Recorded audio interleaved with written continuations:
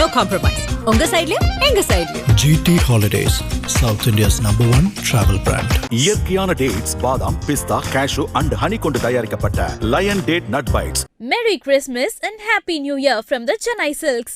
Let the celebrations begin.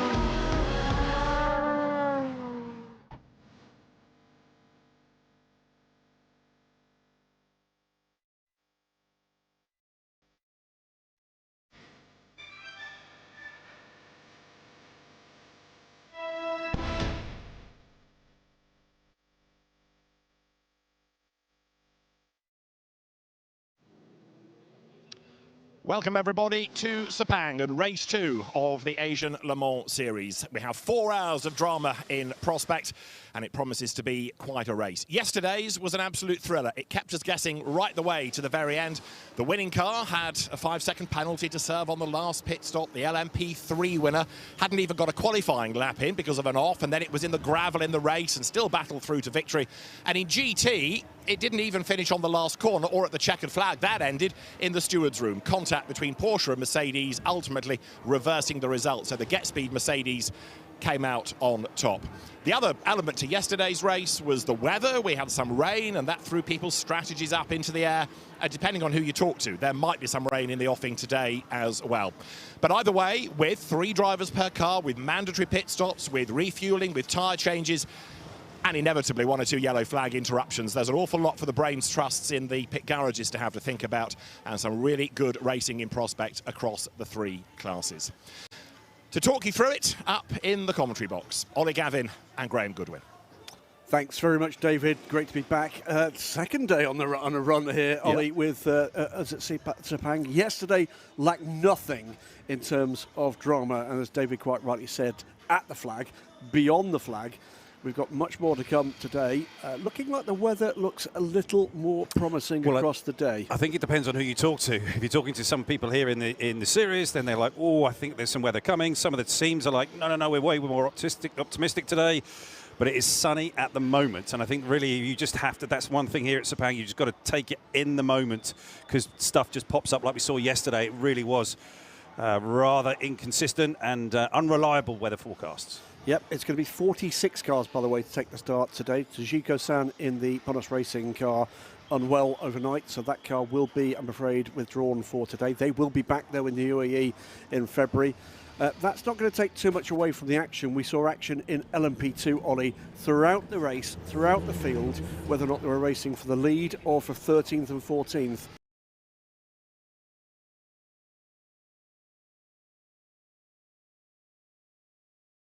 It was all action. Oh, absolutely, yep. And I think we're now going to go to the hot lap, which I voiced just a little while ago.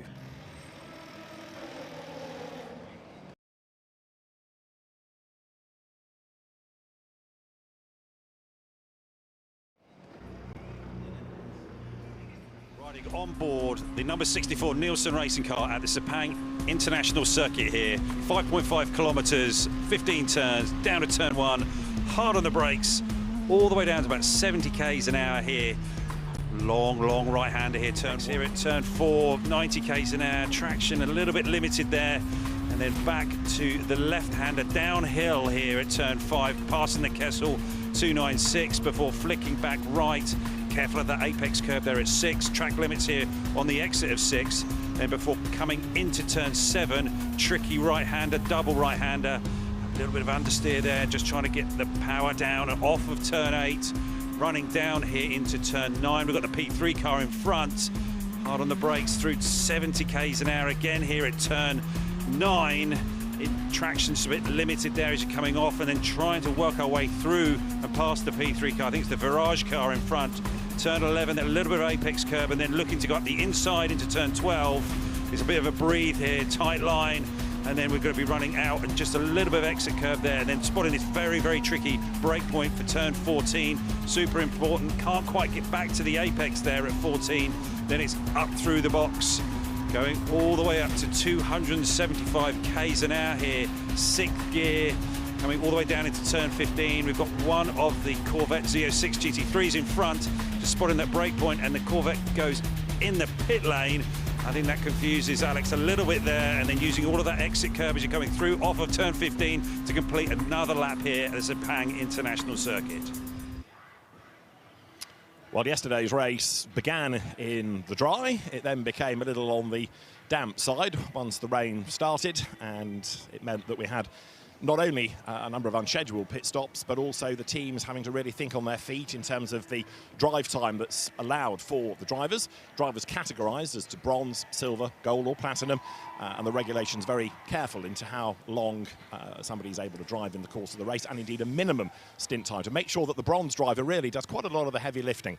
So there was pit strategy to factor in, there was the rain to factor in, there was lappery, there were lots of incidents. We had full course yellows, we had virtual safety cars and real safety cars, and a really fantastic finish. Let's take a look back at the best bits of race 1. The opening race for the 2025 Asia Le Mans Series underway at Sepang on Saturday afternoon. It was Giorgio Roda continuing his streak of pole position results, but this time with United Autosports behind him. It was a pack of 6 cars squabbling for second place. That went the way of Georgios Kolovos. The real action was in the LMP3, and not of the good sorts.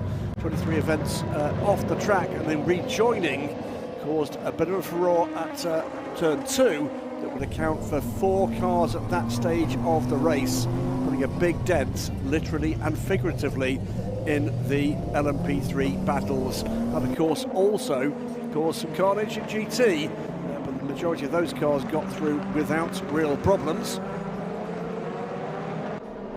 Take some time to get that all sorted out. Terence Woodward, one of the luckless drivers in LMP3. Get back to green flag running though.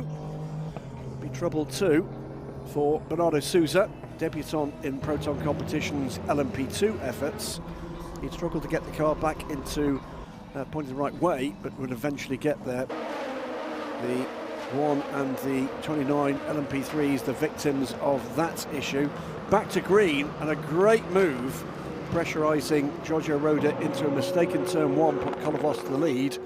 And meantime, after starting 15th on the grid, the Origin Porsche overhauling the number 37 QMMF by GetSpeed AMG.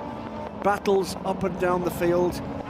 Algarve Pro Racing and United Autosports, 2 previous championship winning teams battling there. Further woes for the Duquesne from RHGP. A serious lot of damage there for that car as it spun out. And, Bernardo Souza would make his way back up through the field here, getting in touch with the, at that point, race leading, but losing the race lead in that moment, CLX Motorsport car.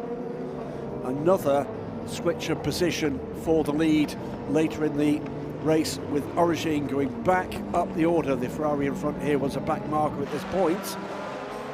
Weather, though, was and likely will be an issue.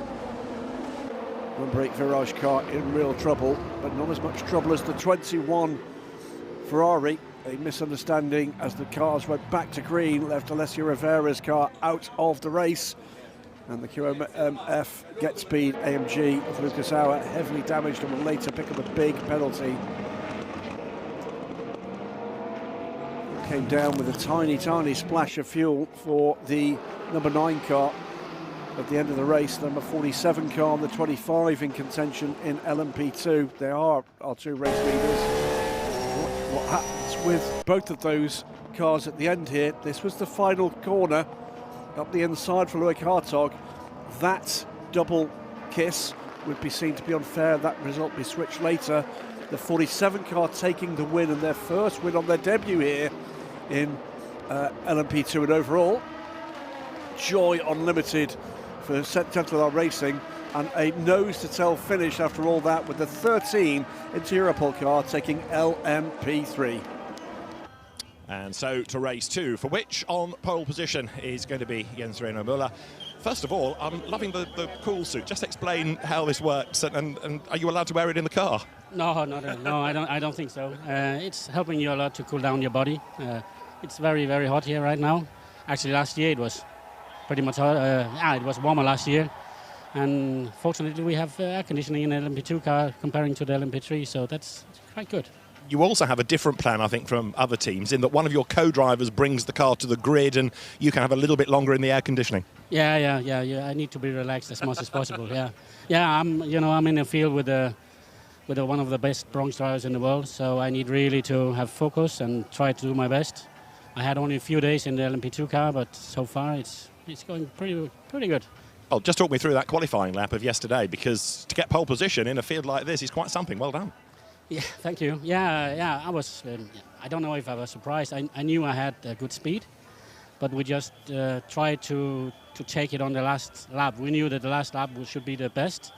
So actually, on the second last lap, I was up with 3/10 to Giorgio, but I got traffic in turn 14, so I backed off, and I luckily got a lap more, so I could have pole for today. So that was really, really great. Excellent. Keep cool. Have a good race. Yeah, Jens Reino Müller has been part of this sports car racing scene for some time. He made his Le Mans debut over 20 years ago in the Lister Storm LMP, would you believe, back in those days. That's when you were a lad. With these gel packs certainly doing. It was in colour back yes, then. Yes, it was in colour. Yeah. It's a black and white car, but it was in colour. Yeah, right. But that's cool. So helping the core temperature, I guess, Ollie. And that's, there are a lot of those. Yeah, absolutely. There's a lot of those out there with a lot of drivers right now, and it is very humid, very warm here again today. Going to be well up in the 30s in ambient, and that track temperature will be climbing all this time that the sun is out and no cloud cover. And I think once it's got over like 40, 45 degrees C, that's when we really see the grip plummet on this racetrack.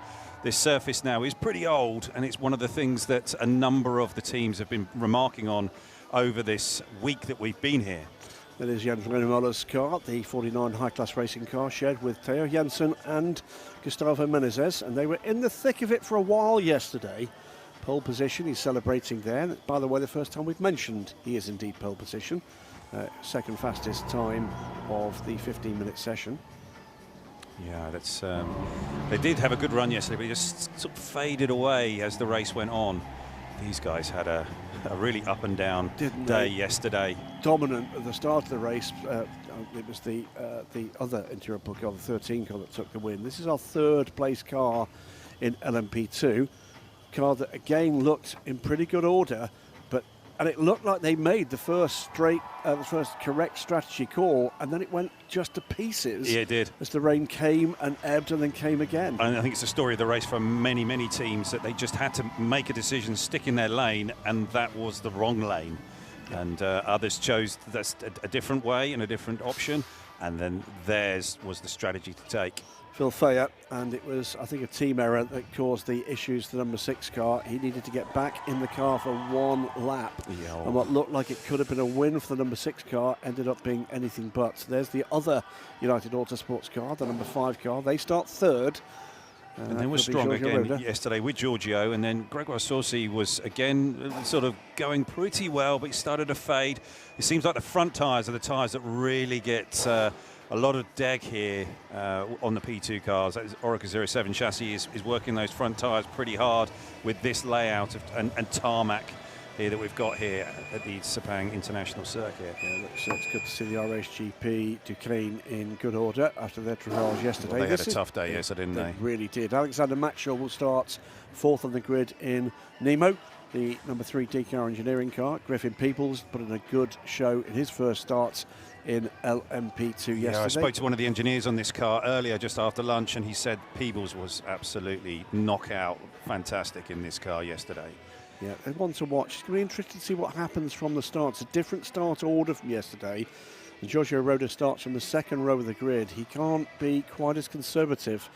There is Michael Jensen, our reigning champion in the Asian Le Mans Series. And here are the race winners from yesterday. Roberto Lacorte, Charles Milesi, Antonio Fuoco. Spoke to Antonio, by the way, just at lunch a little earlier. 25 hours it took him to get to and from Tashkent. Brutal. And then comes back and gets into a car and takes the win. Well, let's go back down to the grid. We've seen LMP2. David has walked all the way back to GT. It's quite a distance. He's with the pole sitter. Yes, Shaheen, pole position in GT. That was quite a lap yesterday. Yeah, by the skin of our teeth, really, with just a few seconds to go. The heavens opened up and we had the right tyre strategy and it came together. The car was fantastic in the wet, but unfortunately the race start was pretty crowded at turn 2 and we got a puncture that it was all downhill from there. So hopefully today will be cleaner. What did your weather forecast say? Hot, humid, any rain? I would be very happy for some rain. Good luck. Yeah, Yasser doing great stuff this weekend in that car, but he was the driver of the Corvette that clipped the rear of the stationary LMP3, and that took out a tyre which put them back to the Great back to see the grid. Corvette Z06 GT3 on the grid here. First time ever in the Asia Le Mans Series. 4 of them being fielded here. 2 by JMR and 2 by TF Sport. And they look great, don't they? 6th on the grid for the number 20 Algarve Pro racing car. John Falb had this one right in the mix at the start of the race. Matthias Kaiser will be the silver driver that carries on aboard the number 20. It's a deep field. It's the biggest LMP2 field we've ever had. And actually, I think that the level as well, It's got another quality, real quality in the P2 field, actually in all the classes this season. Bernardo Sosa there, 22 car, Proton. He had a really, apart from that little indiscretion with the spin. That said, Felipe, is he wearing some spare overalls from Felipe Larza? Or was Felipe Larza starting this race? Was that definitely Bernardo? I think that might have been Felipe. Okay. But so I didn't get a complete look at him, It wouldn't be a complete surprise if he was wearing someone else's overalls. The deal was only done midweek. This, by the way, our pole-setting car in LMP3. Paul Lansher, Kevin Rabin, Alex Jacobi. Looked set for a dominant win, and then a problem, I think, for Kevin Rabin over the curbs broke the rear diffuser on the car. And what do you think Richard's asking? He's going. Well, he's saying, right, we will be back. Yeah, we're coming back with the McLaren. No, that's 27. That'll be fine. And we'd like all 3 of the entries for the European Le Mans Series we're asking for. News about Europe, by the way, next week, we believe. This car, what a topsy-turvy race it had. Involved in that issue at turn 2. Fought their way back all the way up to the lead of the race, and then finally the damage at the rear car overwhelmed it and dropped right back again. But they'll be looking for better and more. There's clearly pace in this outfit. This is the second Team Virage car, by the way. Sister car to the number 1 car, we see, I'm sure, in just a moment or two. And the number 1 car is one of the reasons why we've got just so many people in one particular grandstand here. Roberto Lacorte suiting up. This car will be started by Ajith Kumar, absolute megastar in Tamil cinema. And if we look to the stands opposite there, that's not where the pit garage is, but there's a lot of his fans already there. He'll be looking for much better. Caught up in that incident, and it pretty much wrecked the car. We did see it back out for a couple of other laps, but no real competitive shakedown laps, weren't they? John Falb here for the number 20 car from Algarve Pro Racing, one of 3 LMP2 cars that they're fielding here, 2 under the APR banner and 1 under the CrowdStrike Racing by APR banner. All 3 of them ran competitively yesterday. That's quite something. They did a great job. The Solo Duquesne in the order. Fabio Michel it will be in the 85 car. Good to see this car back together because it had a really rough race yesterday. It really did. I doubt they've got very many spares left at the end of this weekend. But it'll be good to see just what we can get in terms of good running from the Michelin Le Mans Cup winning squad this year in Europe. We've got champions galore, whether or not it's teams or drivers up and down this order. And it does my heart good as a sports car fanatic to see that grid stretching all the way down there. Giorgio Roda suiting up. He's not on pole position, which is unusual for a P2 he's grid. Wondering why someone's parked in front of him. Yeah. Does he know what to do when he's not leading? Got to follow someone around. But I think it's going to be an interesting first turn in LMP2 here. We saw Jens Reiner Moller and Georgia Skolovos with pretty aggressive starts yesterday. Here's another team that'll be looking for a better day. Nick Adcock caught up in that issue as well at turn 1, and that was as far as that car went. They got the car back to the garage, and that's where it stayed. But for STA Racing by VPS, have produced great looking cars all season. They're debuting here in Asia. They finished 2nd and 3rd overall in the Michelin Le Mans Cup, and I've got every reason to believe they'll be competitive. What dramas are going to be coming from the 37 car? What a cracking stint we had from Abdullah Ali Al-Khalifi in that car. He was an absolute star. Yeah, he was.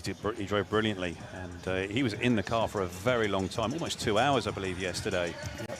And then they just had a little bit of an indiscretion with some contact with the 21 car, I think it was, in one of the forming up the safety car periods. Dominant pole position from Yasser Shaheen for the second race here. His fastest is the 2 fastest laps of the session. So Yasser's consistency in that session paid off here in the second race, and he'll be looking again to just stay out of trouble. Absolutely blameless in that incident yesterday, just in the wrong place at the wrong time. And we'll see what the 66 car has got to offer with a hopefully delay-free run. Superb looking car this, and this was a very impressive run in the first part of the race until the incident as we went back to green on the back straight that caught out Lukiawa and Alessio Rivera and led to the elimination of the Ferrari and serious damage, and later a big penalty for this car. But on pace, with the bronze in the car, expect that one to be in the mix, as should we with this one. Banksy Racing Proton competition entered car, the pink and black car for the Japanese Porsche specialist. High flyer in the Porsche Carrera Cup Japan, which passes over in the new year to be run by Porsche Motorsport Asia Pacific, and he'll be joined by Fujinami-san and Harry King. Potential to be quite spectacularly competitive, I think, that car. Yeah, no doubt. This is again with DKR, this brand new chassis this weekend. And in the foreground here, Ollie, the 69, there we go, from WRT. A few problems yesterday for Tony McIntosh. He was looking fighty, but didn't quite appear to have all the tools in the box. No, they lost power after about 15 laps, and they trying to diagnose it last night, and in this car, so it's a brand new motor in it. Fingers crossed for Tony, and a stronger run. They had a clean run. Yep. It was just a little bit handcuffed by a down on power motor. Let's hope all of our drivers and teams have a clean run and we get some great green flag running. Get Speed's number 9 car, the winner eventually yesterday, Maki Saka-san, joined by Tony Bantone and Fabian Schiller. They were strong, weren't they, all the way through? In fact, the Mercedes were very strong all the way through the race yesterday in every condition, and it looked like, well, it was bumping and banging in that last corner, and they ended up being the winners. Yeah, there was a little bit of a review. All sorts of shenanigans late in that race. A splash of fuel required, a bit of argy-bargy on the restart, and then a lot of argy-bargy at the final turn. And here's the point, doesn't matter which way you see it, the steward saw it in one particular way, and we reset, and away we go with the 25 points having gone to the number 9 car, and Monsai are going to have to chase. But it did show, didn't it, in terms of the way that Monsai got themselves back to the front of that race. Can't count them out. Yeah, and I think it shows in every single class that today is just going to be, you can't take your eyes off it, because there's all kinds of strategies that are going to be developing and evolving, particularly if we get some more weather. It's a really tough one to call, and it's open all the way to that last lap. Well, we're about to get moving. It will be, remember, 2 formation laps as it is in this post-tyre warmer era. 3 classes, effectively 3 races. If you're joining us for the first time to watch the Asian Le Mans series, you're very welcome. And we'll try and take you through this, how it all works. It is a complex form of racing. My suggestion is, pick a car you like, pick a driver you know there's going to be 3 in each car, and follow each of the 3 races. It does help to make this kind of spaghetti of a motor race a little bit more easy for a newcomer. What you are going to be treated to is action for the next 4 hours, because what sports car racing brings you that pretty much no one else does is traffic. And with traffic comes opportunity and jeopardy. Yeah, multi-class racing. Everybody has to exist out there on the same piece of tarmac, and there's 3 races all in one. And sometimes guys do forget about that. The driver behind the wheel sometimes just needs to be reminded by that team manager or an engineer that yes, we are racing that Ferrari in front or that Porsche behind, but there's also all these other races that are happening at the same time. You need to look after your machinery. You can't win it at turn 1, you can only lose it. And so all of these things, and I'm just hoping, fingers crossed, that we can get through turn 1. Turn 2 seems to be the bogey corner, particularly with the LMP3 class. If they can all get through this corner that the GTs are going through now, that left-hander, with no incident, I think everybody will be cheering in the pit lane. We'll certainly be enjoying it. It's always good to call on-track action rather than off-track drama. Let's say 46 cars it is to start the race. Bonus Racing will be back in the UAE. This is the grid. Third on the grid, Giorgio Roda. Alexander Matchell starts the number 3 Dakar Engineering car from row 2. Row 3, Chetlar Racing, Roberto Lacorte. John Falb in this 20 from Algar Pro Racing. Proton Competitions, Bernardo Souza 7th and 8th. Phil Thayer from Canada in the United Autosports number 6. Proton Competition and the 88 Horst Felbermar Jr. George Kurtz in the number 4, CrowdStrike Racing by EPR car. RD Limited's Fred Pordad, Nielsen Racing's Crichton and Tudis. 11th and 12th on the grid, and then 13th, 14th, Dan Schneider in the 17th Vector Sport RLR. Mirika Opka returns in the RSC Bratislava car. Michael Jensen is 15th and the final car in LMP2. In LMP3, CLX Motorsports 17, Paul Loncher, the 8th from Team Garage with Roman Wozniak. And behind them, Ajith Kumar in 18th, and the RSGP Duquet number 85 with Fabian Michal 19th. Forestia Racing by VPS, Nick Adcock in the 29 car. High Class Racing's Tim Well, yesterday's second place car. And 23 Events Racing's Louis Stern, Zelonka in the then 23 Events in the 71 car, Terence Woodward, and Jimmy Chu in the Inter-Europol car.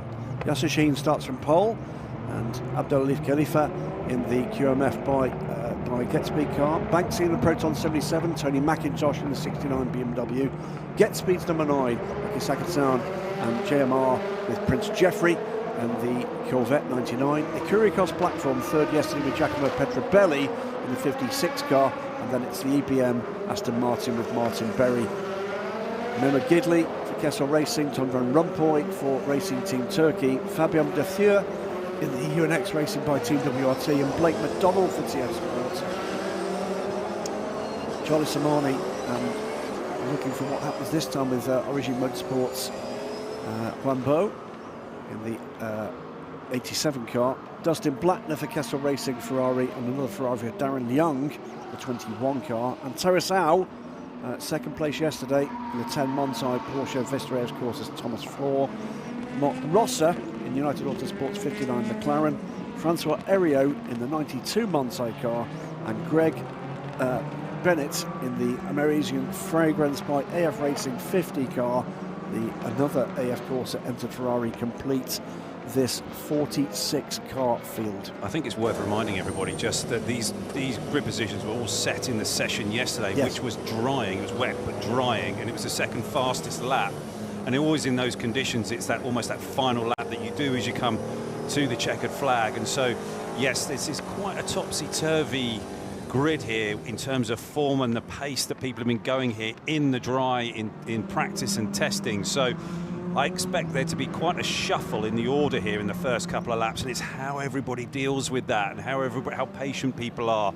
These are all pretty much all bronze drivers starting this race today, so the least experienced and the guys that really are trying to sort of understand their machinery. These are new teams Yeah, there is a Ponos racing car, unfortunately not with us today. It says Jiko-san unwell Please overnight. close the gaps. The line but is they way are too gonna long. be Please with close us the gaps. back at the UAE, and they'd be very welcome to. Sad to see them parked up for the day. I agree, we saw a massive reshuffle in part because of the chaos at turn 2, but we saw some quicker drivers not able to show that in what was a tricky qualifying session. Front row cars may But start boy, did they assuming make some grid progress. position. No more weaving. Bob Yarn was the one to watch there, 15th on the grid. There he is in the green and white Porsche. What progress can he make? Yeah, I think he was helped with the incident at turn 2. GT cars, close the gaps. We have gaps at the back. Please close them. And it's a 5 cars length maximum between the different categories at the start.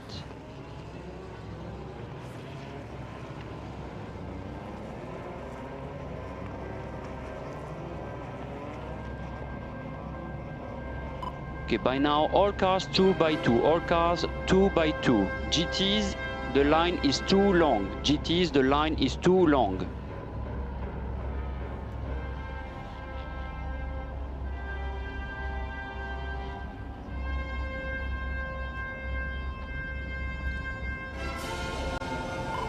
Last reminder from my side, 2 clear parallel lines through the grid. Boxes painting, 5 cars lengths maximum between the categories.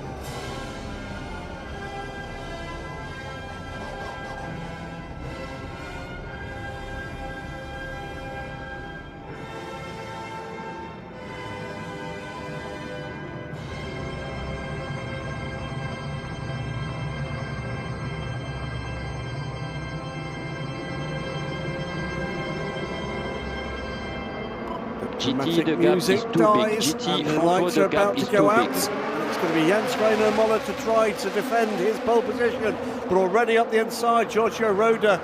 They're now 4, 5 wide as we get into the braking zone for turn 1. Roda makes it from row 2 up into the lead. Side by side though, up the inside goes Jens Reiner Muller. He's going to be back into the lead, or is he? Can he get to the apex? He grabs it from Giorgio Roda, forces him wide though, and we've got the number 3 car having turned around off the apex there. Let's hope everybody can avoid that. But Muller played that very well. The 3 car crosses the line, crosses the road to get out of the way, and will rejoin but delayed.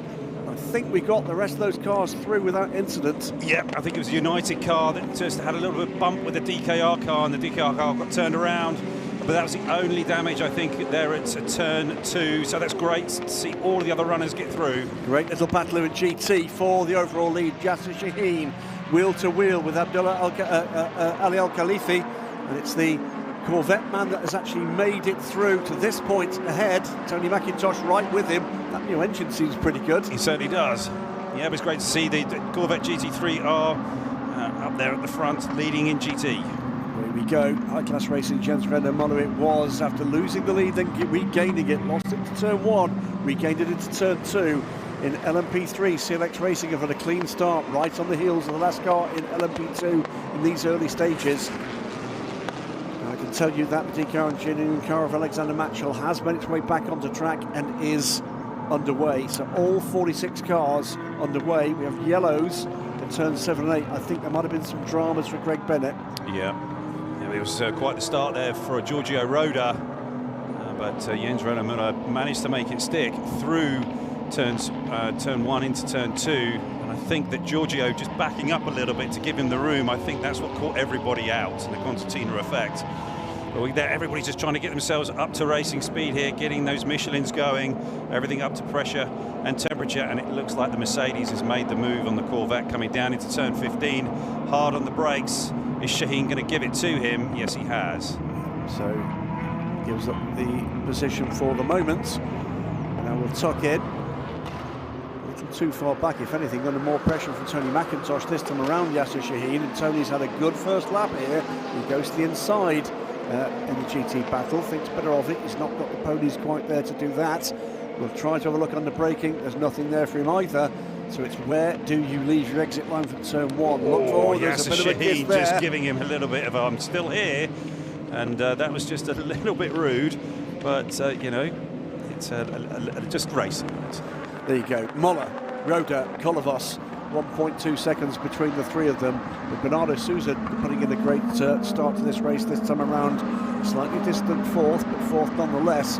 But Giorgio Roda looking for a way by Jens Reiner Moller here. He is. He's very, very racy. And I'm not sure what it is with the starts, but Jens Reiner Müller just can't seem to really get them going in this Oracle 07 chassis. But once he's going, he does go. Yeah. And he's certainly giving Giorgio a good run for his money. I think Giorgio is slightly quicker, but it's all about this tyre management, thinking about the long game here. How many laps we're going to be doing here on these tyres? How much do we really need to look after that front axle, because that's the one that seems to be the most stressed in these P2 cars.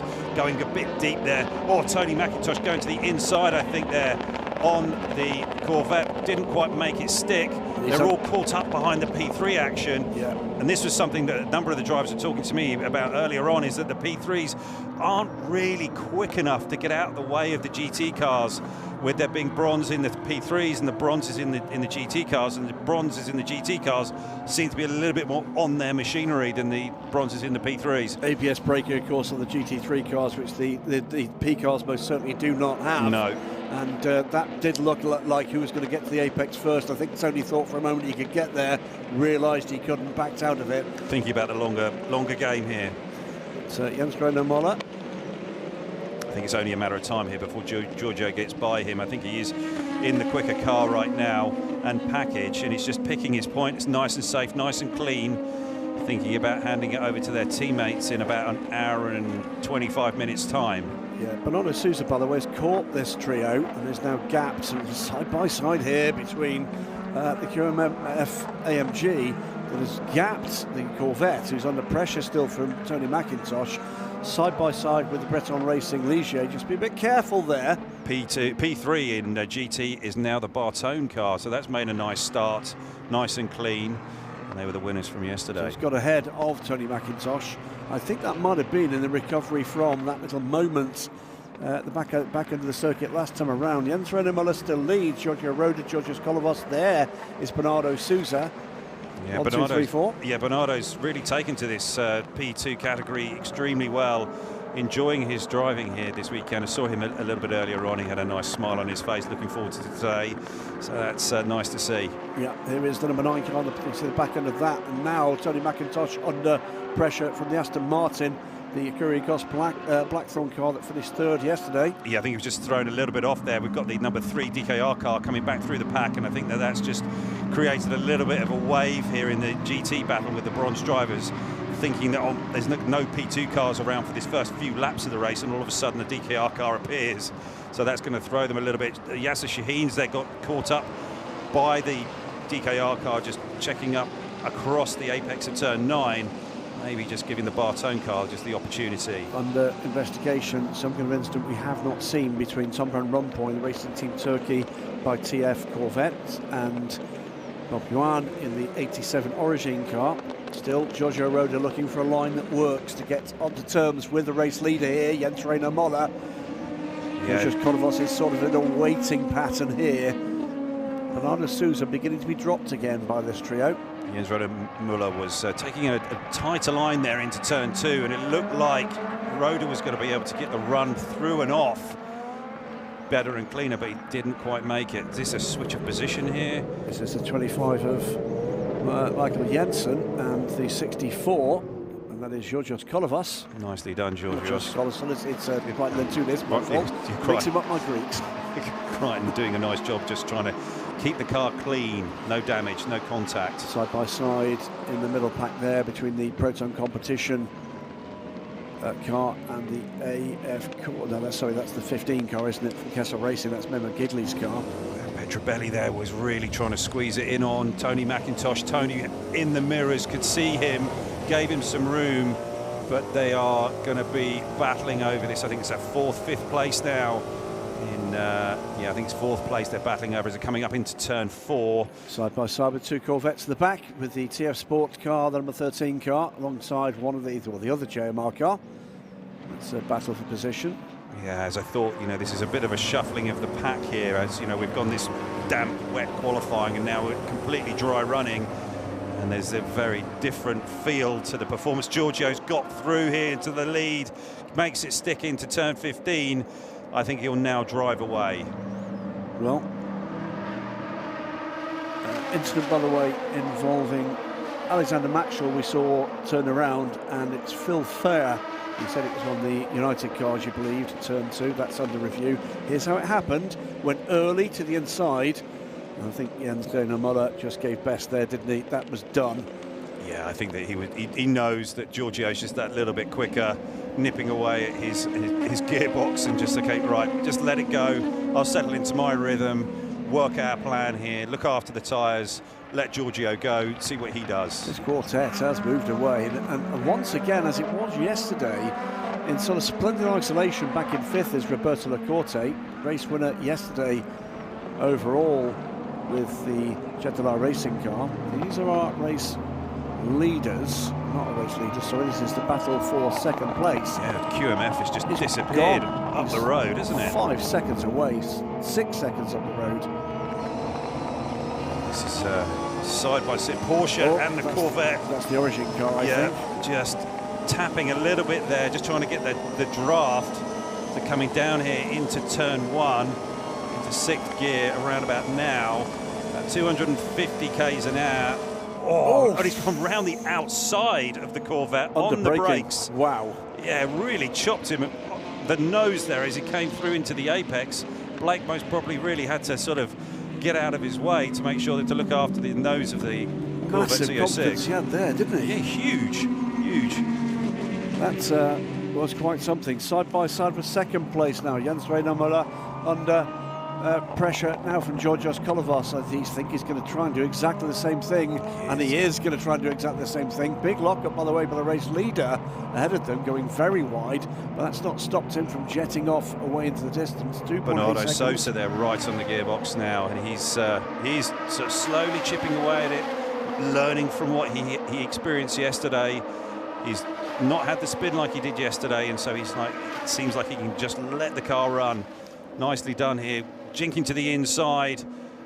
Nicely executed move. I think Renault Muller was looking at coming back up the inside, but no opportunity. Now, Bob Bjarne is beginning to make progress again. Remember, 15th to the lead inside, what was it, half an hour yesterday. He's so far up to 8th place. He's got 2 cars in half a lap. There's significant performance in that Porsche, and Bob is flying. I did speak to Lauren Heinrich earlier on, and he said Bob actually it puts a lot of pressure on the pros. He's that quick, so he really is a find. He really is. And you know, he's had the full season in this car with it, done it again. That's how he took that place. He's got massive confidence on the brakes. He just throws it up the inside. Remember, when they had the first change of tyres, the amount of brake dust that was coming off that car. You remember that one? Yeah. And that's how he's doing it. He's doing it by absolutely hammering this car in the braking zones. Yeah. But it's working. It is working. It's surprising though, because I would have thought it would be really working that front axle, and certainly the Michelin's extremely hard, getting the ABS completely engaged. So now he's under the rear wing of Banksy in the 77 car, as meanwhile for second place, trying up the inside, number 9 car, Sakasan. Yeah, just the 2 of them just giving each other room there. Whether Sakasan can just get the drive off here with Shaheen. The Origin car is ahead. Saw that as they came through turn 2, so he's moved up another place. There's another switch, 20 on 30. That is John Falb going by Fred Pordad. And I think that the 9 car will be looking to size up there the 66. Needs to do it because the sister car, the 37, is gone. That is, what, 7.5 seconds clear now. Yeah, it is. United Autosports, Giorgio Roda, already 3 seconds to the good after going by Jens Muller. This is Phil Fayer, and an investigation for the incident turn 2. It's the second car of this pair behind George Kurtz in the CrowdStrike Racing by APR effort. Has that car got some front damage? It has, yes. It's just the nose has got a bit of damage. I'm not entirely sure what it is. Oh, trouble. Trouble for Member Gidley. Yeah. 15 car going extremely slow. Looks like it's in limp mode. Well, that seemed to happen quite suddenly. So what happened here? Oh, it was just pulled over. There's something that's just happened there. And he's gearbox, electrical, well, on Or maybe we'll get a message from the team here shortly. Our roving reporter, David Anderson, will be on that well, like a tiger on a deer. Okay. But meantime, Kyrgios Blackthorn up the inside of Tony McIntosh. And look who's behind this pair. It's Bob Yuan. This is the battle of the fourth. Yeah, and it's a carbon copy of yesterday from Origin. Yeah, it was a little bit slow on the traction off of turn 15 there. Didn't quite get it hooked up, but this thing is spectacular on the brakes. Absolutely spectacular. It seems like it can brake a good 20 metres later than everybody else. Does it again? Yeah. He's got what? I thought it was going to arrive up the inside of Tony just then.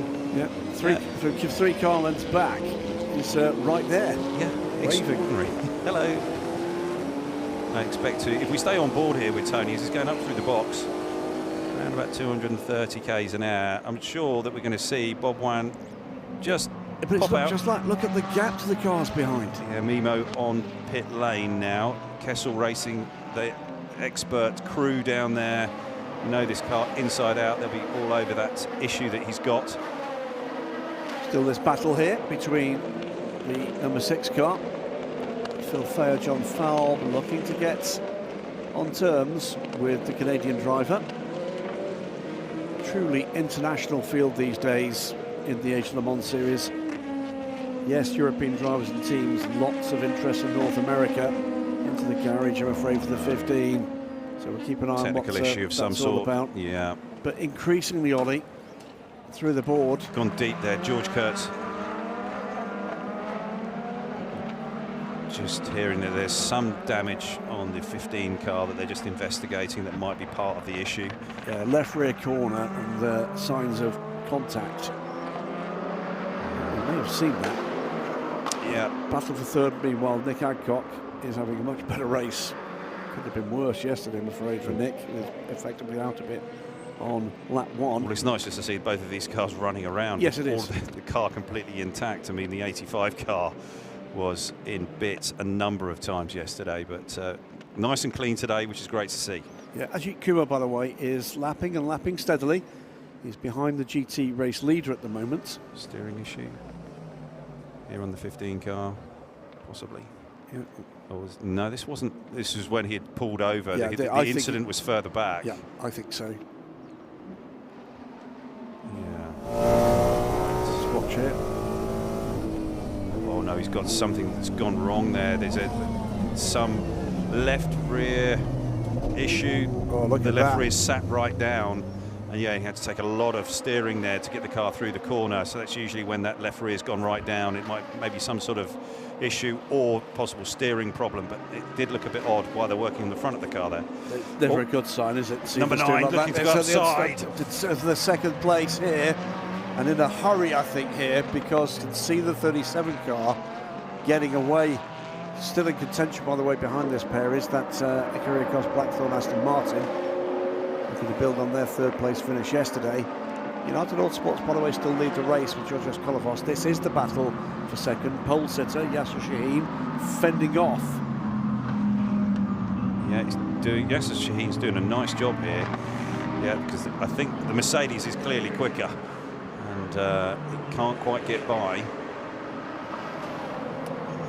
Power steering pump on car 15, so it is a steering issue. It looked manifesting itself in it. It all looked like it was a left rear puncher, the way that it just was appearing inside the car, but no, that's the reason why they're working away on the front. Let's talk about power steering in race cars, Ollie. I mean, pretty much essential nowadays with the performance that's going through these vehicles. Oh yeah, absolutely. There's no way that you could compete and drive consistently out there for hour after hour if there was no power steering. And got the 2 Corvettes here, two TF Sport cars, Team Turkey and the TF Sport car, all just fighting their way through turns 14. As we've got the LMP2, the lead traffic now coming through the pack of GTs, and this is where we could get some of the big shake-ups. Giorgio Roda leads, but through the traffic, look at Georgios Kolovos. He's in a position now to challenge the leader, so it's not gone smoothly through traffic for Giorgio Roda. Georgios Kolovos has had a better run. He's now up behind the United car. looked for a moment maybe to have been able to get a run. He's still there in the slipstream of the United car. Is there going to be an opportunity into or through turn 1 and into turn 2? Don't think he's quite close enough. Takes his favourite inside line. Now goes to the outside, but I think just enough space there for Roda to keep it clean and retain his lead. But a lot more GT traffic still to deal with, and this time he's got an LMP2 contender right up along the rear end of the car. They go either side of this pair, and still Roda just about in the lead, but under real pressure now from the number 43 car from Inter-Europol competition. So the first elements of traffic produce what they so often do, a minor delay. That's all it needed with a cleaner run through that traffic from the chasing car. This is why multi-class racing so often produces. High-class racing's Jens Groner Muller, by the way, has fallen back behind Bernardo Sousa, but those two 6 seconds back from this lead battle now. Finally, Giorgio Roda gets a bit of traffic going his way, puts a car between him and Kolovos, and is now in a hurry to do the same with the second car, and does so. Bob Yuan, I think, thought he'd left the door open to the inside, but Kolovos had been looking to try to get to the outside. Nothing you could do about that. That was one driver trying not to obstruct the other. Yeah, Giorgio's just taking some chances here in traffic. He's doing some pretty low percentage moves here. You just got to be really, really careful here, because you can't just keep doing those moves and thinking the guy's going to see you and keep out the way. Some car hopping here under serious braking there from the number 4 car, and that's going to leave him a little bit vulnerable. Again, up the inside here. All three classes on the same apex, by the way. That was close. But he's been the winner then the loser in traffic there, Georgios Kolovos. Kolovos was just wise enough just to breathe it and keep it out the way of the Corvette. Well, the other thing that's happened in that exchange, by the way, look at the gap now between the Corvette and the AMG, but then loses that again, and I think that's with Ajith Kumar now just ahead of this pair, and the Corvette trying to get by the Ligier, so unable to do it through the turns. 74 and 77. This is Dustin Blattner and Banksy. Battling away, and Blake McDonald just behind there. With the UNX by WRT car now between the 2 TF Corvettes, so that has cost the position for the 34 car. Yeah, there's a lot of shuffling around here. So Roda, Kolovos, Sousa, Muller, Lacorte, United Autosports, Inter-Europol, Proton, High Class and Chetlar, your top 5. No change in the major running order for LMP3. It's still CLX Motorsport for Team Mirage and Forestier Racing by VPS. Then the RAce GP Duquesne. And in GT, QMMF by GetSpeed. Again, lead here. They are 15 seconds on the road. And where did that happen? I think that was at turn 9. Right, so into Europol competition. Georgios Kolovos has managed to finally get by Giorgio Roda. Yeah, carbon copy, well not carbon copy, but it's very similar to yesterday's race, isn't it? And when Kolovos managed to get himself back past Roda, and Roda's just trying to manage the resource and the tyres on the car. Well, this pair now catching our GT leader. Look at the lead. So this is it. It went round deep. Wide. Yeah. Yeah, it went deep. And Kolovos was like, "Thank you very much." Yeah. And it kind of sticks with the kind of the way things have gone over this last sort of couple of days. And Giorgio's got a lot of pace in the car, but he just doesn't seem to be able to make it stretch out over a longer run. And the 43 into Europol, yes, lots of nodding heads there, and certainly happier than in the United box. Yeah. Long way to go though. Only got 3 hours and 35 minutes or so to go, so there's plenty of racing yet. Bob Ryan, by the way, now up into, what is that, 4th place? 5th place. What a run from him. Behind Tony McIntosh now. I'm trying to he's going to be out breaking the Cetilar car around the outside. No, not quite. Now trying to close down Giacomo Petrobelli. Car 70. 5 seconds added to the next pit stop for start procedure infringement. That's Daniel Schneider in the Vector Sport RLR car. He's running 12th at the moment in the overall. I can see that the Orijan car is going to be pretty close to P2 in maybe about 4 or 5 laps. Yeah, its pace has been fantastic. The confidence on the brakes is pro-like. It is. Spectacular. He clearly is incredibly comfortable in this car. He is. Extremely comfortable. This is, you know, with the Chinese motorsport market recovering from what was not so much a pause but a chasm during and after COVID. And now with the continuance and the strength of programs like GT World Challenge Asia, yeah, again. Turn 9. I mean, he is committed, wildly committed. And they've even had a little bit of an adjustment on the BOP, haven't they? The Porsche's got another 20 kilos. Dramas here for the leader. Georgios Kolovos is going to get a drive-through penalty for a start procedure infringement. Well, well, well. So he moves to the lead after 25 minutes of running, and almost immediately is dealt a penalty. So the 43 car leading this race will lose that lead with a drive-through penalty that must be taken very shortly indeed.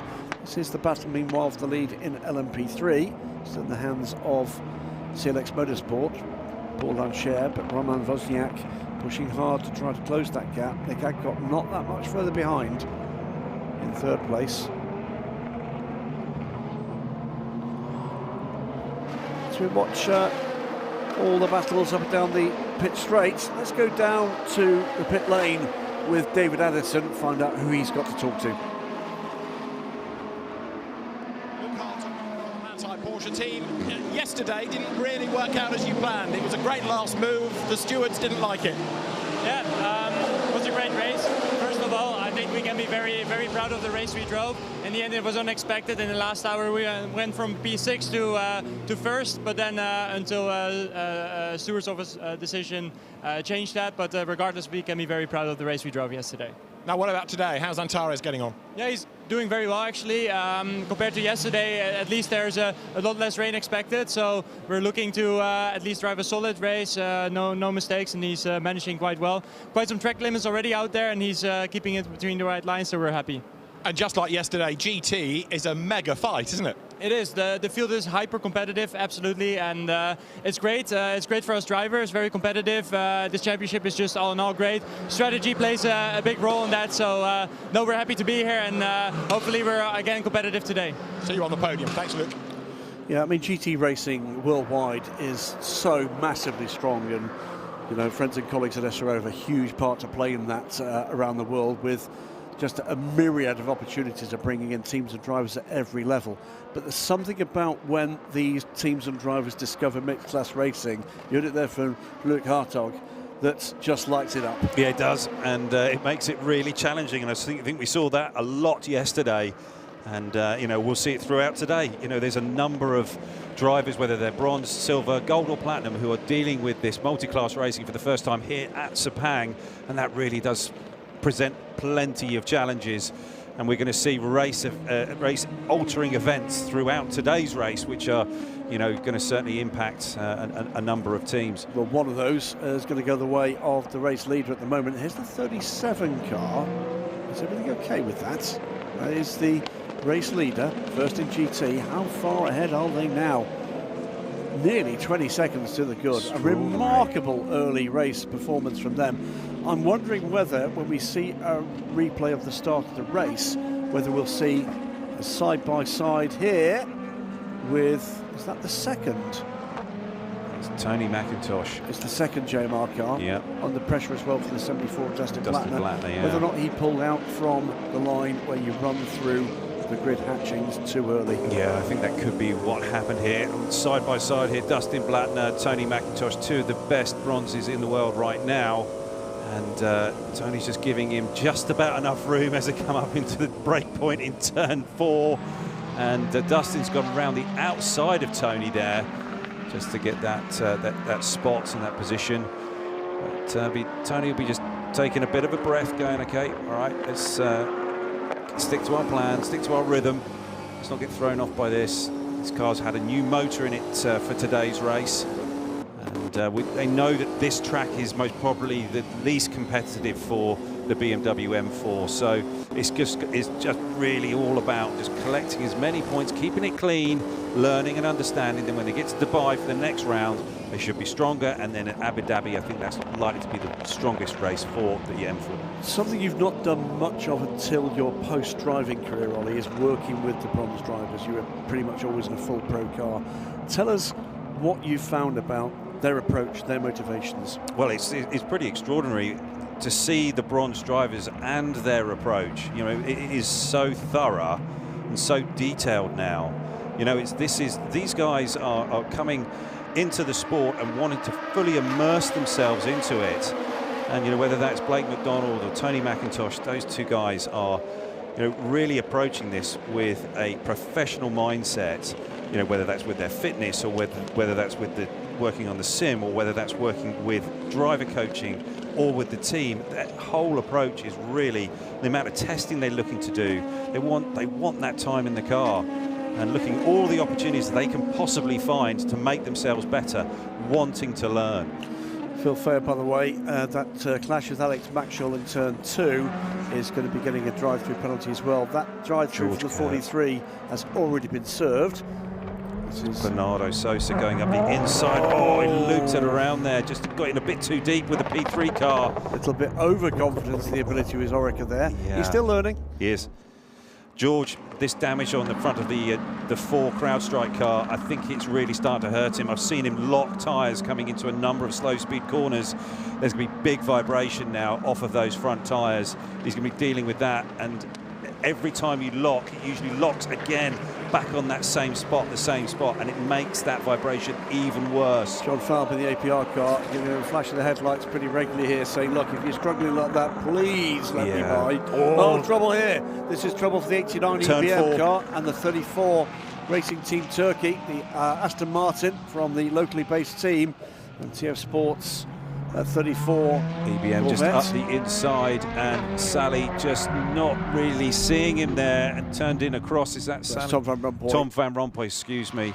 Just turning across him there, and the EBM car wasn't quite there, and it just was one of those incidents. Track is declared wet. There will be some rain, either imminent or visible now.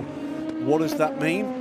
It means they can put on rain tyres from this point forward should they choose to do so. Rain's coming big here. And it's coming big. Yeah. Oh, this is classic. They're right Sepang on the button with that call, weren't they? Yeah. Whoa. And we haven't seen a radar shot, not just yet, but that looked pretty big, pretty nasty there at turn 4. I do wonder whether or not that had a bit of a part to play. It's possible. It is possible. But the weather usually comes from this part of the racetrack we're just coming to now, this sort of 7-8 section. That's usually where it comes from.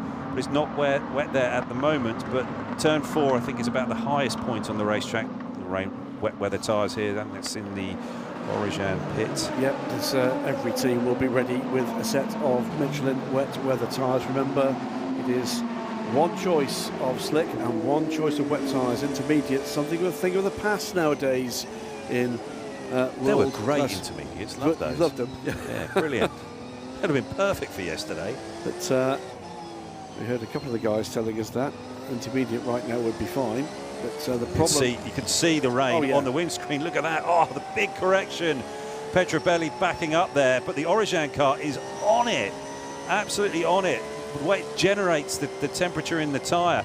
Oh, look at the big braking. commitment. Unbelievable. Massive commitment. And he's got it stopped. It was just about. It's almost like one of those shots you see for parachutists that looks like he's shooting up into the sky. Well, Petrobelli's not giving it up. Down. No, he's not giving it up. He's trying to go around the outside. What a move. Oh, brilliant racing. Oh, the Origin Bob went round the outside. So, well, you can do round the outside, so can I. Yeah.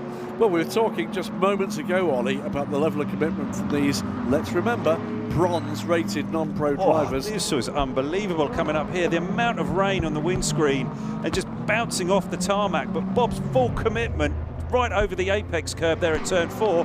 But Petrobelli's like, I'm not giving this up. I'm going to go round the outside of you at turn 5. But Bob was then round the outside at 6. So Bob Yuan up to 4th place now. What a run. It's absolutely on a tear. Great to watch. Yeah, it's brilliant. It's truly entertaining stuff. Yeah, fantastic. Fantastic to see. Through all of that, by the way. There's Lauren in the background, Lauren Heinrich. Go on, what a move. And again, confidence there to pick his line on the inside of the LMP3 car. 3 cars here, almost 3 wide, with the McLaren fending off. Oh, and now huge weather. Now, the problem is it's bone dry on part of the circuit. Yeah, it's really caught everybody by surprise here, and that turn 3 section up to 4, everybody's going to, it's really up to the teams now to be informing their drivers of that spot on the racetrack. Super important. Worth mentioning, by the way, they will be looking to tough it out if they can, because no one yet is in a comfortable fuel position. Yeah, we're getting more reports that there's other parts of the track here into turn 1, which is soaking wet down there, but Bob's deep on the brakes, and Petrobelli is not giving it up. He's giving as good as he's been given, and they've just understeered wide there. Oh, the barrier. Huge, there's 2 big cars involved there. Yeah, there's a car behind the number 70 car, and I wonder if we got standing water there at turn 3. I think there was that was not one incident, that was turn 2. Car 9, 66 is off. 6, 70 and 66 This is all off. there at turn 3. There's the Blake McDonald car. There's Bob in the Orijan car, who's trying to get his way through. He's just taken 3rd place. He's about to take 2nd. Yeah, but under yellow, though, so he's going to have to give those back. Car in the gravel exiting T3, exiting T2 on the left-hand side. This is the Manti car. No!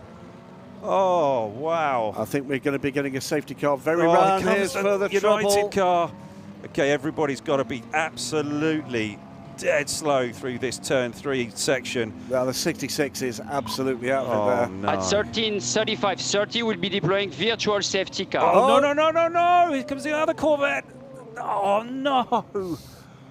We'll deploy virtual in 10, 9, Racing 8, Team Turkey. 7, 6, Just 5, got to go so 4, slow here, 3, so slow. 2, 1, virtual safety car, virtual safety car. So, huge drama out of absolutely nothing. Oh, wow. We saw wet race declared, no rain that we could see at that point. Seconds later, we're into that kind of scenario. And it's just 1 or 2 kilometres too much, and all of a sudden the car is just on top of the water. You're a passenger. And it's just the finest of margins. And you are, as a driver in those conditions, an absolute passenger. And that's the real shame for all 3 of those teams. There are 4 of those teams have been involved in that. And Yasser Shaheen, from a brilliant start to this race from him. Oh boy, look at that. Big damage to him. He's there in the car. Yeah, I don't think anybody's at risk of injury, but it's just the amount of damage that it's done to those cars. But, also in the gravel there was Tom van Rompuy. It certainly clipped. So this was accident by himself for Dan Schneider, first to find that standing water. And then immediately afterwards, in comes Phil Fayer. Did they make contact between each other? Nose. Just the nose. I think that they're going to be in trouble. And then here is the 66 car already. And the 10. And the 10. And that's the big impact to the front of that car. The JMR car will be done. We're on board here. This is with Banksy, I believe. Not sure. I think. Oh no, sorry. That is the 10. That is the 10. Excuse me. They've both got pink mirrors. Yeah, they annoyingly. have. Oh wow. Oh, and here's the United car just spinning as well, but didn't hit anything. And but then it's this. Team Turkey. Oh boy, this is just in slow motion. It feels like it anyway. The hit wasn't huge. It's a matter of what did it hit. Yeah, the Team Turkey car. That's going to be That's the left rear. One. Yeah. The problem is that shock that's transmitted through the drivetrain. Yeah, it's likely to have done at least the left corner and possibly even the drive shaft. Yeah. And then they've got to investigate into the gearbox. Well, unsurprisingly, gaggle of cars on pit lane. So yeah, we're just getting reports the here. Inevitability is going to stopped. Yeah, absolutely going to wet. But as we've seen so Look at often the line. here, Look at the line in the pit lane there. Wet, dry. Attention to the pit wall. T2 all the way to T4. T2 all the way to T4. You bear totally right and take extra caution. We have marshals and equipment exposed. T2, T3 totally on the right hand side. Bear right at really T2, important, T3. what's super important at those points where you get that much rain on the racetrack is the team have to be screaming at the driver what they need to be doing. Yeah. And how important it is for them to go as slow as they possibly can. Yeah. Because the driver is fully in race mode, and all of a sudden they come to this point where it's totally soaked. We instructed drivers to bear right at T2 all the way to T4. Right. So both Manthey cars in the pit lane. So Graham Boursier attempted to keep the cars safe, but more particularly to keep the intervention effort safe as well. Was trying to see whether or not Tom Van Rompuy got out of that 34 car. But they're looking to lift it. That's the damage to the rear of the 10 car. The part that's ripped the diffuser clean out of the car. Yeah. The other part that you need to look at is where did the impact, we might get a chance to see it now on this left rear corner. Well, That you know looks what? okay. It's just diffuser. I mean, I'm no expert on Porsches, but what it's not done is hit it in the wheel, is what I was looking for. It's hit rear of that. Now that's where the potential real dramas come from, mechanical issues. yeah, I think it's far deeper into the car. Yeah, but it's clearly ripped that diffuser out off its mounting points. They're going to be taking a good close look at that car. It's going to take some time to fix that, I believe. Here's one of the other spinning cars. This is the McLaren. I don't think that car had any contact with any other. It didn't. Just delayed. And behind too is the number 20 car. Virtual safety car is deployed. Let's explain again what that means. There is no safety car at the moment on track. We'll see that shortly. That brings the cars down. It's effectively, at this point, a full course yellow. Okay? Yep. Let's see again. Dan Schneider, helpless in that regard. Then Phil Fair comes in. He too hits the barrier, doesn't hit the other car. He doesn't, but he might have done damage to the drivetrain as well. And this is the 66 already in the gravel, and the 10 then is making huge impact to the front of that car, the 66. The McLaren United car spins in avoidance, but manages to stop and miss everything. All the others. This is on board with the 10 car, and look at the windscreen. Can't see anything. Your passenger, complete passenger. Oh God, that is just the worst feeling when it all goes quiet. Almost a glancing blow, but it was the angle it hit it. The damage is huge on the Corvette. Yes, it is. And then here comes the Team Turkey car, just a little bit too much speed, and then he just cannons into cue ball like into the JMR car, which is tough. And we're back inside the 10 Manthey garage, just looking at the damage here on the rear. Mechanics looking at it. Yes, they are. Sort of urgency is sort of there, but I think backlap. I think that looking rueful. Yeah. But he knows competitively the race is over. I mean, you know, they I'm sure will try to fix that car. This is our race leader. And in this championship, for as competitive as it is, if you have a non-point scoring round, that really, really hurts your chance of taking the championship. Right, now, just looking at this, CLX Motorsport led this race, didn't they? Yes. They are on pit lane for a second time. They are burning both of their long stops under this virtual safety car. Wow. That's their strategy. They're not leading now. It's into Europol, go to the lead. But they've stopped. They've been in and out in 1 minute 44 seconds. That's more than 100 seconds, but they're back in now. I'm sure that's what they're doing. And my guess was that the number 1 car on pit lane? It is. I think we were just seeing the Kessel car, slicks ready. Well, let's go back down to pit lane. David Addison with Monza Racing. Klaus Bachler, this wasn't in the game plan, was it? Yeah, it's really bad situation. Car is a bit damaged. Of course, it's always difficult here. Suddenly rain is coming. But anyway, I mean, it was an unlucky situation also that the car was standing there, but I hope we could avoid it. Now the guys are trying to do everything to bring us out on track, but for sure it will be tough today. And I think we are already a lap down or 2 laps now. So it will be difficult to make some points, but we have seen this last year. You should never give up, and it's still some races to go. We try everything to do well for the rest of the season. You have to feel sorry for Antares because the track surface is not the same, so that rain almost comes out of nowhere. Dry at one corner, soaking wet at the next. Yeah, it's very difficult conditions. I mean, in the end, half of the track is fully dry, and then you have some corners fully wet. And yeah, from outside it looks why he hit the car, but in the end it was so much water there, you just need to cruise around because you get easily aquaplaning, and this is what happened. He was just aquaplaning with the slicks, and then once you have the aquaplaning you can do nothing and you're just passenger, and then unlucky there was a car standing there, otherwise we would maybe end up into the gravel, but yeah, now we are in the box. Klaus, thanks for talking to us. Yeah, you could sort of see, to start with, Klaus was really searching for the words there, and it's super tough.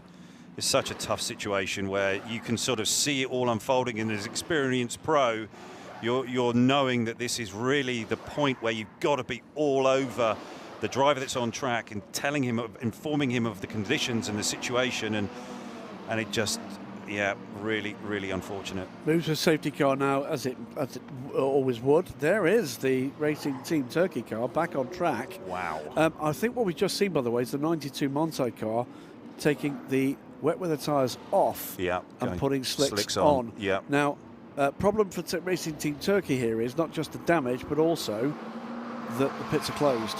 So whatever happens now, they're going to have to come back in. Yeah, they are. And it looks like, oh, it's towing out. Leader, slow down. Leader, slow down. Please, leader, to slow down. Oh, trying to get the safety car here. Safety car right in this lap. No, surely not. Car 5, please wait for a safety car. I think that they're just trying to get everybody in line here. And I think that left rear is not quite right on the Team Turkey car. Thank you, car 5. Thank you, car 5. All cars to make the best to reach the queue behind the safety car. Going to go straight in the box. I think we've got a false message on the screen. The safety car is not coming in this lap. 66 car is done. The 34 car is on the dollies. Yeah, just taking it straight in the box. Well, the good news in terms of massive damage is he was able to drive it back. Whether it's raceable is a different matter. Surely the safety car is not coming in this lap. No, they're not. Because not everybody is going to be up behind it. Yeah, lights are on.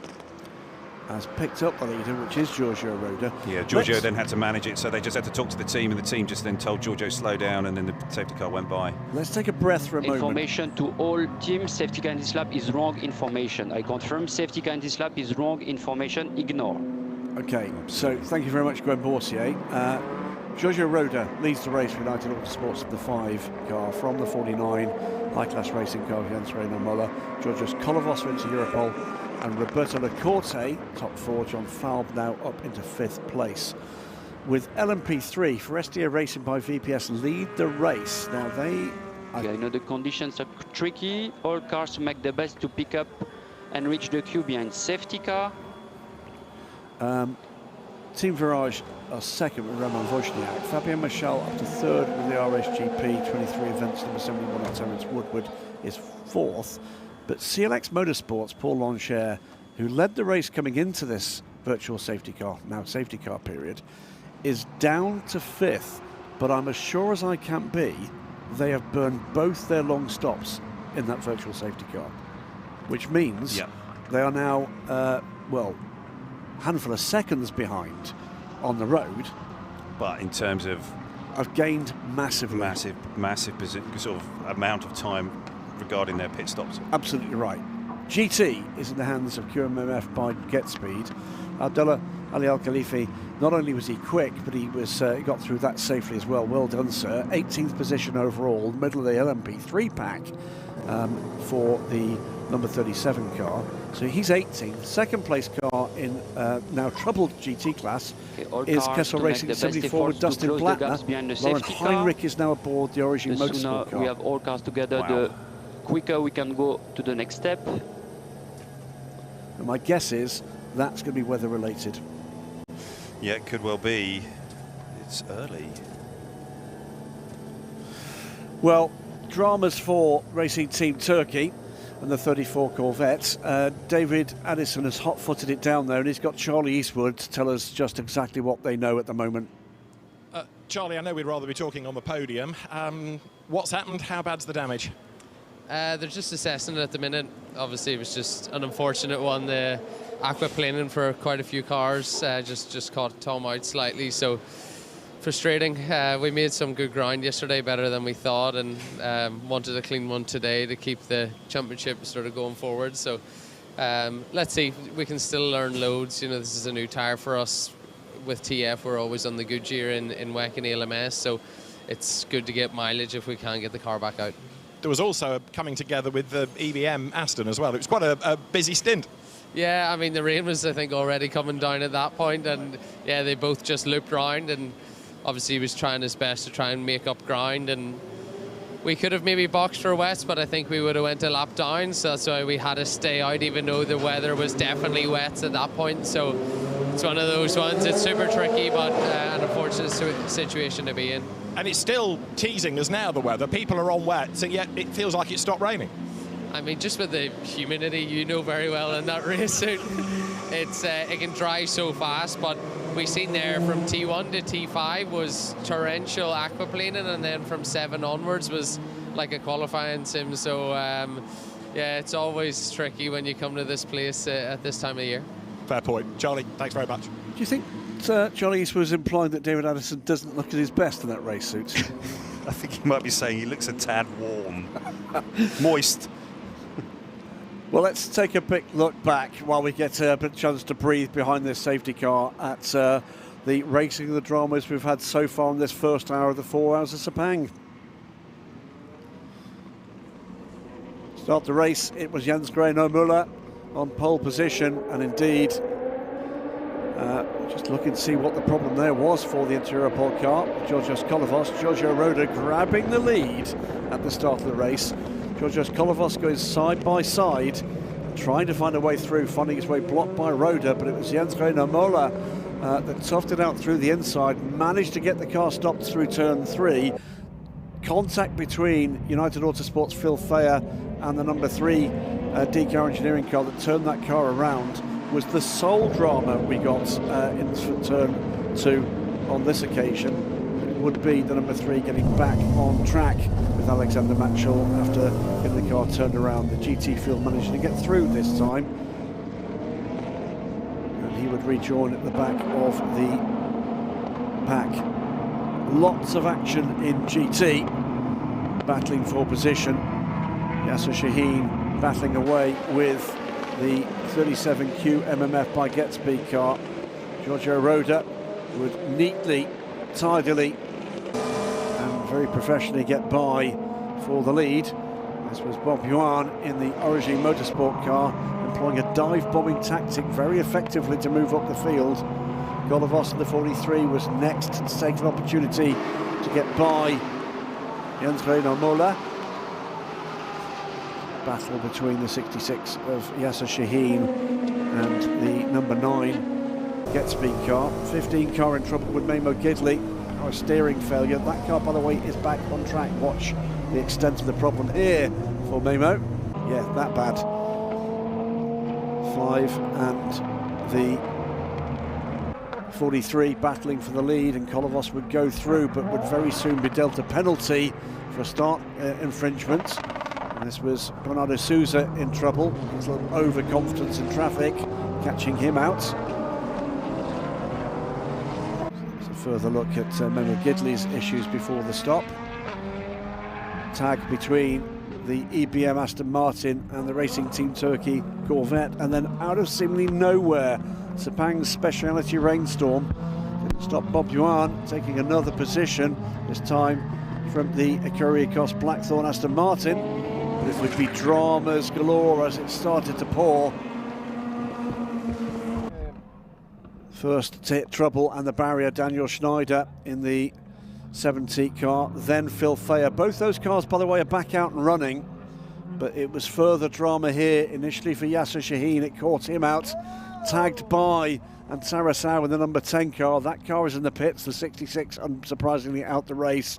There's no contact for Mark Rosner in the United Autosports car. This is the in-car view from Sarasau, helpless.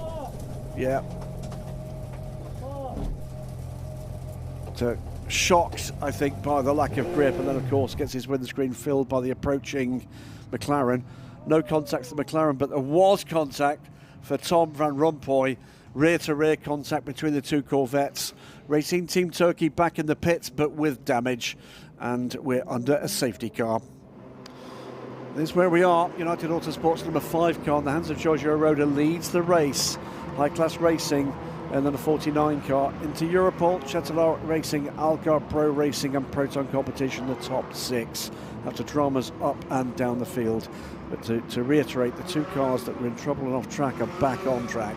For SDA Racing by VPS, the number 29 car leads LMP3 from Team Virage's number 8 and the R-Ace GP number 85. The 2 first cars, Ligiers of course, then the Duqueine.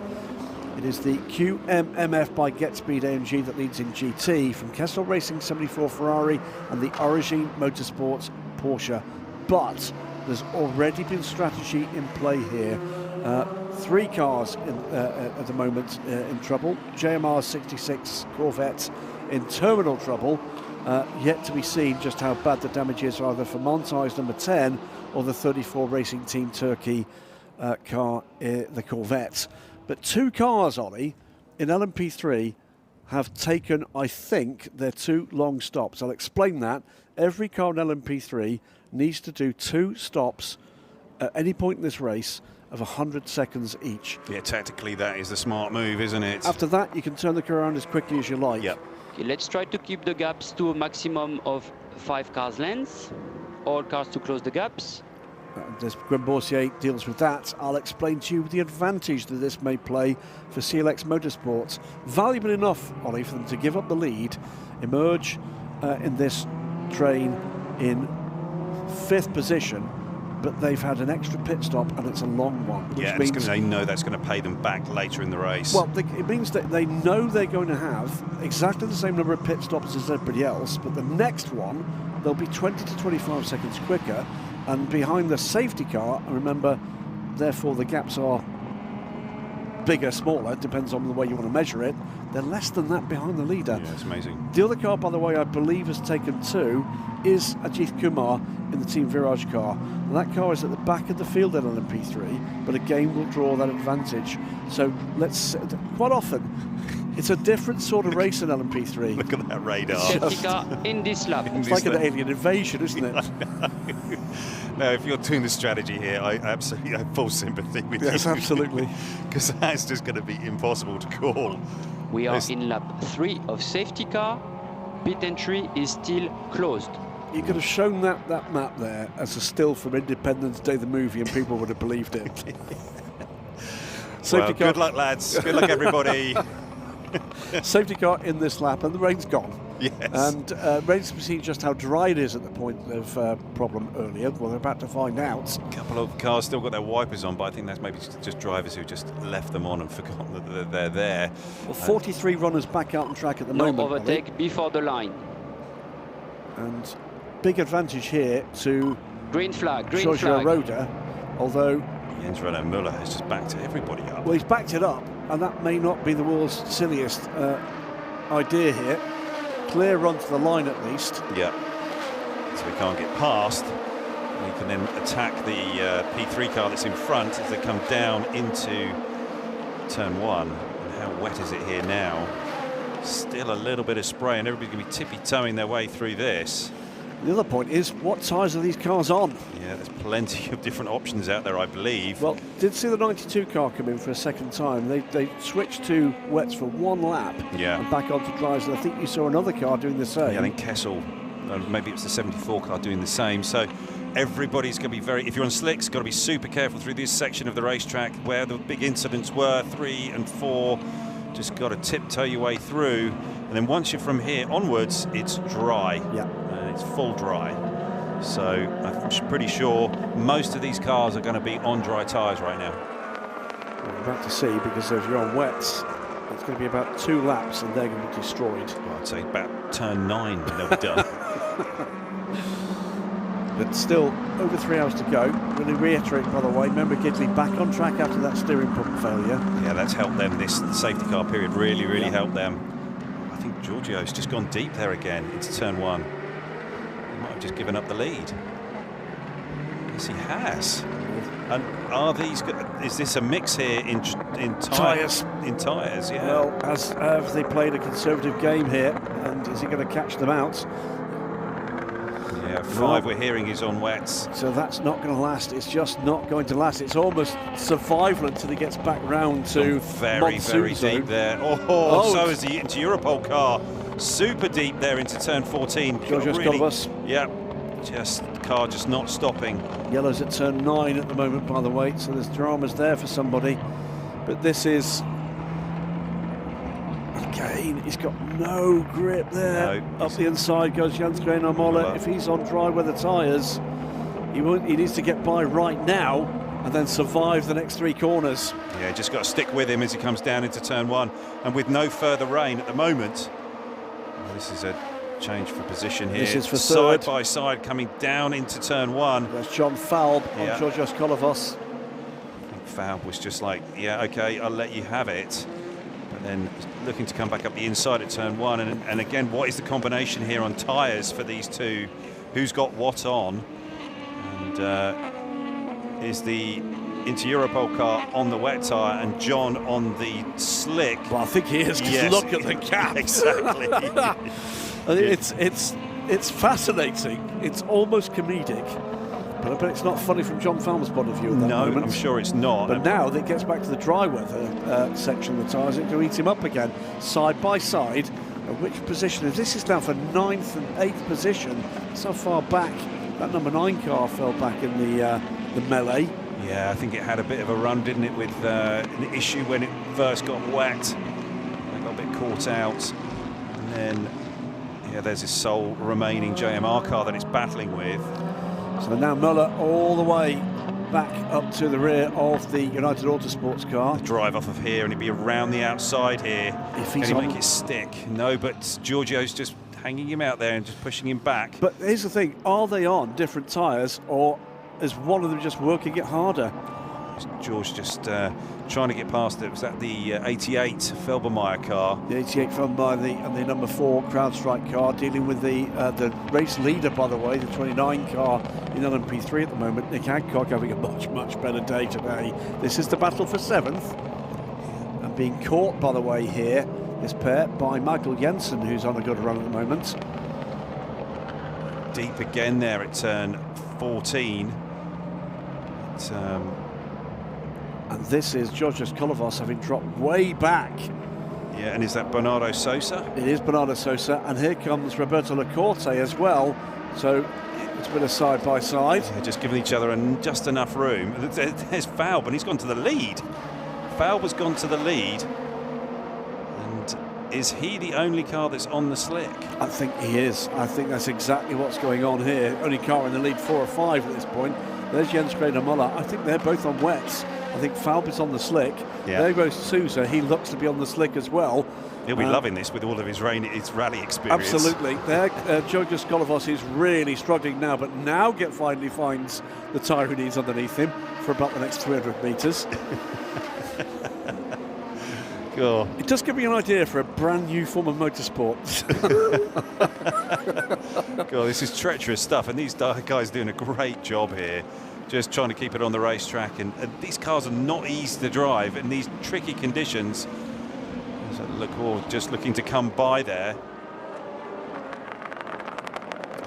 Yeah, so we just hear further reports of other teams getting ready with their dry tyres. Blake McDonald there in the Corvette Z06 just having a big wiggle. I think he's on the dry tyre, and maybe that BMW that's battling with him now is on the wet. Well, to give you an idea of where we are in terms of pace here, John Falb last lap around a 2:05, 7.62. Georgios Kolovas a 2:12.5. That's the difference there, and I suspect we've got similar things going on up and down GT as well. Yeah, There's sure. so much going on here in LMP2. It's difficult to keep track of those individual lap times. Argyle Pro Racing lead the race, the number 20 car. And if John Falb can carry on at this rate, there could be a mighty advantage for them here. 43 running wide there at 7 and 8, and that's let the Settler car through, and that's the reason for that change.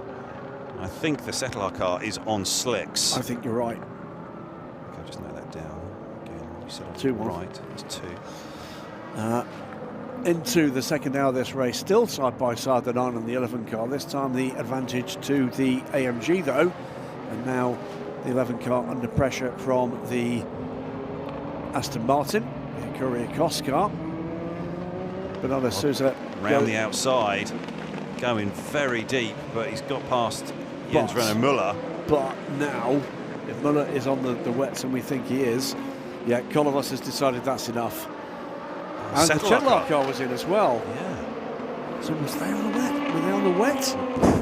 Looks like it. Drive-through penalty, meanwhile, for United Autosports car number 6, Phil Fayer. Oh, wow. It was the 23 events car, I think, yep. And he just locked up the rears and so nearly took out Blake McDonald.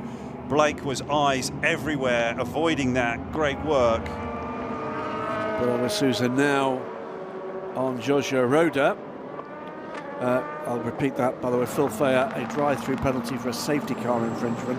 Wet's coming off that car, and it will be dry weather tyres going on that car. We can see them sitting there to the left-hand side.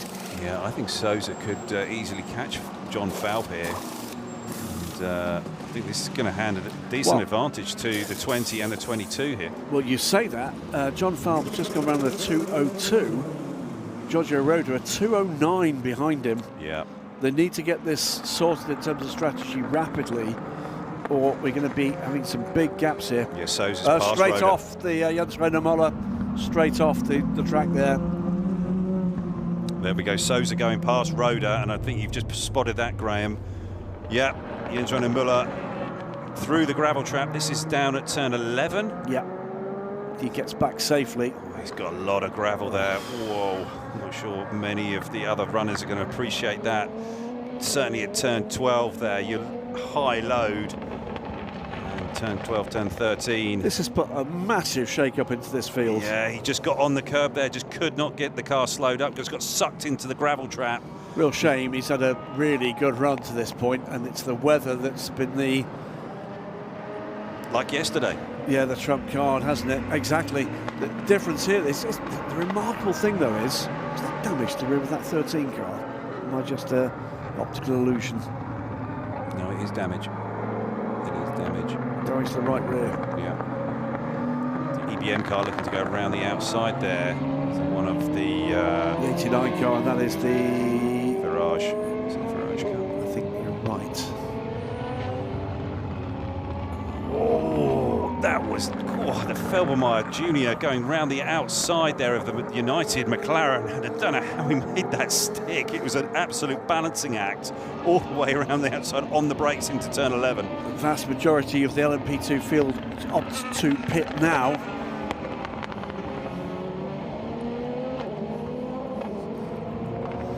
Right, so trouble I gather. We hear from David Addison coming into pit lane. We'll watch this again. He just was tight. Look at this. He's just absolutely right on the edge, on the limit of the racetrack there. A real tightrope walk. Yeah, Jens Renaud Müller coming into pit lane and not able to drive straight to his pit box. Did be pulled back. That's going to cost them some time. Some pit lane congestion with the CrowdStrike car. Lots of P2 cars on pit lane now. Now, is this routine fuel for some of these cars, do we think? Or is it... I don't believe this is all those cars switching tyres.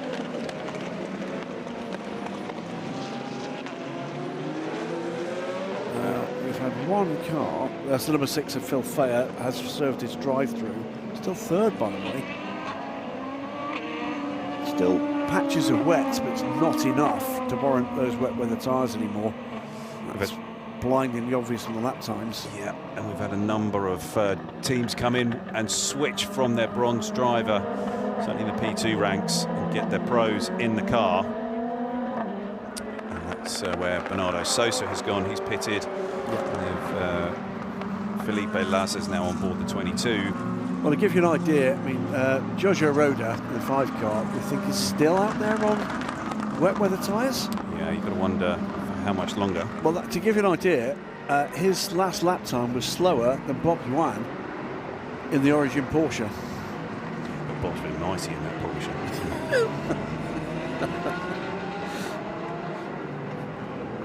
Roda now heading towards David Addison on pit lane. Four wide into 11. That's never going to work, but somehow it did. And you're the expert. I know. It's like they were fanned out 4 wide, and all of a sudden they managed to sort themselves out. Well, remarkably through all of this, there's been remarkably little incident beyond the incident that brought out the virtual safety car. Here comes Apart Giorgio from the Arodi. massive crash with the two Corvettes. John Falb on pit lane has left his race. It's not John Falb, it's Giorgio Arodi. John Falb leads the race, and he's going to have a 45-second gap to Sean Lacey. That's what this has done with, as it turned out, the correct tyre choice. Yeah, but Falb owes them a pit stop, yeah? He'll have stopped on virtual safety car for fuel. Yeah, but we're not a million miles away from him needing tyres, but his gap to Chetanor Racing, I'm sorry, it's not 45 seconds, it's a minute and 15 seconds. It is, yes. But they are going to need to get in to switch to their pro in the 20 car. Under investigation for unsafe releases, the number 1 Team Virage car. Ajith Kumar is out of that car. Narain Karthikeyan is aboard that car. First ever Indian driver in Formula 1, of course.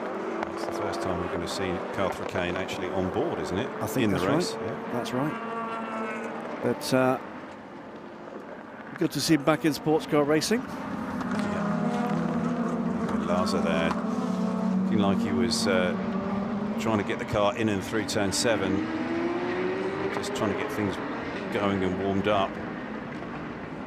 And, we're just seeing a replay here of something here at turn 2, and what's happened here? Who's got the 70? Is that Banksy still aboard the car? Yeah, the 77 car just looping around there, kind of on its own.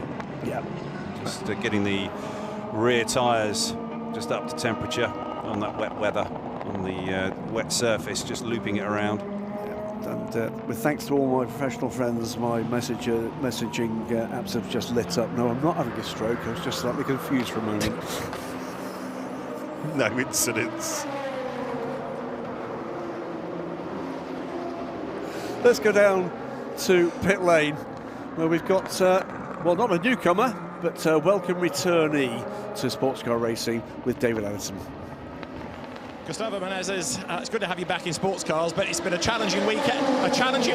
Hasn't it been? A bit difficult. Yeah, I mean, after a 2-year hiatus, it's always a little bit difficult coming back, but couldn't ask for a better environment. Fantastic team, good group of guys, and it's an interesting one to come back to. As you can see, need a little bit of luck, a bit of gambling, and keep the car safe, and looking forward to the next few hours. A situation like we've just had with rain at certain parts of the track, dry elsewhere.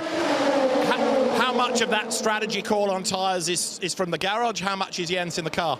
Both. Honestly, it's a team effort. But I feel like we made a good shout on our pit stop. Unfortunately, just a small off now.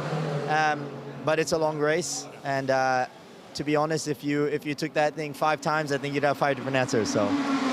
The other drama in the pit stop, of course, there was traffic in front, and Jens had to overshoot a little bit, and just losing crucial seconds. It all adds up.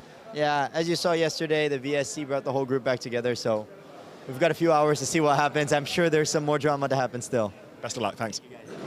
Yeah, good to have Gus Menezes back, previously a hypercar racer with both Glickenhaus, bless her memory, and Peugeot. Happy to say that 34 Racing Team Turkey Corvette is back out and running. That's great. But it's now going to drive through a penalty for track limits. I'm hoping one of the track limits wasn't it crashing through the 66 car. Yes, that would be unfortunate. Just a long shot there from up at T4, and the clouds still look very moody and dark, and looks like they're pretty laden with another storm, so I think we are going to get some more wet weather here before too long. So all of the strategists and the guys behind the laptops will be working super hard to understand when that's going to arrive. Yep, strategist is going to be the word of the day. Yes, would be worth us just bringing viewers up to date with what's going on in GT in a moment or two. This is the battle for third between Proton and APR. It's now Felipe Laza at the wheel of the 22 car. What a great start to the race from Bernardo Souza.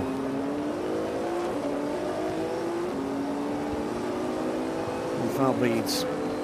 Charles Lacey is closing the gap, but he's got aboard the car as the platinum driver, as he is. He's closing in on John Fowle. John's had an absolute cracker. Felipe Larza up to third. From Enzo Trulli now, Nick Cassidy with the 43 car in a very good position indeed. In GT, and the GTs, by the way, are ahead of the LMP3s. It is still the QMMF by Get Speed car of Abdullah Al-Ghlafi ahead of Bob Yuan. Are we surprised? And Dustin Blattner, but the gaps are way down. It is just a 3-second gap now to the Origin car and a 4-second gap to Dustin Blattner. AMG from Porsche, from Ferrari, and in LMP3, Team Voyage's number 8, Roman Wozniak, leads from RSGP now. Duquesne and Fabian Michel, 23 events, Terence Woodward. Yeah, Enzo Trulli here, just battling away here with Felipe Larza. Enzo was impressive yesterday in this Algarve Pro Racing number 25 car.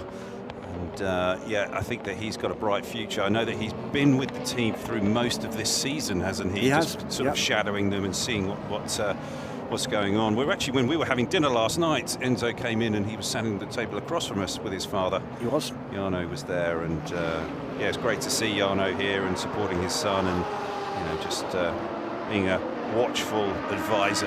Yeah, and being the opposite of the karting dad as well. You know, he's there and watching over, as he should, the kind of commercial sides of things, and being sure that he's happy with the performance side of things, but he's taking a step back and allowing the professionals at APR to do what the Algarve pros do at Algarve Pro Racing. And to be blunt, that has been consistently to produce crews together that are capable of winning races and championships, and they've never shown it better than here in the Asian Le Mans Series. Car number 1 is going to get 5 seconds added to the next pit stop. That is the Carthagena pedalled at the moment Team Virage car. That CLX Motorsport car, by the way, that we thought had pulled an absolute blinder, has been in again for another minute. Now that's a bit odd, and that has, I think, dropped it off the lead lap of the class. So is it not just strategic genius? Is there a problem for that car? UNX just going through on the 21 car there, and is that the Aston Martin just up behind with its... So no, it's Giacomo Petrocelli still on board. Yeah, as he should be, because he still hasn't done his drive time. But yes, the order has got sort of shaken up in GT. It has. Through all of those incidents, and those incidents that we actually had, Graham, remember those? Yes. We did have a couple of incidents, didn't we? Big, rather large ones. Yeah. Yes. Just thought I'd bring that up, see if you It's not remember. been clean running, no. Drive-through penalty, I'm afraid, for Tom Van Rompuy, spinning in the pit lane. Sorry, car 1 spinning in the pit lane. So further woes for them. Well, we're talking about Algarve Pro Racing. Let's talk about Nielsen Racing now. David Addison's hot foot down there and is speaking to Asia Le Mans Series race winner Crichton Lentudis. Crichton, how horrible was that stint in that weather? Well, we have survived with the slicks in the very wet corners. 1, 2, 3 was really very wet. So that was an important thing, and we took a good call not to put the wets. So I think we have saved some time. Was there any warning that the rain was coming, or suddenly it was just wet? No, suddenly it was pissing down. But you survived? Yeah, I survived. Yeah. And you're still in the fight? Sorry? Still in the fight for the win? Yeah. Well done. Yeah, quite technical term there. I'll just reach to my international broadcasting standards book and apologise for the slightly colourful language from Crichton, but expressive.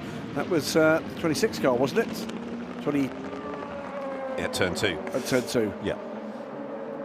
Breton Racing. Let's hope they can actually get back on track. It's going to be wet there, though. So is he going to get enough traction? And he just about is. Engaging the 4-wheel drive. Indeed. That car doesn't have. Jacek Delonka, the Polish driver aboard that car. 3 wide, one of which is in a ditch there, coming out of turn 15, and loses out badly as a Traction result. will be limited. Yeah. At that point. 4 cars in a row, with variety still. That is the 15 car coming back, by the way. This is what happened to Zelonka. Yeah, just looped on its own. As he drop away there, the front axle gets really loaded and the rear just goes light, and it's just still unhooked. damp there. Yeah.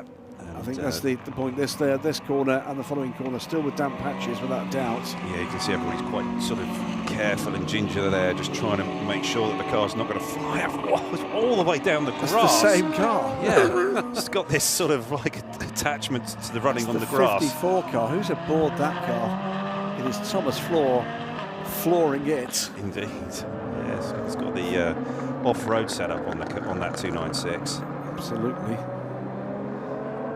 So it's a fast car. It's fast on every sort of surface. Well, you know, this is a full WC setup for them. It's not another GT3 spec car, but Thomas with Francesco Castellacci joined here. At this point, when you're going down the grass like that, it is one of those things you don't want to pull the car off that surface quickly. You want to just ease it back on to the racing surface, but all the time you're out there on the grass, you just don't know what's coming. There could be a big hole in the grass that you could just drop into, and all of a sudden the car's just turning sharp left straight in the guardrail. What we needed there was a camera in the AF Corsa garage and a picture of Alessandro Pierguidi as he saw that. Just losing. The reigning world champion. As I say, he and Antonio Huoco have been to Tashkent and back since... how many hours? 25 hours travel. I think they did kind of several sectors just for the points though. Yeah. We have George Kurtz on the left there. Molt Jacobsen on the right. Very fresh-faced.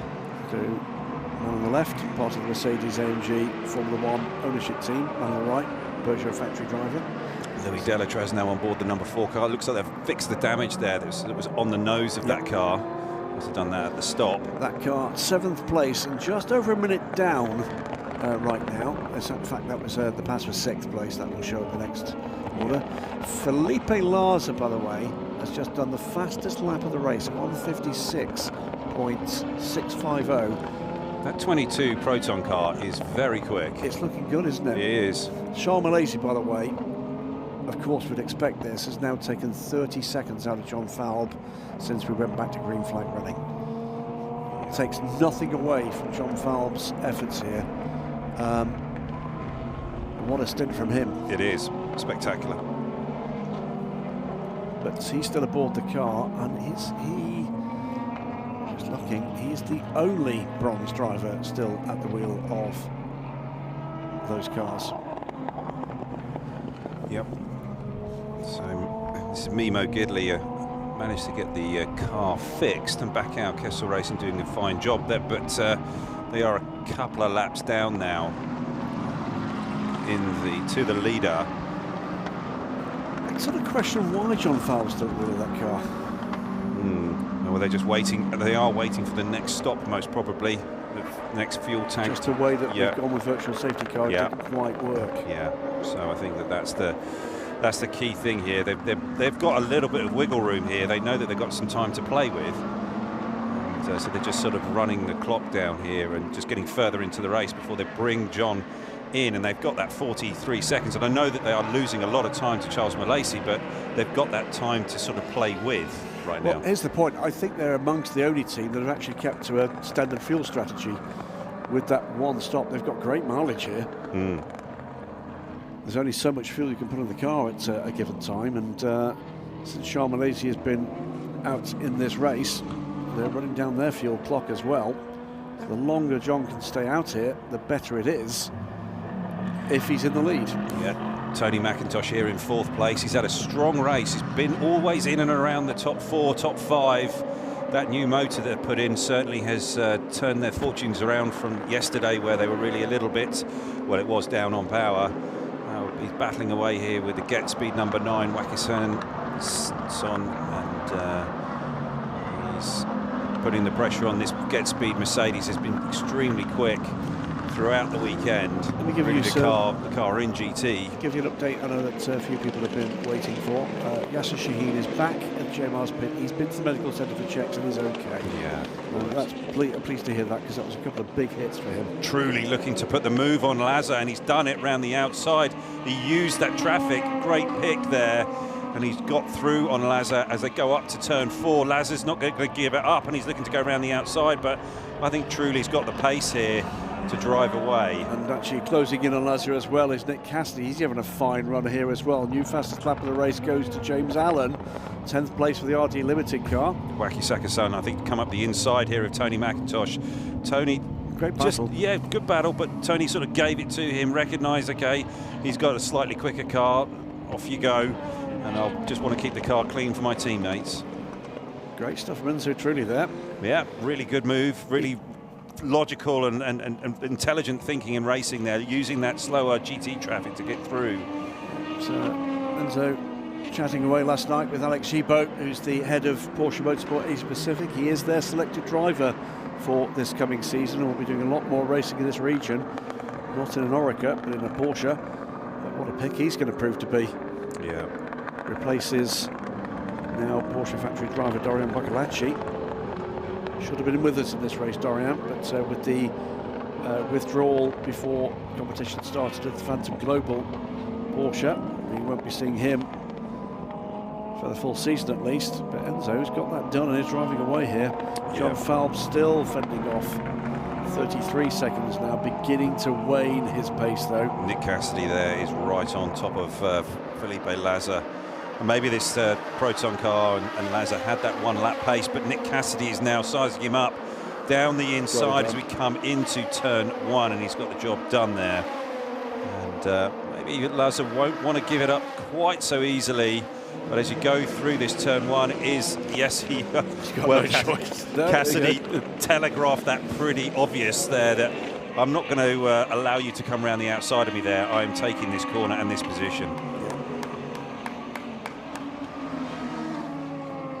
And there's Latour, by the way. He's part owner now, isn't he? Is he really? Of APR? Yeah, well, I believe that's good so. stuff. Long-time racer. It was a good move here by Nick Cassidy. Lazar was going to try and make it difficult for him by going around the outside, but then just right around about here, you see Nick Cassidy really sort of flex his muscles a little bit, and sort of knew that he just had to push him out a little bit, and then he would have been Lazar would have been out on that wet tarmac, and it would not have been good. Yeah, it was almost a message of, yes, I have got this much grip, but look at how quickly he's on the rear of Enzo Trulli. Yeah, that Inter-Europol car is very quick. Two very talented drivers at two different stages of their career. Enzo Trulli making that move to sports cars. Nick Cassidy coming back into sports car racing alongside his Formula E efforts. We've seen him in the Asia Le Mans Series back in 2020 in an LMP2 Ligier, if I remember rightly. You saw the difference in lines there where Nick Cassidy tried to go a little bit tighter. We've got the EBM car coming up the inside of Blake McDonald in the TF Sport Corvette. So that is for 9th, and that's Martin Berry and Blake McDonald having a bit of a tussle. And I think that Martin had maybe had a little bit of contact with somebody because he was missing that right side wing mirror. It was hanging off and flapping around. Yeah, we had the side-by-side contact, didn't we, with, was it the Team Turkey? Yes. So that's to Martin's son. It's in the paddock earlier this weekend, here to watch Dad. I know Martin has got ambitions of driving at some point internationally with his lad. Good to have you here, Sunshine. Dad is lighting up the sports car racing scene as a bronze. It's great to see it. He'll be back in the WEC for another crack with AMG. Yeah, that mirror is flapping alarmingly. Now we've got the Trulli-Cassidy combo. Car hopping, and in fact just falls off. Yeah. I think it might actually have been hit by the 25 car. It's unfortunate. Watching here for the gap between Charles Lacey and this pair. 10.5 seconds it is. Louis Delatraz, by the way, closing it on Felipe Lazar now. There he is there. So he's not that far away from this battle.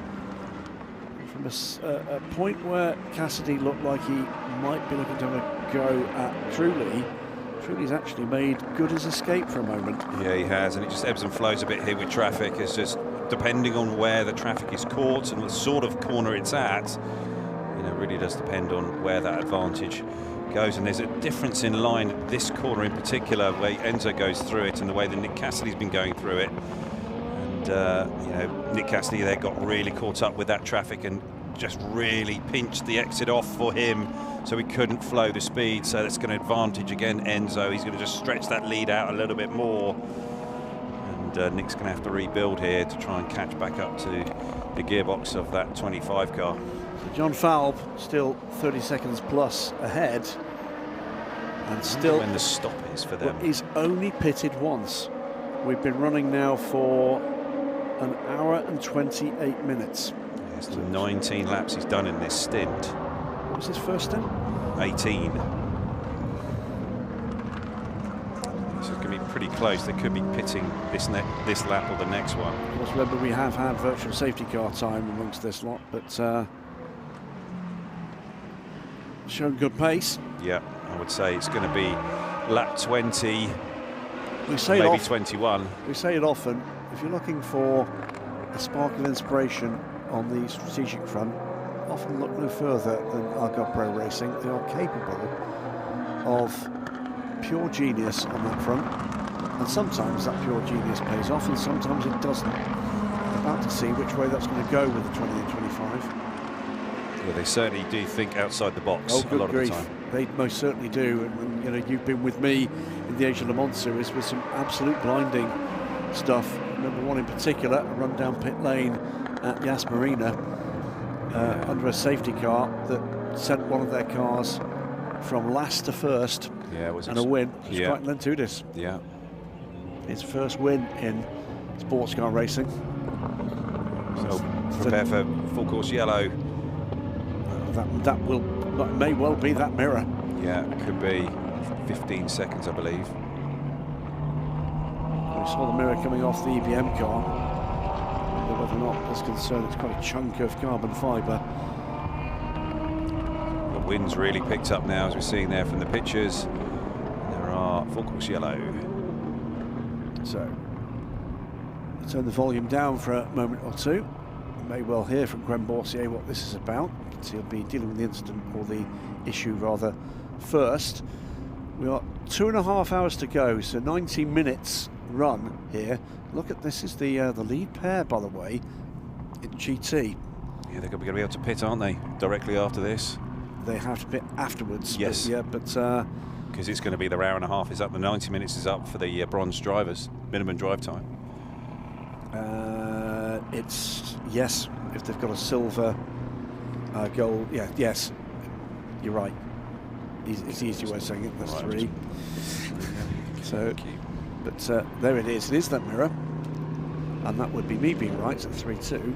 QMMF by Get Speed leading Origin Motorsport, Bob Yuan, and then Dustin Blattner, actually closer to the Origin Porsche than the Porsche is to the AMG. That's the 1, 2, 3. Get Speed's number 9 AMG. Then Tony McIntosh in the 69 Team WRT BMW. Then Giacomo Petrobelli in the Acurigos Blackthorn Aston Martin. I'll go on the garage wall. Decent bit of Aston Martin there. Ron Leichert, by the way, who looks after Aston Martin parts supply here in Southeast Asia, alongside his other job, which remarkably is the GT manager for AF Corsa in the LMS and WC. Yes, looks after Aston Martin as an agent here in Asia, and looks after the global teams for AF Corsa and Ferrari, International Motorsport, everywhere other than here. So he's busy. So lots of travelling. He'll be down there at the moment presenting EBM with the pricing options for a new mirror. Back to green. Bluish skies up there, but still heavy thunderclouds. And we have had thunderstorms most days here. You can see there's rain somewhere in the distance. This is not going to end. I'm sure we're going to have some more rain before the end of this race. Back up to full green flag running. Number 3 car was completely hidden behind that United McLaren. I thought we were sort of seeing this enlarging, like a transformer. Yeah, it was very strange.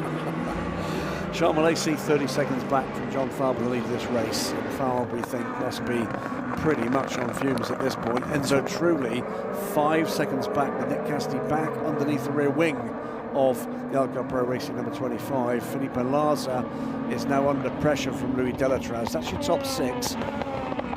AMG, QMMF by Get Speed number 37 leads GT. Look at here, this is RD Limited and DKR. And it was a massive run up the inside there. Is that James Allen still? It is. Yep. On Griffin Peoples. So the more experienced of the two racers there. Double yellows at turn 12 right now. It's up in there. That's a quick corner, that. They don't usually have a small spin there. And they're gone, so someone's been off and back on again. Yeah. Track looks pretty dry there now at turn 2 and 3. I think it is completely dry. This is Enzo Trulli and Nick Cassidy resuming their battle. And Nick Cassidy's going to be able to put one over on Enzo Trulli. Nick just walking the car in a little bit there into turn 4. Great test of the youngster though, isn't it? It is. You know, Nick is a very accomplished racer indeed. Huge success in Japan. Highly rated. Delighted to see him come into the WEC this coming season with Peugeot. And if Enzo Trulli can soak up this level of pressure, that bodes well for his future with Algar Pro, doesn't it? Yeah. Enzo looks like he's nice and smooth. He's driving very cleanly. Doesn't look like he's using the car that much, whereas Nick, the car's just a little bit more lively, and you see it walking off the corner there. I feel that he's using the Michelin's just a little bit more. Well, Enzo just had a bit of a walk off the corner as well, so... He's tuning in, he's getting some tips from you. No, but it's here that they do drive quite different lines. Nick's a lot tighter than Enzo is. Quick question, you got this strategy lap to bring on with you. Yes. How many laps for Charles Malaysia? 14. So it's not that big a spread, is there? No. 14 laps now for Charles Malaysia and Enzo Trulli and Nick Cassidy. This is the car back in Kentucky. That's Griffin Peoples and James Allen having another crack. Well, that shows spice from the youngster Griffin Peoples. Yeah, he's not taking it, is he? Just dishing it out as well. Well, you'd be learning with every lap on this. And I know you were talking to Kenny and the boys at DKR, and they're very impressed indeed with this young man, as we were last year with his efforts in LMP3. It's not a surprise to see him picked up at this level, but he's not been dropped by James Allen. And with a little bit of traffic here, there might be an opportunity for a little bit of spicy battling. Yeah. Around the outside here, the GT traffic is just getting swallowed up. Watch Peoples though, he's there. He is right there. He's waiting for James Allen to make a little bit of a mistake.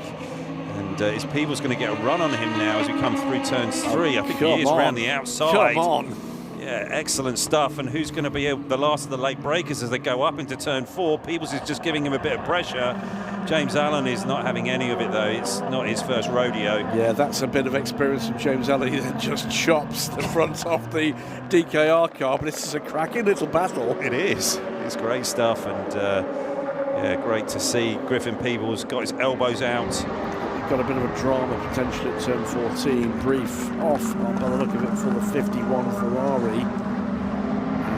I think that's back up. Traffic again there, and it's left and right, and this is now James Allen on the United car coming down into turn 9. This is Gregor Saucy. Yeah, he's got that done. Saucy just got a bit mugged there with not just really being on it, and that's the thing with dealing with others in your class. Sometimes you present an opportunity and you've got to be ruthless, just got to go for it, and that's exactly what James Allen did. Yeah, indeed. Charlie Samani is there having a bit of a moment at turn Lost 14. it on the brakes into 14, and those Michelins are going to be getting quite tired by this point, and they're going to be really starting to degrade. It's a slightly different GT Michelin we've got here on the GT runners, and we know that they've still seeing quite big degradation, even though it's a harder compound here for this weekend. Rain lights may be turned off, say race control, so they're not expecting rain anytime immediately at least. Fingers hovering over the button, though, just in case. I do have this impression of the race control here in Sepang that there's a massive red button in the middle of the room. It's probably the only thing they've got. Okay, through and around the inside of the number 11 TF Sport Corvette. Blake McDonald there, just being smart, just keeping out the way of all the traffic. James Rowe now. Is it James Rowe? Yeah, it is. Oh, excuse me. Yeah. Oh, they've pitted. Let's see when that was. So just, yeah. And now a lap ago.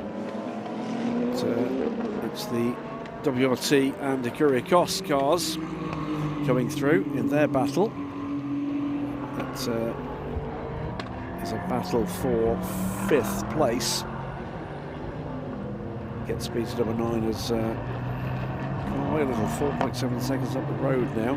The 23 events car just dips a wheel off track, falls behind at the moment the GT cars.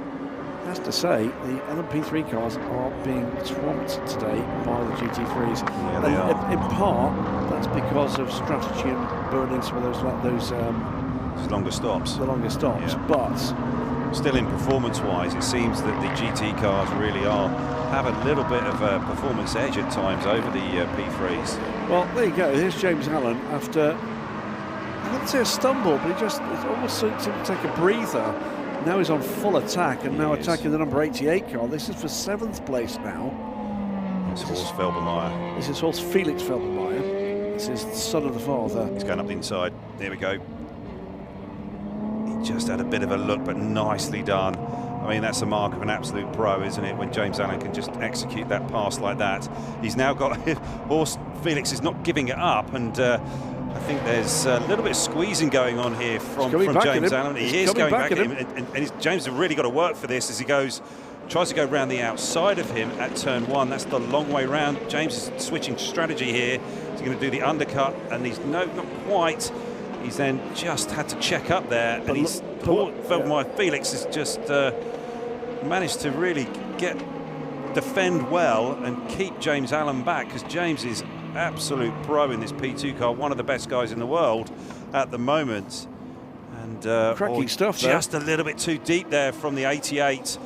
And is James going to be able to go around the outside? I think this is going to be brave stuff here by James, but oh wow, great move. He's absolutely at one with the car at the moment, James Allen is. Brilliant move around the outside there to take the spot. Yeah, absolutely, but that's closed up the cars behind. Griffin Peebles there on the inside. He's trying to get the United Autosports car. He's done it. Griffin Peebles has got one of those spots. Now he's going to be the next to have a crack with Horst Felix Felbermeyer. Goes side by side, either side of the GT car. Doesn't quite make it there. James Allen, meanwhile, is trying to make good his escape. I'll tell you what, James Allen was lucky there. Dustin Blattner was fully in the mirrors, understanding exactly where he was going to go. Griffin Peebles made a mistake there as he was coming into turn 11 and has allowed Gregoire Saucy back through. And but yeah, Dustin Blattner played his part there in giving the room there to James Allen, because James wasn't quite there, but Dustin kind of like let him have the room. And that's the whole thing about existing there, multi-class racing, making sure that you are being smart, looking after your machinery. Dustin is in 3rd place right now with Kessel Racing 74, recognising that he needed to be smart. Absolutely right, and that's exactly the point I was about to make, as we've got still this battle underway between the BMW and the Aston Martin. It's 3 races, but they're all racing, and you've got to respect the race that's underway of perhaps the slower car, but it doesn't stop that being physical within your own battles. And we had 4 LMP2 cars there involved with both LMP3s and GT cars, both of which were in good positions. Now John Falb has come to the pit lane. Châtelet Racing's Charles Malaysi moves to the lead. Enzo Trulli, by the way, is catching Charles Malaysi at the moment. 25 laps that was, John Falb. Tony McIntosh and Giacomo Petrobelli having a great battle there. I think that is for 4th and 5th in, 5th and 6th in GT. And those two have been going backwards and forwards for about the last hour or so, I think. Cracking stuff. I mean, they're still at it. There's been some brilliant racing down in the packs for all 3 of these classes, right up the rear end of the BMW. Tony hugging the apex, looking to get to be as quick as he can through the next one, because it do get a bit of a launch down this hill. Yeah. And you've called a couple of times here, Ollie, beautifully, what didn't look like the optimal line, but it gives them the better run through. And here's another example of something pretty similar. Gregor Associ up the inside of Horst Felix Felbermayr. That's going to leave Felbermayr exposed as Griffin Peebles has a crack. Is he going to retain that position? Peebles can't quite make it get through there. But boy, oh boy, we've got a couple of young talents here to look forward to, haven't we? Yeah, Horst Felix Felbermayr. I really like the way he's racing. He just pushes Peebles a little bit wide there at turn 14, but I think Peebles will gather it all back up again and have another crack. But Horst Felix Felbermayr, he's impressed me. He's had his elbows out here, and he's not afraid to take anybody on in this 88 car. No, it's, you know what, you watch these guys approaching and you thought, okay, that's going to be quick and easily done with. He's new to this car. He's not a great deal of prototype experience, but he's had a year this year in an LMP3 car with some real talent around him. Actually, that was impressive. It was. It really was. And he's trying to work the traffic positions. He's no mug. He's not giving it away the positions. He is just like, okay, you want to get by me? You've got to work at it. Yeah. And then learn. Yeah. And then hang on in there and learn and watch. And it's part of the fascination of seeing this generational changes. And in this case, it's one of those two father-son combos we've got in this race. Yeah. He's there with his dad in this car. It's Bennett, father and son, in the number 50 Ferrari. 3 sets of brothers in this race as well. None of them in the same cars. Tony, again, it looks like those Michelins are getting pretty tired on that 69 car. And Giacomo Petrobelli, I think, has got a little bit more pace in that Aston Martin, but he can't quite make the move stick. And looks like he's been trying to line him up for about 20 laps.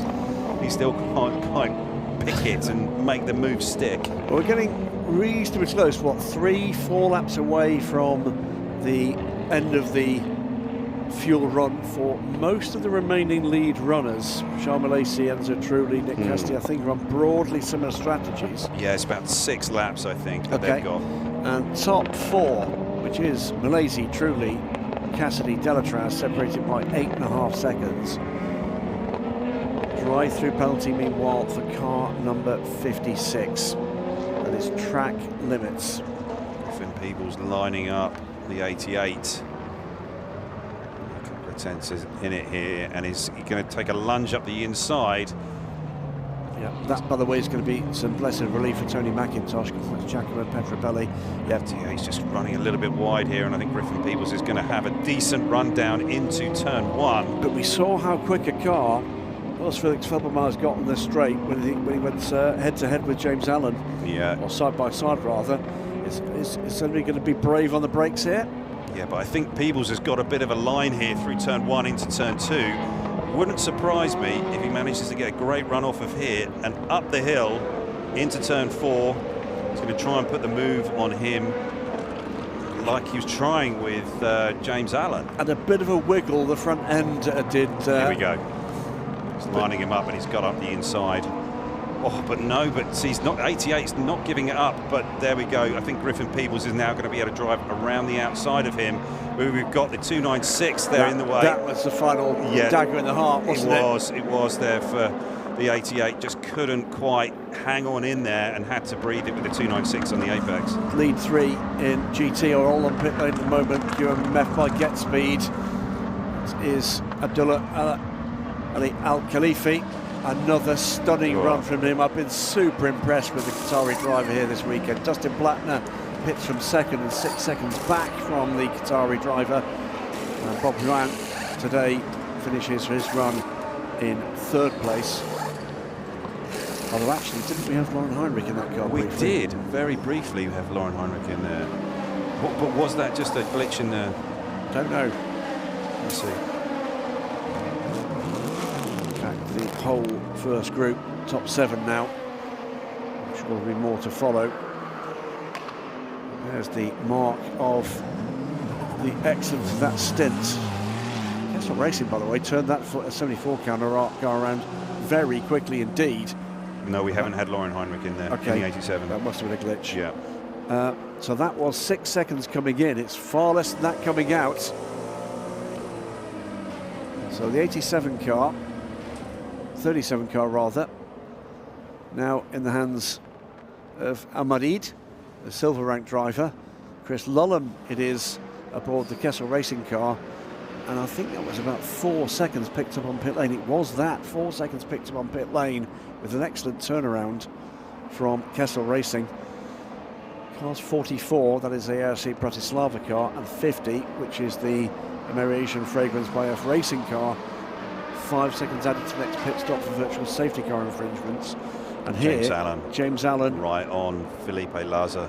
And that's been about 8 seconds that he's got in about 8 laps. James, by the way, is under 30 seconds from the lead here. RD Limited, hungry for results. By the way, they did finish the race yesterday across the line in 6th place, but ran out of fuel on the way to... Was it fuel, or was there an electrical whatever it glitch or was, something? They didn't get the car to park firmly. James is around the outside here. He's trying to make it work with Laza. On average, James is about a second a lap quicker than the 22 car. He just needs to breathe it here. Don't stick it up the inside there. Just give yourself the right spot with the traffic up in front. James has seen it, and he's now looking to get the run through and off. Yeah, look, he's got great drive there. He is right in the wheel tracks. It was absolutely on the ragged edge. It was. But this is part of what makes James very special in this car, is that he can read it. He can feel it and understand it. He's got a very, very good driving style for this Oreca 07 chassis, and executed that brilliantly. So, Oliver Gavin, you're the team principal of the Gav Motive hypercar effort. Do you give James Allen a spin in a test? Definitely. For a hypercar effort? Yeah, absolutely. I would. Yeah, he's good racecraft, doesn't he? Yeah, he has. He's smart. He's intelligent in the car, and he can really, look after a car, guide it through, and get the car. He always seems to be making progress. That's the thing with James. And he just needs an opportunity. Nick Cassidy on pit lane, as is Horst Felix Felbermeyer from that group, from 8th and 9th place respectively. So well alike this race. Chetlar Racing's also LMP3 cars on pit lane right now. That is the Forestier racing car that had led this race. 23 events at the moment are 1-2. CLX Motorsport third. 26 Breton racing car also on pit lane. And having got by that car, he's dropped him immediately. Yeah, I mean, just to sort of highlight it, fastest car on average in this stint is Enzo Trulli. Louis Delatraz is right there as well. And James Allen's not far behind. Charles Malacy is very similar on average, but they're kind of like the four there that sort of like out on their own, really. 9th place battle here for GT. The Manthey, Porsche and the TF Corvette. Meantime, let's get back down to pit lane, where our roving reporter David Addison is down with Algarve Pro Racing. John Falb, that was a long stint, and it was a hard stint. Yeah, it's warm out there. They told me I did an hour 40. The rain was a wake-up call, but my pants are still clean, and I still woke up this morning piston excellence. So it's all good. Tell me about, first of all, what it's like in the car in these conditions. Really hot, really humid, and I guess worse when you're behind a safety car. Yeah, so if you ever go to the gym and have a workout, and they have the steam room, right? And you go in the steam room and you pour water on the device so it just pumps steam as much as possible. That's what it feels like. Great. I wonder what the smell was as well. Now, that rain, that appeared from nowhere. You in the car, you had no warning. Yeah, no, just drops on the windscreen. The radar, there's radar, but the radar is basically useless. And then it wasn't consistent all the way around the lap either. No, it's always spotty. So when it rained in 1, 2, 3, there were literally rivers. On slicks, you had zero grip. And yeah, that's why guys were going off. And then the rest of the lap was okay. Turn 12 had some water, but yeah, you just had to explore. So how does the conversation go? You're in the car saying it's pouring with rain, and Stuart Cox is saying no, it's bone dry. Yeah, Stuart and I have known each other for 7, 8 years, and he just said, "Suck it up, Buttercup." the pep talk work then? Yeah, well, I knew the routine. I got a job to do. True enough. John, great stint. Well done. Thank you. We know which movie he's been watching, don't we? Love the Talladega Nights references there. Channeling his... Hang on a minute, I'm just going to tick the box. Ricky We Bobby. apologise for that. Yeah, right, okay, let's move on. Ricky Bobby. 30 degrees in the air, 38 degrees track temperature, 74% humidity. And there is more rain coming. Yeah, without a doubt. And we're hearing from what was that? never complaining David Addison that he can confirm it's humid. I was going to pass a comment about gusset there, but I'm not going to. Please don't. That's enough.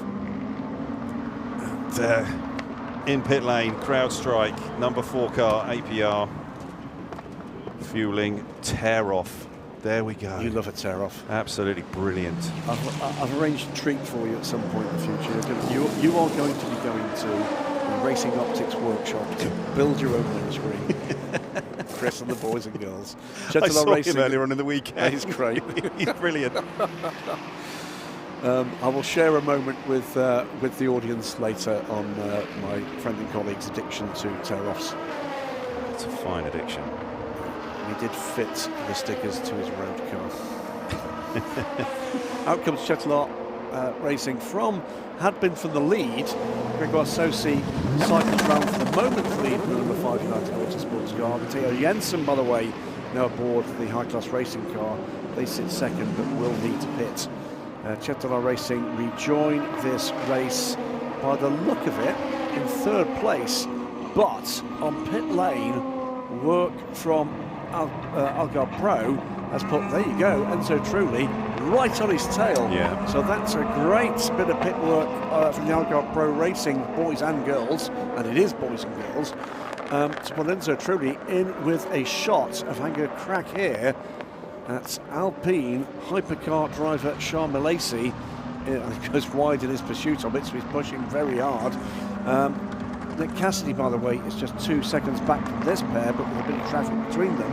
Yeah, we were just talking earlier on before these last round of pit stops that there was like 4 cars or 4 drivers that were really right up there in terms of their averages, and the other one to sort of loop into that, well, Ben Hanley was extremely quick, but then also Nick Cassidy was a 57.9 on his average, which is right up there in terms of the fastest. Yeah, and by the way, all 3 of these are catching second place car Theo Jensen in the high-class racing car that needs to pit. Gregor Saucy from the lead is on pit lane now, so I would guess that Jensen is not going to be far behind him, is he? No, I don't think so. He's got maybe 1 more lap.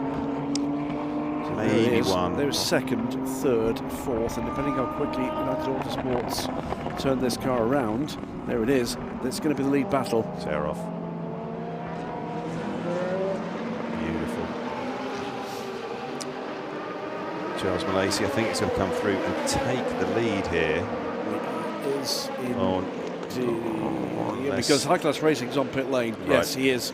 So this is now the lead battle. There's your first place car. There's second, and just at the right-hand side of the screen, watch for the yellow Charles and green. Malasey got his nose chopped off there at turn 2. Is they going to open the door there for Enzo Trulli to have a crack at him up into turn 4? No, not quite, because I think the Kessel, Dustin Blattner, who's on board the 74 now. Just as we watch the pit stop underway for high-class racing, out goes the United Autosports car. So it's got quite a big advantage over this car. There he goes.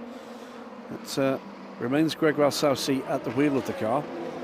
Malasey from Trulli is half a second. 2.3 seconds back is Nick Cassidy. Then 11 seconds to Louis Delatraz. Matt Kaiser in the 20 Algar Pro Racing car, a further 5 seconds back. Then Hanley further second astray.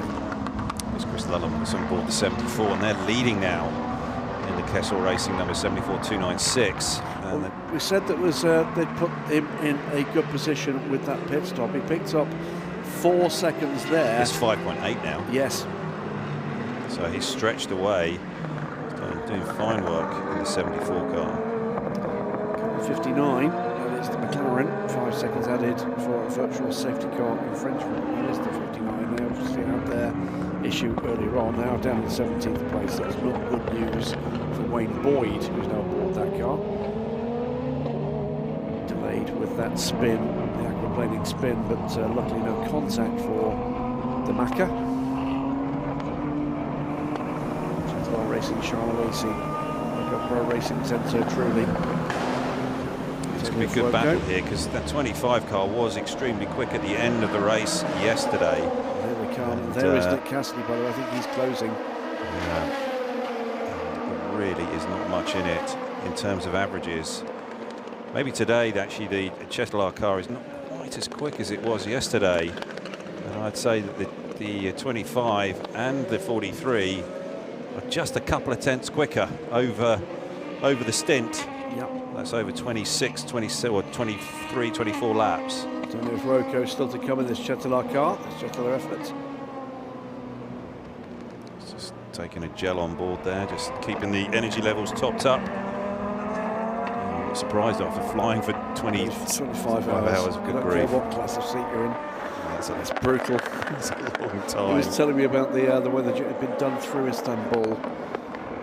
And anybody who thinks about the glamorous jet set lifestyle, dream of. It's going to give the opportunity there. I've just seen that bit of traffic in front of Charles Balaisi. Going to give the opportunity to truly to get by. This is 6 car, Ben Hanley aboard the car. Brilliant run from Ben yesterday. Yeah, he was class yesterday, did a great job. It's a run rather spoiled by what I think was a miscalculation by United on drive time. Yeah, 1 lap short, wasn't it, Fayer? To put Phil Fayer back in for literally a single lap before Paul Di Resta could climb aboard. Yeah, it cost him about a minute 15, didn't it? Yeah. Could have made the difference at the end of that race. They could have been in contention, all the winners. And yet again, it's a Corvette being harassed by the 89 EBM Aston Martin. It's almost like this Aston Martin has got something against Corvettes. It seems to be in a wheel-to-wheel, nose-to-tail battle with a Corvette every time. Nicely done, though, by the Aston Martin. The undercut there just got through and off nicely. Is he going to be able to drag race it round? Through and off all the way up into turn 4. They're side by side. James Rowe, Mathis Lisbon in the number 11 car. James is not taken to the Corvette fully yet. He's still adapting. And through goes the United car. Lisbon should know this Corvette well in a somewhat controversial run with Stella Motorsports in the early part of the GT World Challenge Europe. He's got up the inside there, Lismon, on James Rowe. He's going to get the spot coming into turn 7, turn 8. Is that some rain we're seeing there? I think it is, you know. Yeah, it looks like it is some moisture. It's tipping it again. Oh, boy. Oh, someone's turned the tap on. Wow. And, yeah, wipers going full blast. Again from absolutely nowhere. Yeah. The wipers going there on the Corvette Z06 GT3R.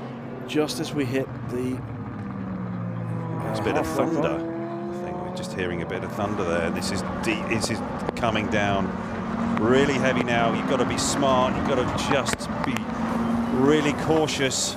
Any more than this with the standing water, and cars are going to be flying off again off the road. You've got to be super careful on those curbs as well. Any of the painted surfaces. I'm seeing James Allen going deep there on one of the GT cars, and he's making his moves. Yeah, now it's survival time again, isn't it? This is a matter of getting around and getting around safely, because this is very heavy rain, but again, not everywhere. Yeah, just in those spots, and that's that 7-8 spot where we do see the weather come from. Turn 7, turn 8, James Allen really on it, trying to keep the energy in those rear tyres. Ben Hanley is back in pit lane. I wonder if this is immediately for rain tyres, possibly. Well, my guess is they're not in a winning position at the moment. Might as well take the gamble. Yeah, see if they can do something else. Is that Lars is still on board in the 22. Yeah, it's dry here. Yeah, minute and a half back from the leader. If this sticks around, and he can get a couple of laps advantage on others that choose not to be. But the yellows. That is the Breton Racing car has got some problems there again. Turn 15. They've had some problems.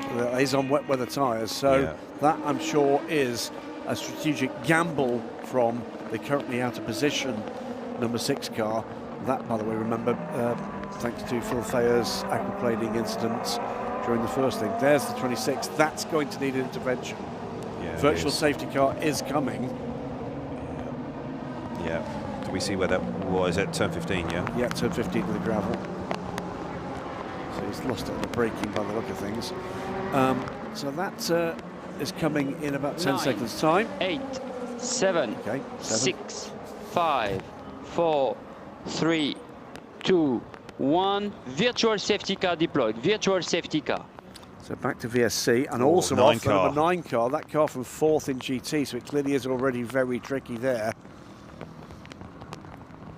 So, as I say, recovery will be required for the Breton racing car. Let's hope everybody else manages to keep it on the island. Car that was in trouble last time, 34 car. They've done a remarkable job to get that car back out. That was a significant hit, wasn't it? And Tom Ferrier and the TF Sports team. Yeah, I think they just top quality. Yeah, and putting the reins on. So it looks like a bit of damage there on that rear bodywork. Not clean. It was the hit on the other side, wasn't it? No, it was on that left rear. Was it on the left rear? Yeah. It wasn't much of a hit though. There wasn't much contact. I suspect the JMR guys are looking at rather more damage. Whoa, that was brutal. T15 bear left, T15 bear left. We will have marshals and telehandler exposed on the right-hand side of T15. A lot of gesticulating in there inside the cockpit. He wants recovery to the track, is what it is. It's for, I mean, again, like you experience this in pretty much every race of your career, stuck in the gravel. How frustrating was it week after week? Oh boy, you just can't help yourself. Yeah, it is frustrating when you're in that position and you're just waiting for recovery to come. And yeah, you know that there's a process and procedure, but you know you can see the laps just disappear. You know the position on the track. Yeah, it's like sand through your fingers at this point. Yeah. And, yeah, not much you can do. Just got to wait for the process to be run and for them to turn up with the right lifting equipment and remove you from that spot. I mean, joking aside, I sort of apologise, but it was funny. No, you don't. You're not sorry. That's all. No, really not. It is one of those moments, though, isn't it, where time plays tricks on you. It seems to sort of go from slow motion to fast forward. Yes, it seems a lot worse than it actually is. Yeah, and you know, it's at that point you really recognise and realise when you're sat still how quickly things just pass you by. You know, they're at racing speed, or even at this sort of speed that you are you're stranded. And you really are regretting any mistake that you've made. It does make you reflect rather quickly. Chetanlar Racing have stayed out. Algot Pro have gone for the wet weather tyres. This is all of them just gambling, and honestly, it really is right now a bit of a gamble, because we've seen how quickly it comes down, but then we've also seen how quickly it dries up. And so, if you can exist out there on the dry tyres, and it stops raining very quickly, you're in a great spot. Let's go down to David Addison. He's popped along to Origine and is with Lorraine Heinrich. As you can imagine, the pit lane is a hive of activity at the moment. Wet tyres have appeared. Lorraine Heinrich, we were saying early on, Bob, Johan was doing another mega job in your Porsche. Well, that remains true, but now we've got the weather to think about as well. Yeah, exactly. I mean, Bob, as we saw yesterday, he repeated it again. I mean, he's just masterclass driving, I have to say. And now, I think the race will get really interesting again. We had a short shower before. Now it seems with a little bit more intensity. We have a virtual safety car now, so the pits are open for 2 laps for everyone to hopefully make the right decision with the tires. As we know here, the rain usually doesn't last so long and it dries up really quick, but now it seems really intense. So let's see, we have the wets ready here, but I'm not even sure what we decide to.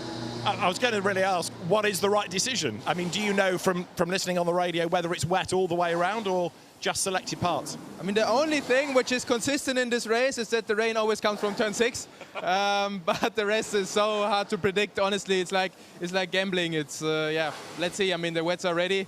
I think we're going to put them on because it doesn't stop. So therefore, we just have to prioritize safety. Good luck. Thank you.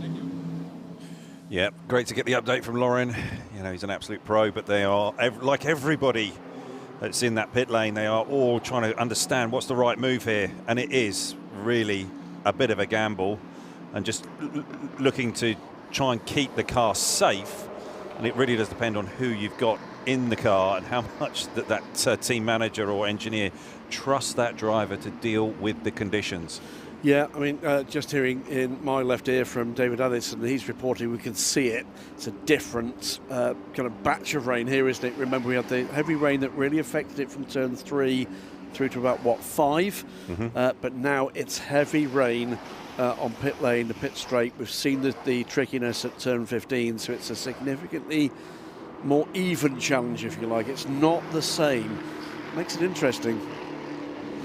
But, you know, David Addison also reporting, I'm not going to report what he said about the bliss to the gusset in any way, shape or form. So can we say less chafing? I'm not going to make any comment about David's underwear.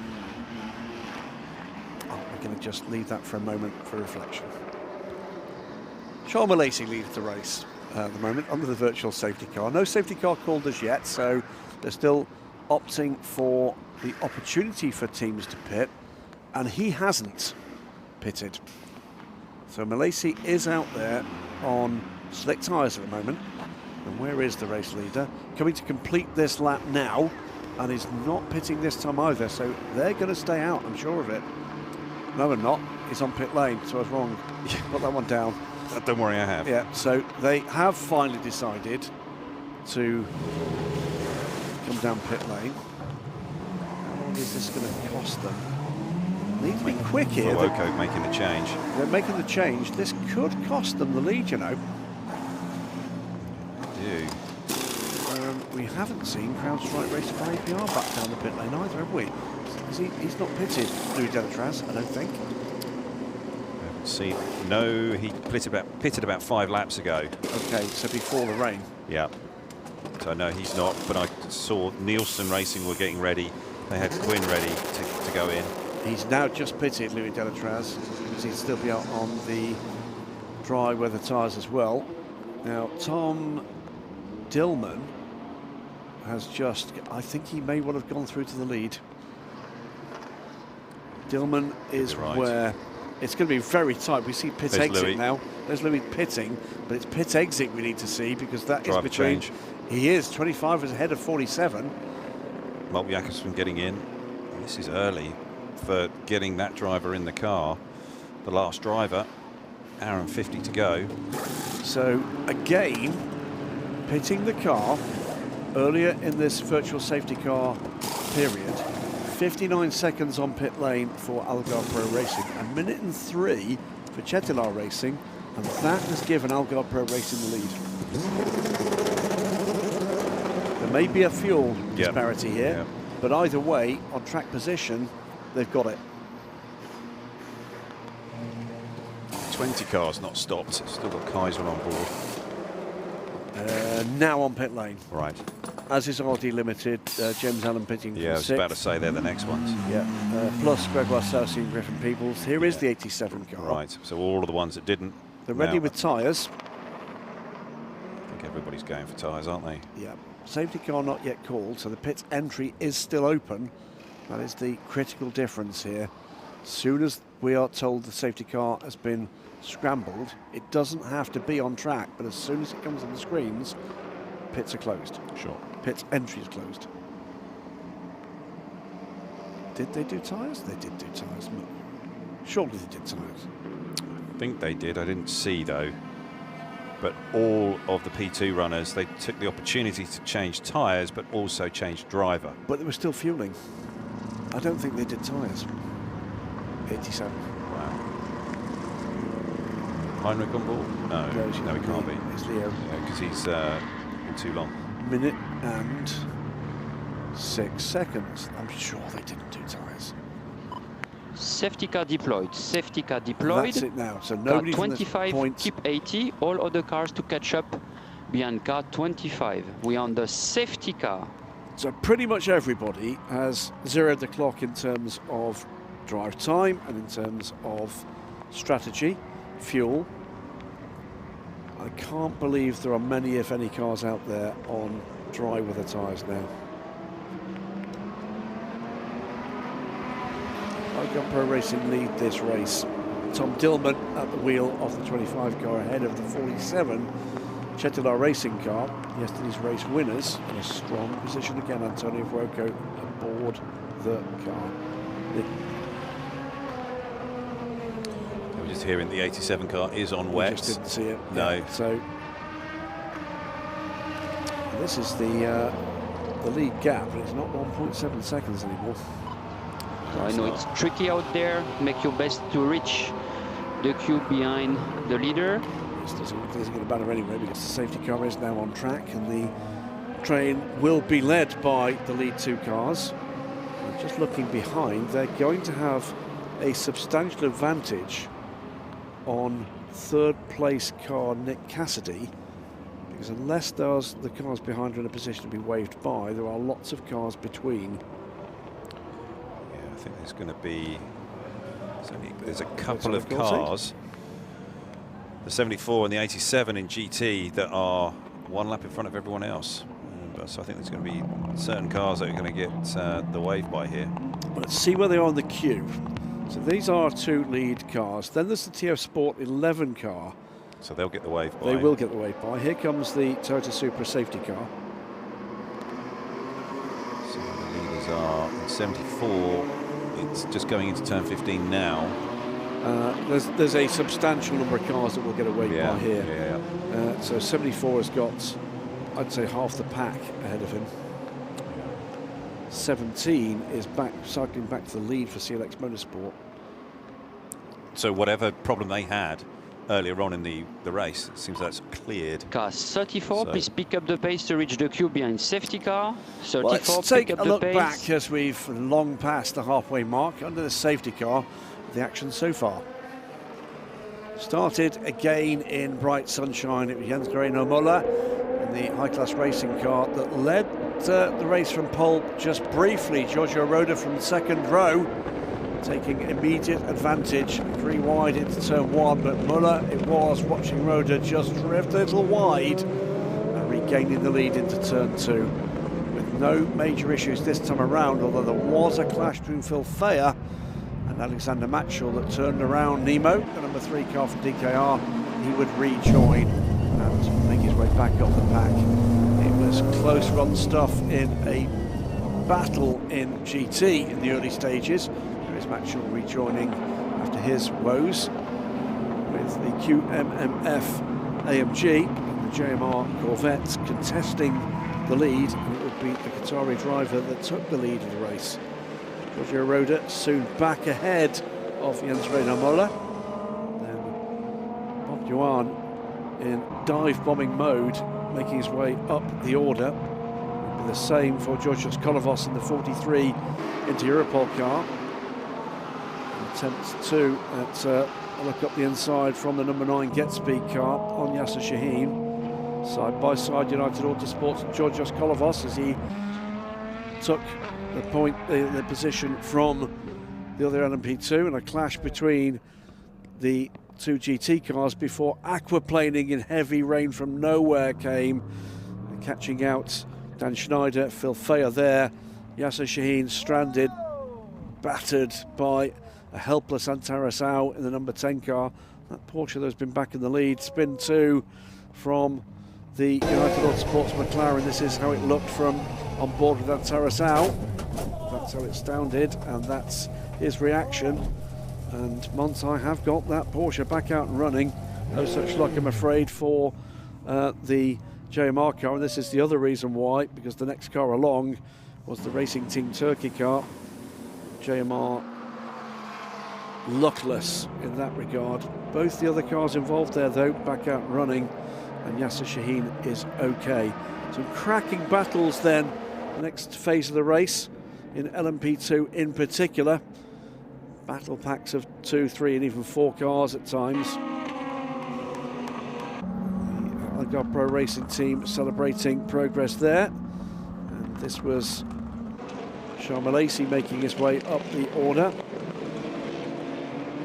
22 car Proton competition battling away with Algar Pro Racing in the damp part of the track at turn 3.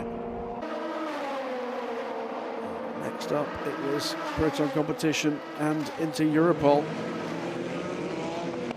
Fantastic little battle at that stage. Rain still on the horizon. Left, T15 bare left, we will have Marshals. First car to be caught out this time around was the Breton Racing 26 Ligier.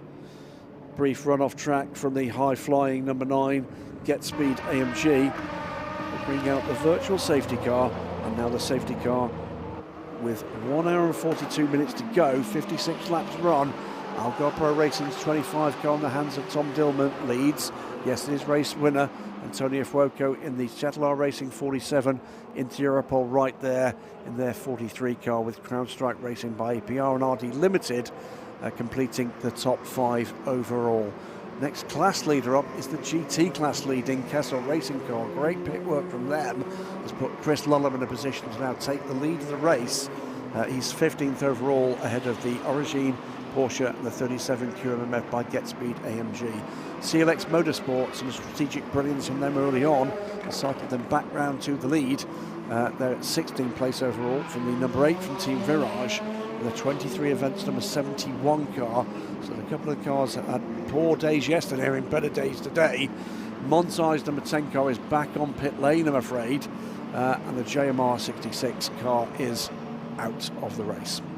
Yeah, and we're just seeing the wave by here with the those runners that were out of position behind the safety car. So they've been told to pass the safety car, and they're now running around the track trying to catch up to the back of the pack. So that's going to bring a number of the GT runners back onto the lead lap, which is great to hear and great to see. And yeah, I think this is going to be another pretty big shake-up here with this. The weather has calmed somewhat. The track is still wet, but I think that this is going to be another part of the race, another chapter in it, let's say, for all of these teams and how they deal with this wet weather and these tyres that are currently on the car with new drivers on board, quite a few of them, and just to sort of see how they go through this next phase of the race. Hour and 40 minutes to go, so there's an awful lot that's going to happen here. It's two fundamentally different challenges, isn't it? We saw on the last weather intervention, if you like. What we had there were cars on different tyres with a partially wet track, and it was who was dealing with that best. What we think at the moment is pretty much everybody may well be on wets. I would say yes. Yeah, and a pretty much fully wet track. Not quite, but pretty much fully wet track. It's not quite fully wet there. That was the spot where all the weather was coming from, but it's actually not that wet there on the entry to turn 7. He's not getting tired. Yeah, just taking it easy down there. It's been tough. I mean, he's been busy. He has indeed. Nearly as busy as David Addison, but not quite. Not as moist. No, true. But yeah, and back into a place where offline standing water again. And at racing speeds, that's going to be a place where you start to see rooster tails as well. Yeah, and it's going to be, okay, who blinks first here by going through and into the slick, dry tyre? Go away, he says, politely. I don't know what he's saying in Polish, but I bet it's not polite. ARC Bratislava. I thought that was into Europol. I think it's ARC Bratislava. It is indeed. I just noticed the bodywork. Good to have them back. Yeah, brilliant. They're a good bunch. They're long-time team manager, by the way, Michaela, now with Breton Racing, has been all season. So a Czech team and a Slovak team, and I'm very aware I described Breton Racing as Slovakian earlier. That's the reason why it was in my head. They are indeed, of course, a Czech Republic team. Close neighbours. Right. And not as much offence as I've caused with misnaming nationalities before. You have a bit of a track record of it. Well, I want to bring it up, but you have now. The diplomatic incident and the subsequent small war did blow over quite quickly, so that's okay. Colombia and Venezuela. Yeah. Let's not talk about Venezuela. 99, you need to close this gap, please. The gap is increasing. 99, if you can't keep the pace, move to the side to let the other pass. Car 99, pick up the pace. That's the 99 JMR Corvette, and that is Ben Green at the wheel of that car. Let's hope Ben's not got a problem. That's the locally based team. A Prince of Peace in each of those cars, and I believe His Majesty was with us briefly yesterday. Came here to watch goings on. Fantastic. It is the looking pretty car dry. Is starting his third lap. Safety car is starting his lap 3. So the reason for explaining that from Gwen Boursier is at the cessation of this lap, pits will be open. I can see a few people could possibly come in. Well, they're all going to take a look and see what they think in terms of drivability. They're all going to be looking hawk-like at the weather radar. And most really sensible race teams, and trust me, most race teams have some really sensible people in them. There's somebody local that knows the way the weather behaves. Yeah, maybe this end of this lap is a little bit too soon. Charlie Samani. Yeah. David Yarigon. But yeah, I could see with Young in the background. Sorry, excuse me, Ollie. No problem. As quickly as this racetrack dries, there may well be a few here that are going, can we? And as engineers always are, they're impatient. They're like, yes, how early can we go to the slick tyre? And they're always liking a driver that goes, yeah, I can do it, I can do it. I know I can handle the conditions. And there's a lot more pros in the cars right now, and so they'll be really leaning on that experience that these pros have to go, right, come on, when do you think? Is it this lap? Is it the next lap? Yeah. Sam Cox. Massive legacy of success for Algarve Pro Racing in this championship. Yeah. Well, talking about Algarve Pro Racing, you know, they listened to me was very quick, who was already there. David Addison is down in the Algarve Pro garage with Enzo Trulli. Enzo, that was quite a stint. It was a good drive, a good battle, and you had the weather to cope with as well. Yeah, it was amazing. The car felt amazing, and I'm improving every lap. You know, with traffic is something new for me. So every lap I do is I learn something. So yeah, it was quite a fight. I was really close to Milesi, a bit short. Then the rain came. So yeah, we are still in the lead. So this is good. Yeah, for now it's an amazing race. Yesterday was really good. Let's see if we can close it like this. How are you enjoying LMP2? A little different from what you've been driving? Yeah, I mean, the car is amazing, super fast. And, you know, it was the first time I did more than 40 minutes race. So also that, to manage myself, is not easy, but I'm doing quite well, I think. We read, of course, of your award with Porsche Motorsport Asia Pacific. Now you're doing something very different. What's the future? Well, the future is for sure combine both. Next year will be, I think, a good program. And, you know, Porsche is giving me a really good opportunity, and I'm working as hard as possible to become a Porsche driver. Fantastic. Well done. Good stint. Yeah, great. I have to say, very impressed. Yeah, absolutely. And he's got such a look of his dad, isn't he? And he talks very similar to him as well. Mannerisms and stuff. But we are going to go back to green here very shortly. Well, move away from the fences if you're here, and strap yourself in if you're at home and you've got your couch so fitted with safety devices. Green flag, no overtake before the line. Away we go, and it's going to be under the control of Tom Dillman. He goes and takes the wide line. Away we go now, back to green flag racing on a very wet circuit in parts. It is, but these dry patches are going to come super quickly here. Settlar's looking to come up the inside, as well as the Nick Cassidy. Not too far back in the interior pocket, and I think that's United car. That is the 6 car coming back. That's Paul Di Resta now, I think, isn't it? That pulled that car. Yeah, they're looking to unlap himself. It's Ben Hanley back aboard the car. Yeah. Oh, no, he's not getting out the car. My apologies. It's trying to get himself back onto the lead lap because of the delay they had with the off-and-fill flare. Yeah, that's it. Oh, the Settlar car going up the inside into turn 4. This is for the lead.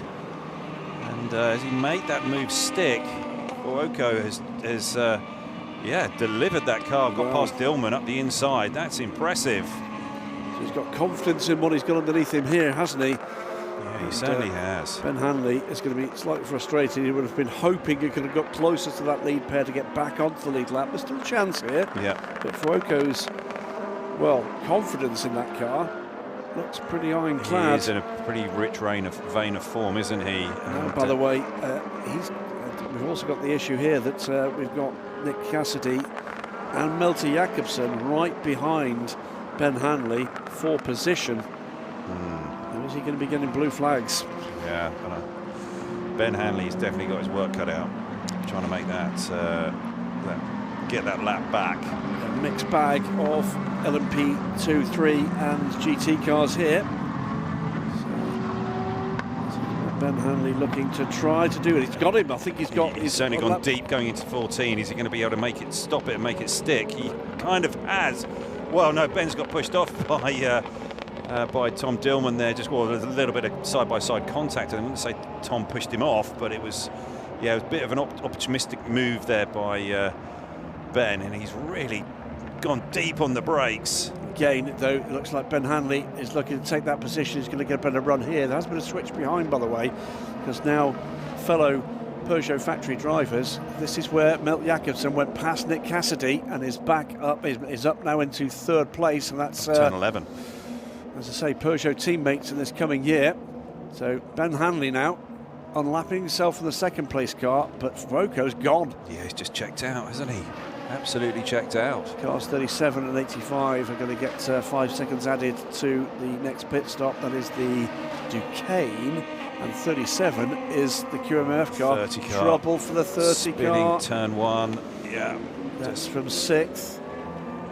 Mikkel Jensen will have taken advantage there, so he's going to have lost a position. Tom's not liking this wet weather. He really he's got Molt going around the outside of him, coming out of turn 4, but can Molt get it up the inside into 5? Yes, he can.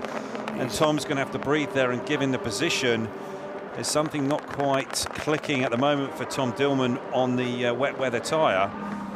And it might be just a simple thing, you know, in setup that really works in the dry for Tom and that 25 car, but then in the rain, it's not quite there.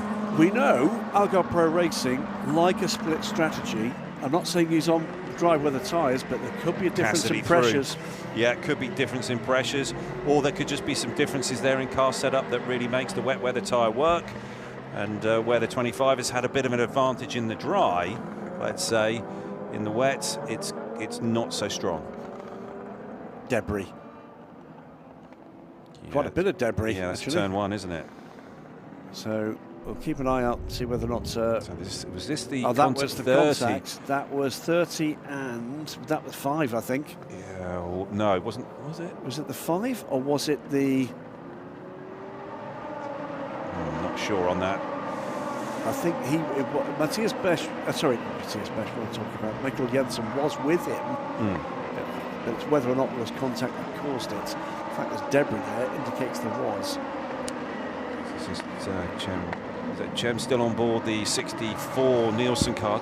They've had a really quiet race today, haven't they? It's not quite clicked for them, has it? Nowhere near the competitive level they put in yesterday.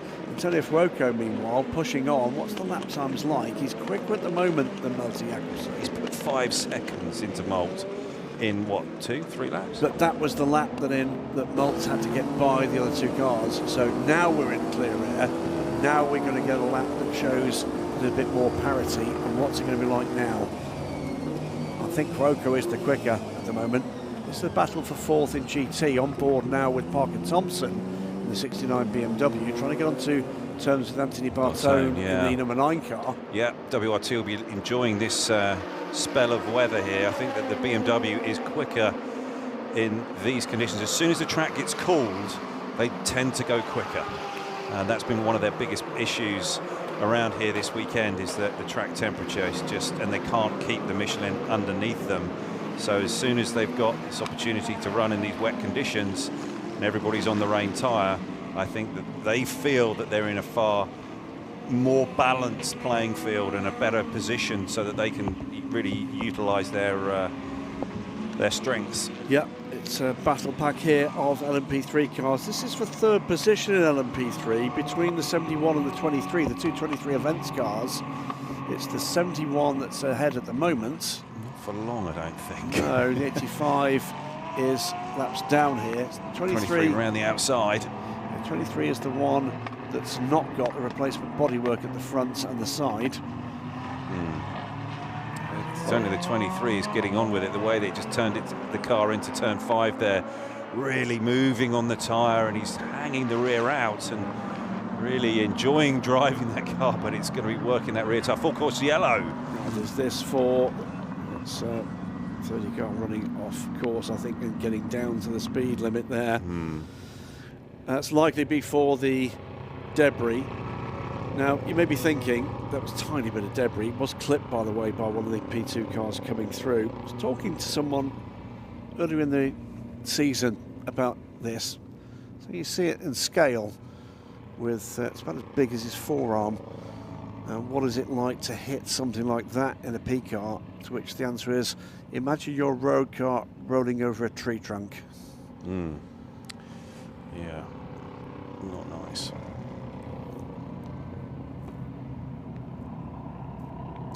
We'll be going back to green, I think, quite quickly. I think so. 22 and 30 positioning themselves here for a bit of a battle of the release of the pit limiter, or the speed limiter. 80k limiter. Watch there, they're looking for that FCY screen to switch to green. Yeah. Full course yellow will end in 15 seconds. So they'll be given a countdown. All the drivers will have that through their radio. The engineers will be counting down to where it goes back to green, so they know that they can get release that. Oh, it was. Oh, it wasn't from the P2 car. It's in the P3. Back the to 23. Here we go, and indeed the RD Limited car trying to get it done on the. Oh, the two of them chasing one another, looking at one another, driving off the racetrack. Yeah, it was like, you can brake first. No, you're going to brake first. I'll take that one. And that's allowed the chasing car to get back with both of them. Yeah, they led each other off the track there. Tristan Vautier on board the 30 now. Ooh, a spirited disagreement there. Yeah, there's a lot of conversation there. Team Virage. 22 car. Who's on board that now? It's Felipe Laza still on board that. He's doing a fair job, Felipe. He's not had much time in LMP2 cars. And by the way, if watching and listening in from home, Stefan Aust, who should have been in this car, a nasty injury, really a horrible shot. Portimao. Yeah. Hope you're doing okay, Stefan, and we will see you soon. Hopefully back for Dubai. Let's hope so. Don't like to see that in a motor race. I mean, none of us do. But those mix-up accidents. So should have been making his P2 appearance here. Bernardo Souza, the latest of a number of late additions in that car. With a cast list as long as a Hollywood movie at one point. Chetlar Racing, by the way, 6.7 seconds ahead. We've got two more cars that are going to get penalties, 94 and 29. 29 is the Forestier Racing car, isn't it? That's the Lucas Figuri pedal car. 94 is the High Class Racing. And in 8th in LMP3, second place car from yesterday, virtual safety car infringements. Fuoco really has got a grip on this race, and he's read these conditions brilliantly. And this car just seems to have come alive in these conditions with him behind the wheel. I'll tell you what, though, he may be pulling away from Milt Jakobsen, but Ben Hanley's still in there to try to get himself unlapped. Yeah, he is. He's just off 4 or 5 seconds, isn't he? But he needs to get by him and then start driving away. There he is. Yep. There he is. Popping up. He'll be waiting for the leader to be into a bit of traffic. There's not a lot of traffic. A couple of 3 laps, though, there will be. Yeah.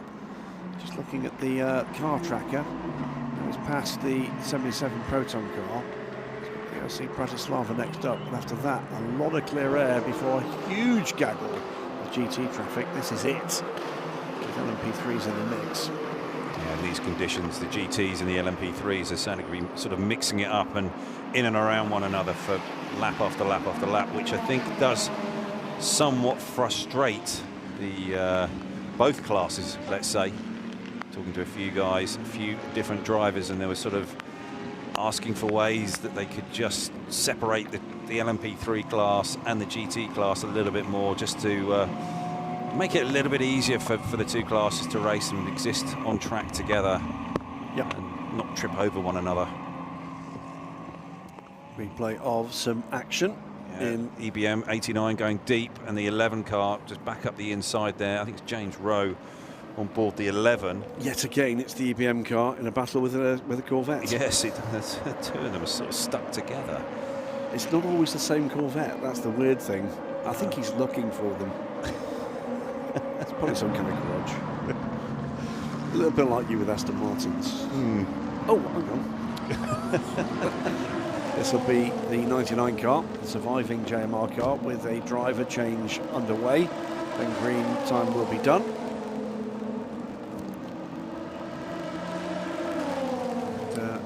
Hour and 23 minutes to go. We're looking for where? This is the 30 car and the 88 car now. So 30 and 88. The 70 car in the mix there is a lapped car. Yeah, so it's Vautier, and who's on board the 88 now? 88 is Lorenzo Fluxer. Fluxer, yes.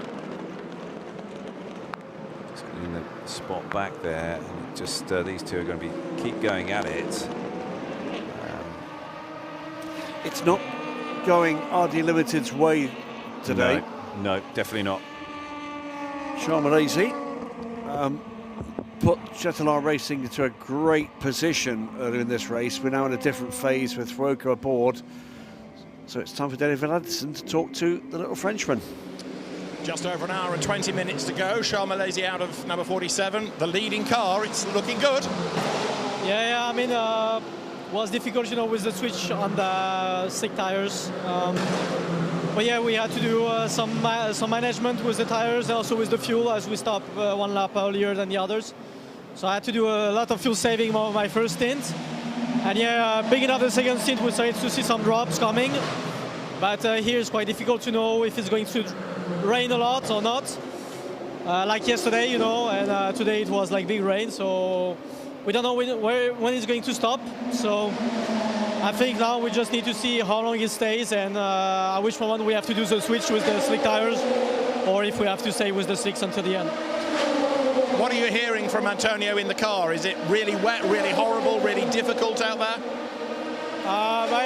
It's his first time in a car in a wet condition, so he's doing quite well. Yeah, and because he was at the FIA ceremony, he didn't had the chance to drive the car on wet on Friday. So yeah, I mean, he's doing a pretty good job, so hopefully we can keep this momentum, and yeah, we'll see how it goes. Charles, well done. Yeah, good point that, isn't it? Because you get thrown into the car for the first time in the wet, and by the way, you've got to maintain the race lead. Talk about pressure. Yeah, just a touch, and try doing that after 25 hours of flying around the world. Understatement, I think, of the year there. Yeah, he's doing a pretty good job. He's doing pretty good. He's never been in the car before. Yeah, fair in the rain, and he's just driving away from Molt Jacobsen, Nick Cassidy, Tom Dillman. He's a quality driver, and there's something about sports car racing. Again, is a guy coming out of single seaters where he did pretty well.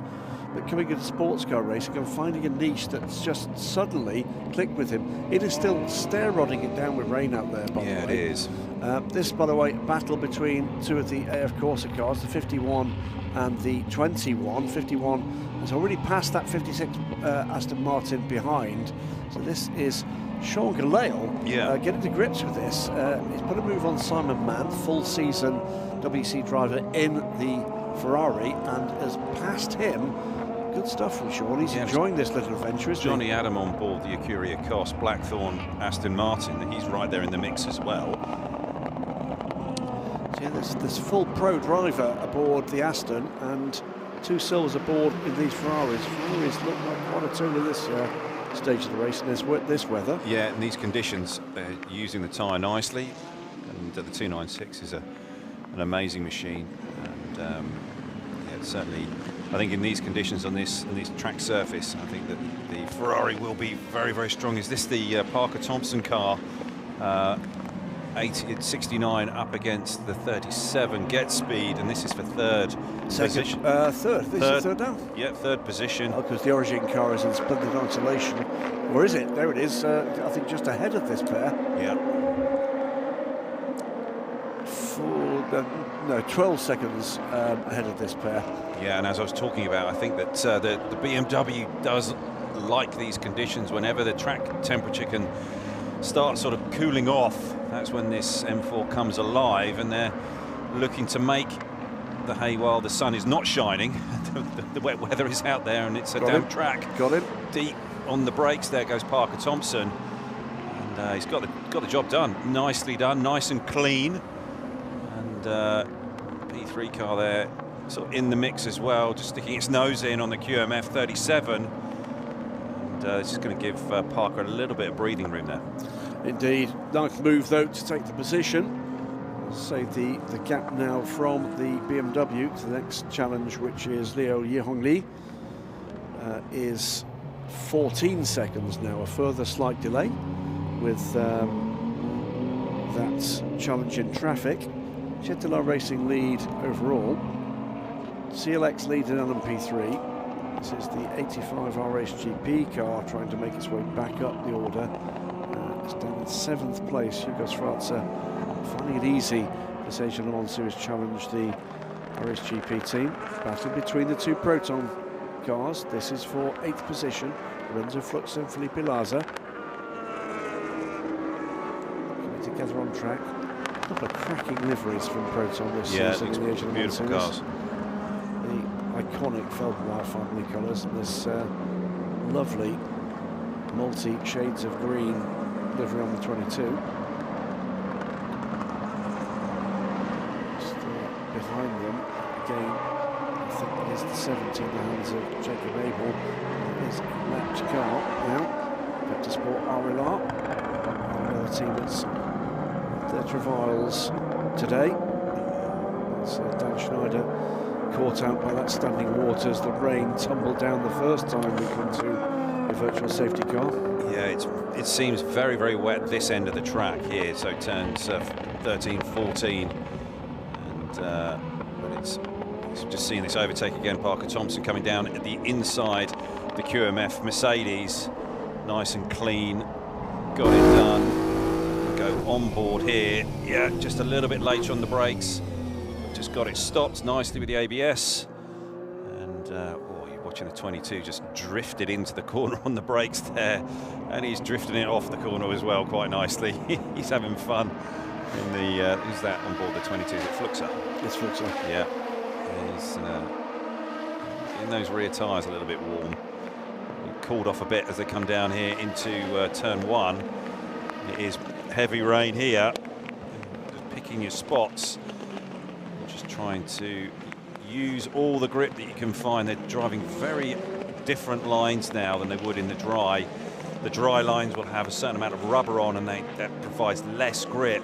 So all the time you're hunting around trying to find a big snap there from the 88 car as it came through, and the 22 was also on the exit curb of turn 3, which is super unusual. Yeah, not a lot of grip out there on those painted surfaces, and that certainly as a driver is something you want to avoid. It's getting wetter and worse, isn't it? One quick penalty to just report. It's for the last running car in LMP3, 5 seconds for virtual safety car infringement for the 26 Breton Racing crew, another crew that's really not having a good day today. We'll just report we are now at the stage where the leader is in traffic, but then so is Malte Jakobsen. That gap came down to just under 5 seconds briefly and is now up to 8. But look in the background at who is catching the leader. Yeah, Ben Hanley. Ben Hanley. So Hanley at the moment is in 13th position and the first lapped car, but he is quicker at the moment than the race leader and looking to see what he can do to get back onto the lead lap. Yeah, it'd be quite a turnaround if he could get up on terms with Fuoco. Well, I think if he gets there, Fuoco will be effectively told to let him go. Yeah, I think so. I think so. And that, he'll be aware of that too. Yeah. But look at the lines that Fuoco's driving here. He's just so clinical with where he's placing the car and the way that he's driving through those particularly wet sections of the racetrack, and where and how he's coming through here. It does look treacherous down there at turn 3. We saw that clash at turn 1 a little while ago. Car 5, which is Mikkel Jensen aboard the United Autosports car, is getting a drive-through penalty for causing a collision with car 30, the RD Limited car. Right. So that number 5 is in 7th place at the moment. Yep, when you see how Fuoco's driving around this track, you go, well, it's one of the reasons why he's so much quicker. He's picking the points, he's driving on, he's not driving a dry line, he's driving a wet line, very much so. And he's just hunting the whole time for the grip. And that's what the very best drivers in the world do, is they look constantly trying to find where the grip is when it's these sort of conditions. It's an interesting thing, isn't it, when you find a driver like Antonio Fuoco, he just finds a formula. And by that I mean a form of racing that just suits his style, his attitude, his aptitude. Yeah, and it's also in these sorts of situations, like the move he's just put on two GT cars there, right round the outside. And he just had the confidence to do it and executed it and just got on with it. Ben's just got caught up behind those GT cars as they came through turns 12 and 13. And it's sometimes stuff just works for you. Just the opportunity opens up, his door just opens, he just walks straight through it. Yeah. So 13 minutes till we get into the final hour of 4 hours this afternoon, 8 hours here in Sepang. It's been another fabulous weekend of racing for the Asian Le Mans Series. Action-packed, hasn't it? Really has. Yeah. It does produce good racing, this track, in multi-class racing. And again, that's another odd part of it. Yellow flag turn 15 entry. We've got no car. 23 is rather staggering through there. Going again now. I think that might have had a run through the gravel. That is Isaac Arashi. More rain tyres ready for the Proton Banksy car, 77. Well, they will be reasonably convinced then that this rain has got a while to go. They've been on slicks. You see that? Were they? Yes. I think that possibly answers the question as to whether or not it's been through the gravel there. We can get a shot here from the cameraman. Can we show us the tyres again? They have. They have been on slicks. Oh, that's not slicks ready as well, though, is it? So 23, I think by the look of it, he was on his way in, and I think he's found the gravel on his way into pit lane. Yeah, maybe just overcooked the entry a little bit there. And get the old dust, the broom out there. I think the tyre guy or the truckie might be looking for the broom right now to try and sweep that bit of... He doesn't run back through the same gravel he's just shed. Yeah, exactly. Spin it up into everybody's faces as he leaves the pit box. Yeah, 30 and 49 battling for what the moment at this point is the final point scoring position. Comes 9th and 10th as the 5-car runs through pit lane. RD Limited haven't had that sort of fairy tale run, have they, like they did last year? Took a win here in their sports car racing debut. 23 is struggling to fire up, we're hearing from David. I'll tell you what, the turn 3 spot, it looks absolutely treacherous in a P2 car. Seeing that it's sort of like standing water, sort of maybe even running water there. 23, just as they were reaching for the dollies. It's a bit like a toddler, isn't it? As soon as you actually go for the thing they don't want to see, they decide, okay, I'll comply. But yeah, that's turn 3. It's a sketchy, I would say. Again, in the years we've been talking about racing here, it's a place you've spotted early where the overtaking position is going to come in 2 or 3 corners time. But to do it, turn 3 is critical. Yeah. Turn 3 is, it's kind of,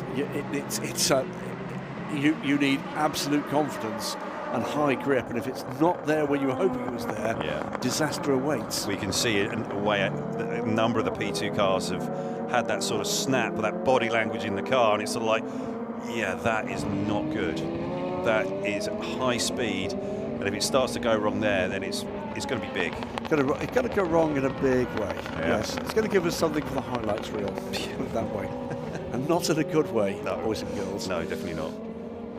So the gap now, by the way, Antonio Fuoco has suddenly found space, so that traffic has worked for him, and you described it beautifully again, Ollie.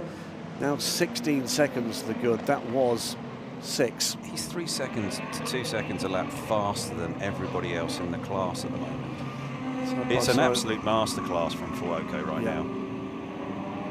Whatever he's doing, everybody needs to be watching and looking. Yeah. Matthias Besch here with Matthias Kaiser battling away. It's Besch that's got the better of that. RD Limited Tristan Vautier on pit lane now. It's for 5th place. DK Engineering have had a better afternoon at this stage of the race with Nemo, the clownfish liveried car. Just hearing the 34 Corvettes just going back into the garage for more repairs. So that's the Racing Team Turkey car that had the incident I'd noticed, by the way, and meant to mention it earlier, that the Monsai number 10 car, having rejoined the race after that repair, has been in the garage now for a long time. I think that is done. Fortunately, yeah, all of those incidents, that rain that we had, that real sharp shower. Well, both those cars involved with the impact of the same other car. Yeah, the 66. Really, really unlucky. So it's the 30 car, with rubber going back on that car. I believe the 77 was out there on slicks. It's amazing. 3 car going deep there at turn 14. Yeah, that was a miscalculation. Harry King aboard the 77 car now, down in 17th place. Be interested to see what Harry can do in these conditions. It's a long way back to get to a point scoring position, but I'm sure we'll have fun trying. 43, it's Europol competition. Rolling down pit lane now from 4th overall, the hands of Nick Cassidy. Yeah, should be the end of his time, I think. Yeah, we're seeing a lot of P2 cars just coming in for stops. They're looking to get their final driver in and through. So I see that Nielsen have stopped and switched to Alex Quinn in the car. There we go. Yeah, indeed. And it is a driver change too for 43. Welcome to Europol. And that gets Nick Cassidy. Norman Seagull is going to be getting in. Norman Seagull, who knows how to win in the Asian Le Mans Series, as we said last time around. Took his first sports car win and the first sports car win in LMP2 overall. Into Europol in the Asian Le Mans Series in Dubai some years ago. A race into darkness.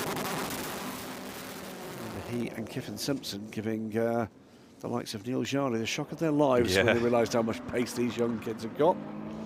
Yeah, here comes Antonio Fuoco, continues on this amazing charge. 18 seconds in the lead now in the P2 class. It looks a bit brighter out there. Plenty of just at that point in the circuit, the sunshine was beginning to break through. Just over an hour to go. Woko's gone deep there, and it's we're getting reports. Oh, and that's one of the challenges here with the windscreen wiper running constantly. And Nick Cassidy's just giving us the messages here. It's super difficult to see when you get the windscreen wiper sort of delaminating and smearing its rubber all over that tear off there that's just come off the windscreen, that really visibility is very, very compromised. I think his car's in trouble. I think his car is in trouble on its outlap.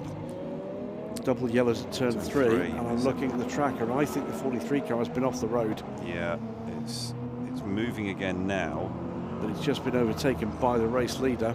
Yeah, it's now a lap down. So, trouble on its, well, that's new tyres. Tricky track conditions. What else has been involved here? Yeah, the P22 car coming down pit lane. It's getting drier just there on the front straight. The rain has stopped. Yeah, David Anderson confirming that it is indeed improving, but how quickly would it improve? Certainly no way as much standing water here at turn 1 and turn 2, starting to get that little bit drier. This is the thing, I think one of the plus sides with so many cars on track is that you will get drying line more quickly. We're going to see, is this the 43 we're going to see? No, it's not. This is a different issue. 39, just running a little bit wide there. But you are going to get the wet weather tyres effectively squeegeeing the water on the racing line out to the sides. I think also the heat that's in the track, and also as soon as the sun comes out, it just starts to burn this water off the surface. It just depends on where the humidity is right now. So we're not a million miles away from the final potential pit stops for any of the GT cars. Yeah, they're going to be lining those up very, very quickly. And, potential dramas, by the way, at the moment for the leading car in LMP3. This car car 17 leads Team Virage's car 8 by just 3.5 seconds, is under investigation for virtual safety car infringement. And could be costly. It was the third place car. Third place car is probably about a minute back. Almost a dry line there on the way into turn 7. So it's not much spray here at all. Little patches there on the road. Well, here's the thing. Yeah, we're seeing it almost a dry spot here coming into turn 9. We've got a few minutes before these cars get to pit. Are we going to see these switching to slicks? I mean, it's going to take a bold move. That would be a gamble for sure. With as much standing water as there is, dollies. 26 car. Well, that's why. Wow, they've had a really rough. Those legality panels must be the most hated thing in the world of an LMP3 team owner. It doesn't look like that's what they're just trying to fix here, to be perfectly honest. There's something else going on here. There's 2 of the new designs that we've got, 23 in the garage as well, so again LMP3 over a bit of a wretched period here. They do have a couple of solutions to a quick change. The ADES, quick change rear end, but there is a penalty in terms of weight. Sure. And the Ginetta with a slightly less quick change, slightly less weight-induced solution, but it's certainly not the legality panel. That was the car that took a sideways biff, wasn't it, in the turn 1, leaving the debris. Yeah, with the Ferrari, I believe. So a minute away from the final hour here at Sepang. Antonio Fuoco leads Melty Jakobsen by 17 seconds. Tom Dillman in the Algarve Pro car is a further 9 seconds back. So we're going to start seeing this switch up here. The lap times have certainly switched between Molt and Antonio, and they're both running around about 2:11 now. Seems to be the lap time to do. Let's just see if Molt Jakobsen picks up some more time as he comes through on this lap. They're running roughly about the same in the sector times. That, by the way, that the United car that was pursuing Fuoco to unlap himself has had to pit. He's changed now to Paul Di Resta. Let's get out of Proton competition. David Addison, who's popped along there for a chat with Felipe Laza. Felipe, that was a hard stint, a long stint, a hot stint, and coping with the rain as well. Yeah, I mean, was quite a wild ride, to be honest.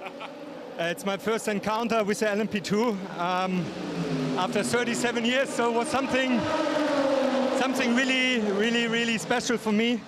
Missing my co-driver Stefan, who's still recovering from the big accident at Portimao 8 weeks ago. And we started this journey together, and hopefully he's ready for Dubai. And a lot of things to learn. Now it's a different perspective for me as well. Actually, I'm working as a coach to teach people. Now I have to find all the secrets by my own first, to then give it to my protégé. But at the end, one lap is fine. It's just like tire management is one thing. And I mean, they're the big boys out there, so good competition, high competition. And I mean, first time here in Malaysia, crazy. Just like, I mean, I'm a bit overwhelmed, to be honest. And quite exhausting. What's it like in the car, not only with the heat, but you know, you're quite a tall chap, and when you got out, you looked like you were having to stretch. Is it uncomfortable? Quite a giant, quite a giant. So, I mean, at the end, for sure, it's not the right size. If I see the young guns with 61 kilograms, I'm 90 kilos above, so there's always an excuse, right? No, I mean, everything is all right. I get used to it, and it's part of the game. Great job, thanks. Well, we'll reiterate that before we go back to Felipe Laza. Dramas for the car 17 leads LMP3. That's the result of that investigation into the VSC infringement. It's a 5 seconds penalty added to the next pit stop, and the car that's chasing it is this car, and it's less than 5 seconds behind. So So that's going to be costly. And now it's down to what pace can they find on track or on pit lane. But again, I'll reiterate, if Stefan Aust is watching, sir, we hope to see you in the UAE. Slightly emotional interview there, I felt, from Felipe Larza, and coming to grips with this wasn't the journey that we're supposed to have. This was supposed to be something he came with Stefan together, but more than that, it's a massive readjustment for him, Ollie, into a completely different form and level of motorsport. Oh, absolutely, and I think you saw it there. As he was talking very eloquently, actually, about, you know, that challenge of driving a P2 car and everything you really got to wrap your head around. And then you add into the fact that, yes, he is over 90 kilos, and the guys that he's racing against, you know, Charles Malaysia, Antonio Fuoco, I think they've got to be around about 60 kilos. So it's 30 kilos of weight that you're sort of giving up there, and that does make a difference. No doubt it does make a difference. So there's lots and lots of things for him to work on and think about. And you know, I'm sure that he'll be taking a lot of this experience away today here and applying that for the next 2 weekends in Dubai and Abu Dhabi, Yas Marina. Well, in one way, and in only one way, it's a good thing for him in terms of his role in mentoring Stefan Aust. Because when he comes back, he's got more of a baseline to build on to advise his driver. Of course. By the way, back into the fray comes the 26 car from Breton Racing. Fuoco now 19 seconds to good. It is definitely palpably brighter now out around the circuit. And I think all of these GT runners are just looking at this weather going, right, when is the point? Where's the switchover point here to go to the dry tyre? They're well inside the window now to get to the end on this with fuel. I think that's certainly around about that sort of 56 minutes, maybe an hour, that they can do on the fuel. And so, yeah, they're all just waiting at the moment just to sort of see, okay, track is going to start to dry. Oh, we've got the AMG guys here, get speed. And they're going to be going on the dry tyre. There we go. That's the answer. So the number 9 car, Get Speed, sits at the moment in 7th place. The 37 in 4th. They both led this weekend. The 9 on trouble for the 43. So it had been off track already, but come back. But trouble now for Nolan Siegel. He's sitting stationary at the side of the road. That looks to me like a full Control-Alt-Delete reset, and he's underway again. That's not a good sign. That car, by the way... So that was maybe explains what happened as he left the pit lane, and maybe that problem was there from the very start of his stint. Yeah. You see the United car there just going all the way to the outside of the racetrack, or inside of the racetrack, looking for a little bit of water just to try and keep those rain tyres cool. And yeah, he's searching around looking for it. This is the wetter part of the racetrack here at turn 1, turn 2. But yeah, coming down the front straight there, they are starting to hunt for a little bit of water to keep those rain tyres from overheating. Yeah, that's that problem for the 43 has dropped them currently out of a point scoring position, down to 11th place as things stand at the moment. Castle Racing still leading in GT, by the way. High Class Racing crossover point. It is. Mikkel Jensen and Gustavo Menezes pushing on. 9 and 21 here. This is Get Speed, the hands of Anthony Bartone and Simon Mann in the 21 AF Corsa Ferrari, and that's the battle at the moment for 7th. Tier Sports 11 Corvette is the latest pit stopper. Yeah, and that's James Rowe bringing it in. I'll be handing it over to Matt Bell, and I'm sure they'll be rolling the dice here. Didn't work yesterday for them. Their strategy just didn't play out. And so they're hoping that this roll of the dice, let's say, and getting Matt in and getting on that slick early is going to pay dividends for them. Yeah, they just drop out of the top 10 at the moment, but there's pit stop cycling to go ahead of them. There is the driver change and the pit stop underway. Hopefully we get a chance to see what's the rest of going on this car. Yes, it is indeed some brand new slick tyres. Yeah, James is out of the way. There we go. The boys changing the tyres. Potential problems, by the way, for the 37 car in 4th place in GT. There you go. Under investigation for track limits. Their Silver Drive reported car now. So all of the teams in GT are now going to be looking towards these runners who have just gone to the slick tyre, and maybe just going, okay, how long is it going to take here? 1 or 2 laps? How much? And then pulling the trigger on it. Team Virage from second place in LMP3 on pit lane. Now this is potentially, it is a drive-through penalty by the way for the 37, and there you go. Yeah, it's so tricky. Is the Bartone car going to come back up the inside of Simon Mann? I don't think so.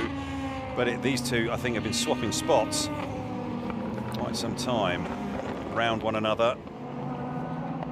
Just keeping an eye on this pit stop for Team Virage, the brake car. Ajith Patel coming in from second place. Remember, that car is in contention for the win. I think these two are going to come down pit lane now. They are.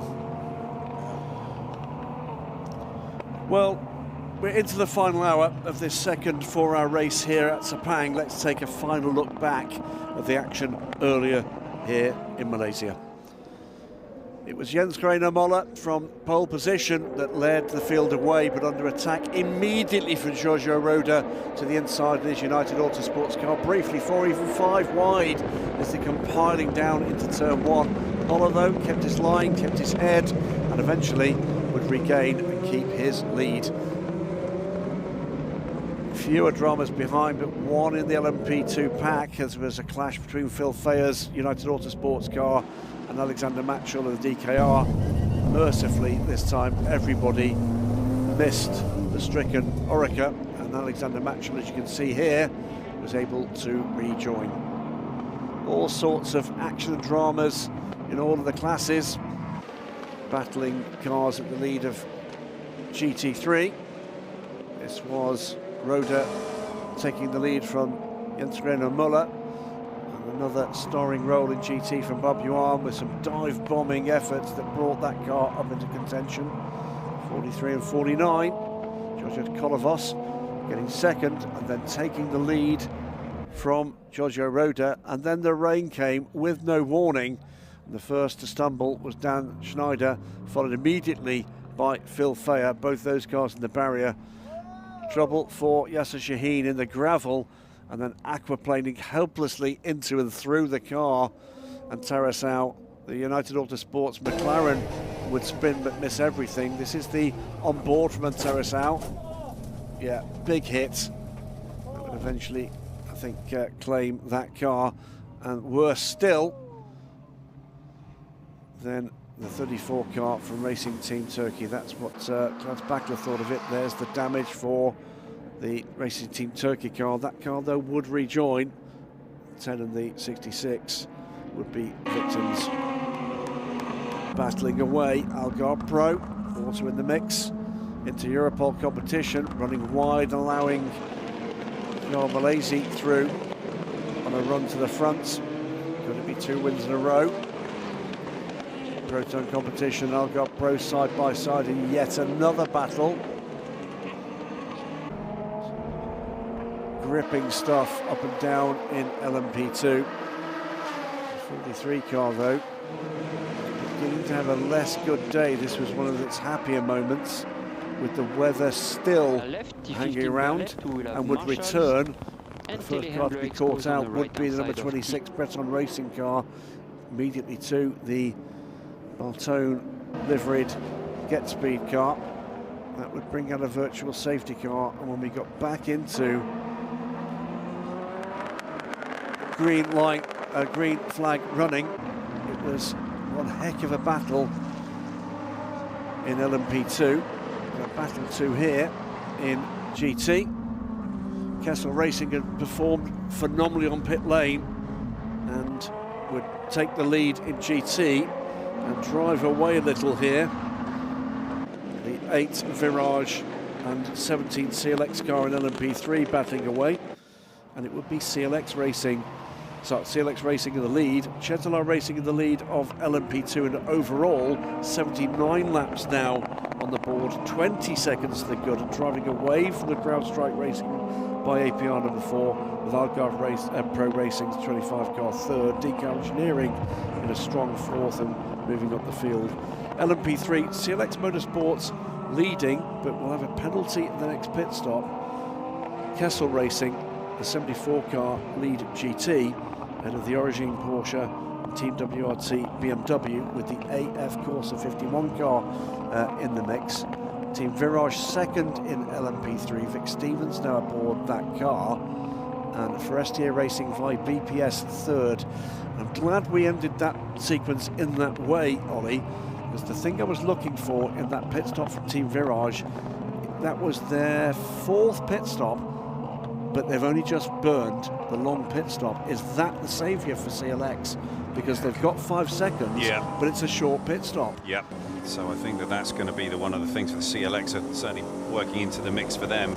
If they win at this point, it's that call to burn the 2 long stops under the first virtual safety car, effectively on consecutive laps. They burned 106 seconds. Absolutely. And it's given them that opportunity, because the field would then, of course, have closed up under the safety car to effectively have a 3-second pit stop. Yep, it is. It is. And we're now seeing in the GT class a number of runners pitting and looking to come in for that final stop. And I also think that in P2, they're all trying to extend as much as they possibly can, so it's maybe just one more stop before the end, but I'm not sure they're going to quite be able to do it. They've done 25 laps, 26 laps for Dillman right now, and that's going to get pretty close.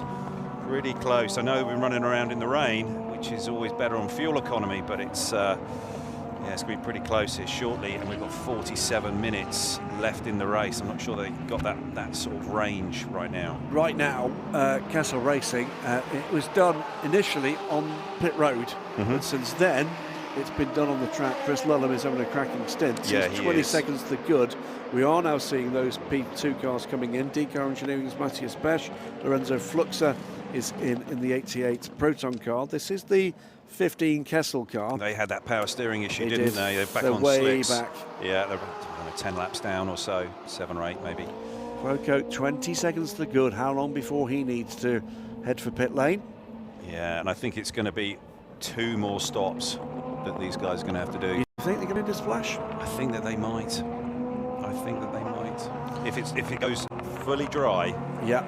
And here he comes. Well, this is going to be, well, the key thing then is going to be who can stay out at this point.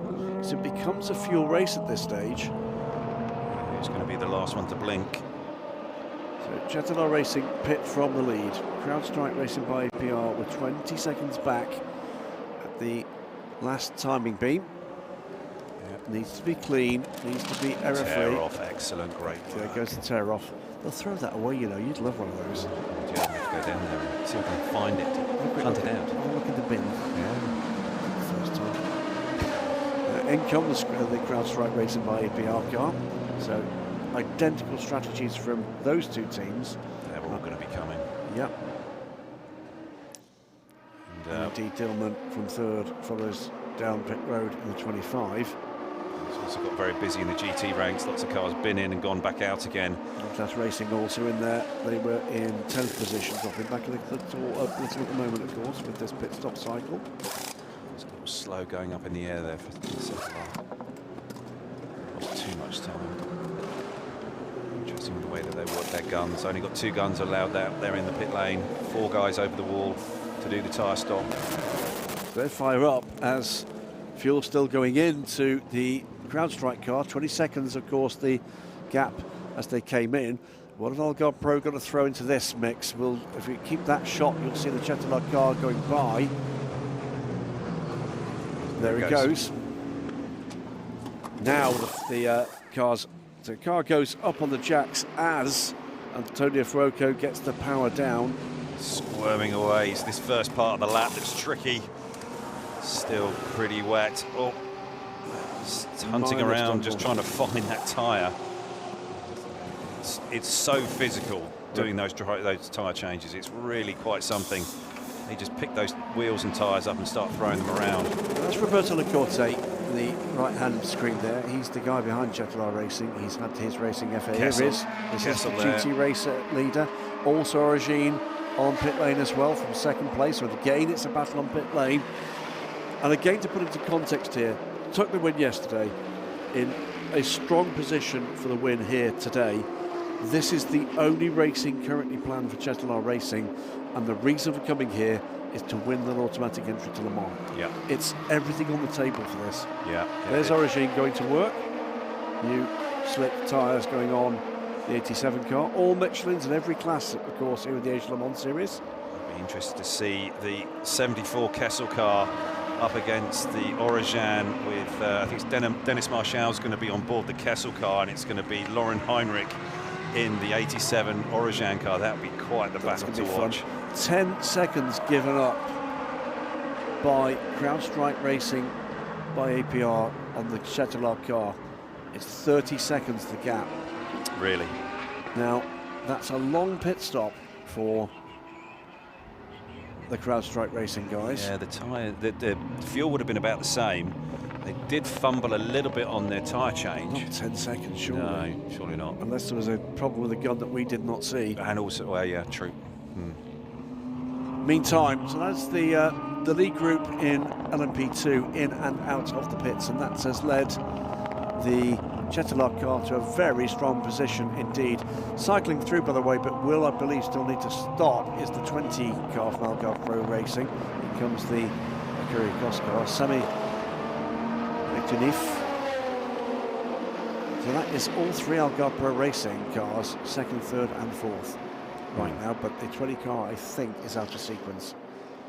56 on pit lane, and that's for its final stop. Fuel and tyres, but I think Johnny Adam will stay on board. CLX Motorsport in and out of the pits. They have lost the lead of the race. They are out back on track and are second behind the Team Virage car. Yeah. So once again, at the end of this race, it's all come together in LMP3.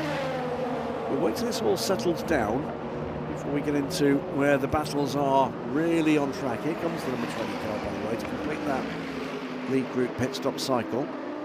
We'll drop back from that second position. Rocco, Jakobsen, truly. Next up will be Matthias Besch and Tristan Gauthier, Lorenzo Flugser. Strong race here from DK Engineering.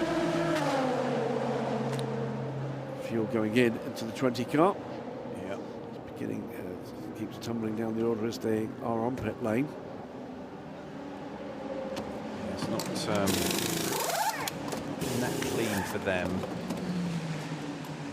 The 22 and the 43. Yeah, let's see what happens with the 43 here. They've had those gremlins in the car, haven't they? Yeah, they have. Problem here on the left front. Can't quite get it off. And that's going to cost them. It will.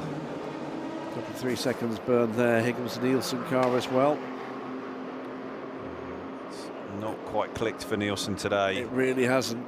It really hasn't. Completely different run from them from yesterday's race. Yeah, they're going to go a lap down as well here. Now we begin to see that light grey line just extend further and further across the track. To the Of course, the cars coming through here. That's 51 and 54. Where are they? Fourth and fifth now. Davide Rigon and Alessandro Pierguidi. This is a battle for position. Two Ferrari factory drivers. Two identical Ferrari 296 GT3s.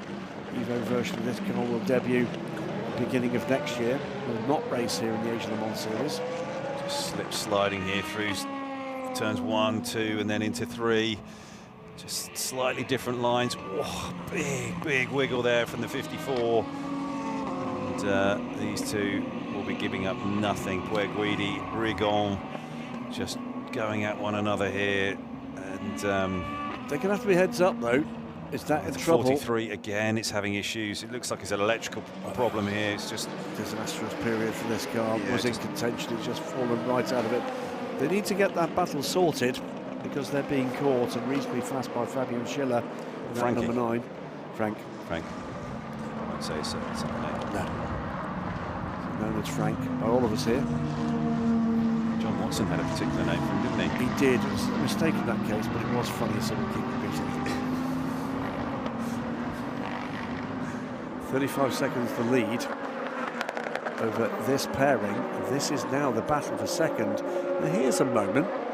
Malte Jakobsen, who had some of his development and learning years with Algarve Pro Racing on his way up to Hypercar. is now under pressure from Enzo Trulli, who sort of replaces him in that role in this squad. Here's a youngster who can bolt in. Yeah. So he's back on board, Enzo Trulli. Yes, he is. It shows confidence in the young man, doesn't it? Yeah, it does. He's certainly in the groove. Bit of a snap there as he just dropped the car onto the exit curb off of 11.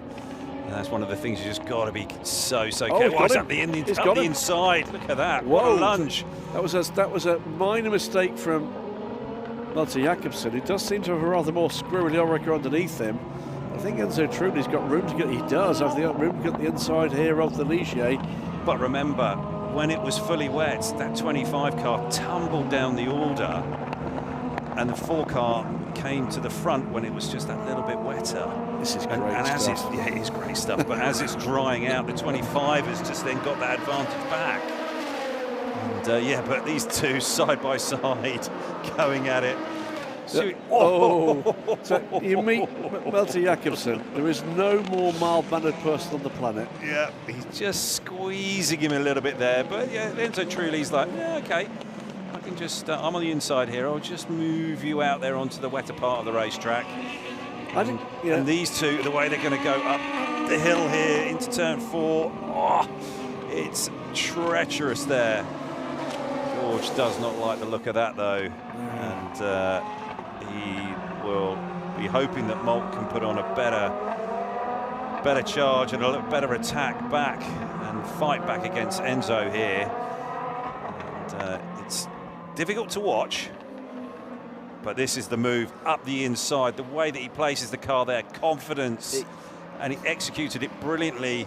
Just didn't allow Molt to run through just underneath him.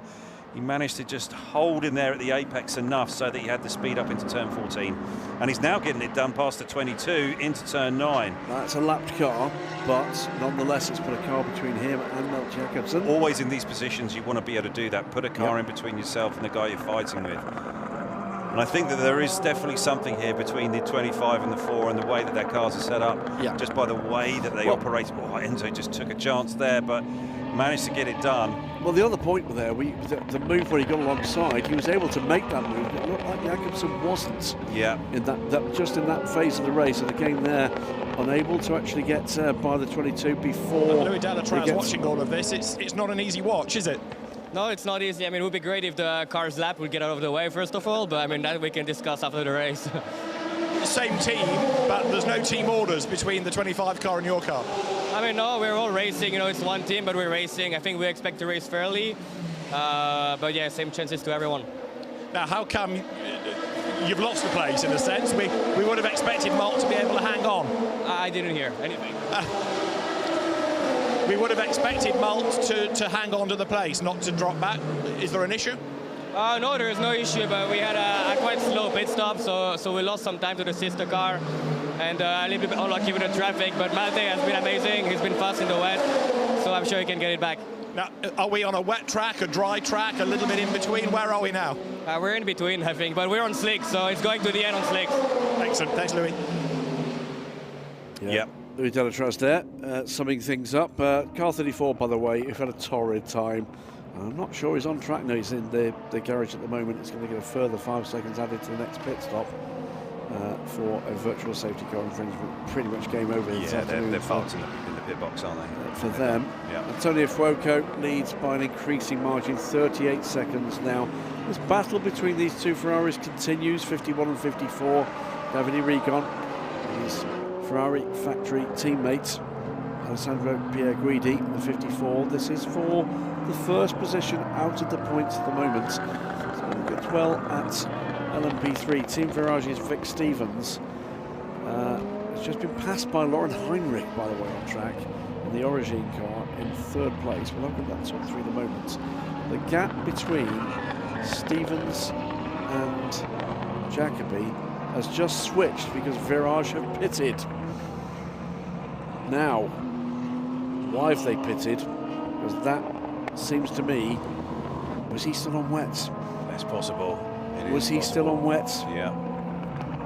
Well, it's been nip and tuck for all sorts of reasons. I suspect it's the wrong car. It is. This is Julian Gerby, by the way, car 8th position, so points to be scored here. This is not the pass for the lead, because it's the sister car that was leading, was in close contention with the 17. Getting reports that the 20 car APR will not fire up. Oh dear, that is, there you go.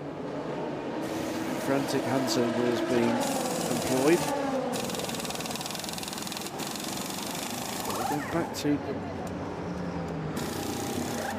right front. What's going on with that? Something odd going on here at Algarve Pro Racing. The car wouldn't fire up, but now they've changed the tyre again. Still won't fire. Now it does. That's dropped them right back. That, I think, has dropped them.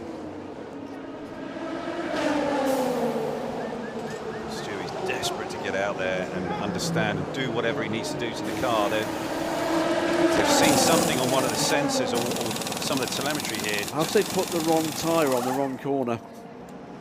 Is that what they've done? They have. They put the front tyre on the rear. Oh my word! That's what they've done. They've switched. They've put it's the front tyre. Wow. The rear tyre was on the front, and vice versa. That's what they spotted. That's quite the. I've seen it before. I have seen that happen before. Okay. In one instance, with a practice pit stop back in the days where front and rear tyres were fundamentally different dimensions. The experienced team manager shaking his head on the stopwatch as the team thought they'd done a great job. Yeah. And then leaving the penny to finally drop. Yes. This looks well in control here for Antonio Fuoco. Enzo 35 seconds up the road. Yeah, Enzo Truni. You saw the pass. Malte Jakobsen. One more stop for these guys to do, I think. It's going to be tight, isn't it? It is. It is going to be tight. Dan Harper, meanwhile, second in GT, 12 seconds back. Yeah, I'm impressed with that 69 car. Engine change has certainly done the trick. Hasn't it just? Yeah, and they've really hung on in there through all of the different conditions. It's been smart, kept it clean. Classic WRT race, making all the right calls in all the tricky conditions and kept themselves right in the hunt. And it's just whether now they can hang on in these dry conditions, because I think everybody would admit that the BMW is just not quite as quick as the Porsche is in the dry conditions. Well, that's the problem they've got. Yeah, and Lauren Heinrich is only sort of some 7 seconds back from Dan Harper. Well, it's getting more interesting than that, because the BMW is catching the Kessel car, but is being caught more quickly by the Origin car with Lauren Heinrich. Yeah, I think that's maybe a blip. I see that the Kessel 74 is managing its situation and looking after its tyres. Waiting to see if there's a final safety car period, and they're making sure that they can use their tyre in that situation rather than burn it up now. 74 Kessel racing car, 16th overall, by the way, and still ahead of the LMP3 leaders, as are the top three in GT. So it's been a sort of topsy-turvy race for those LMP3s. They've had bizarre strategies thrown at them. And the Team Virage car, Vic Stevens, that number 8 car, that was a very costly pit stop, because that's dropped them back down to 5th place from contesting the lead. And all of a sudden, CLX Motorsport are in splendid isolation. They are. See, Rigon and Pueguidi, they're lapping, but they're not lapping as quickly on average as Lauren Heinrich and Dennis Marshall. Marshall and Heinrich are a good half a second up the road from these two, maybe even 3/4 of a second. So these guys aren't quite on the same level as Marshall and the Kessel car. Yeah, hearing from David down in pit lane that latest pit stop was a brave bird. That's just a fan. That pit stop delayed because they needed to reposition the car on the dollies with another car in close contention. That's probably cost them a podium position.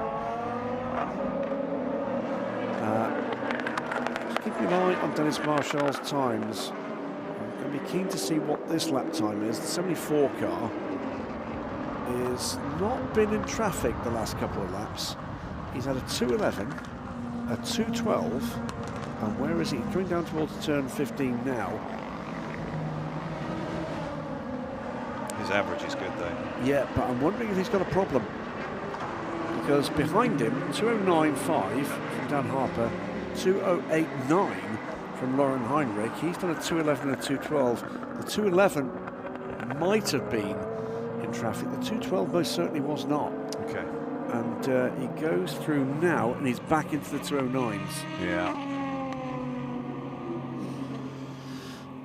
Well, anybody fancy a chat with a happy Italian? Why not?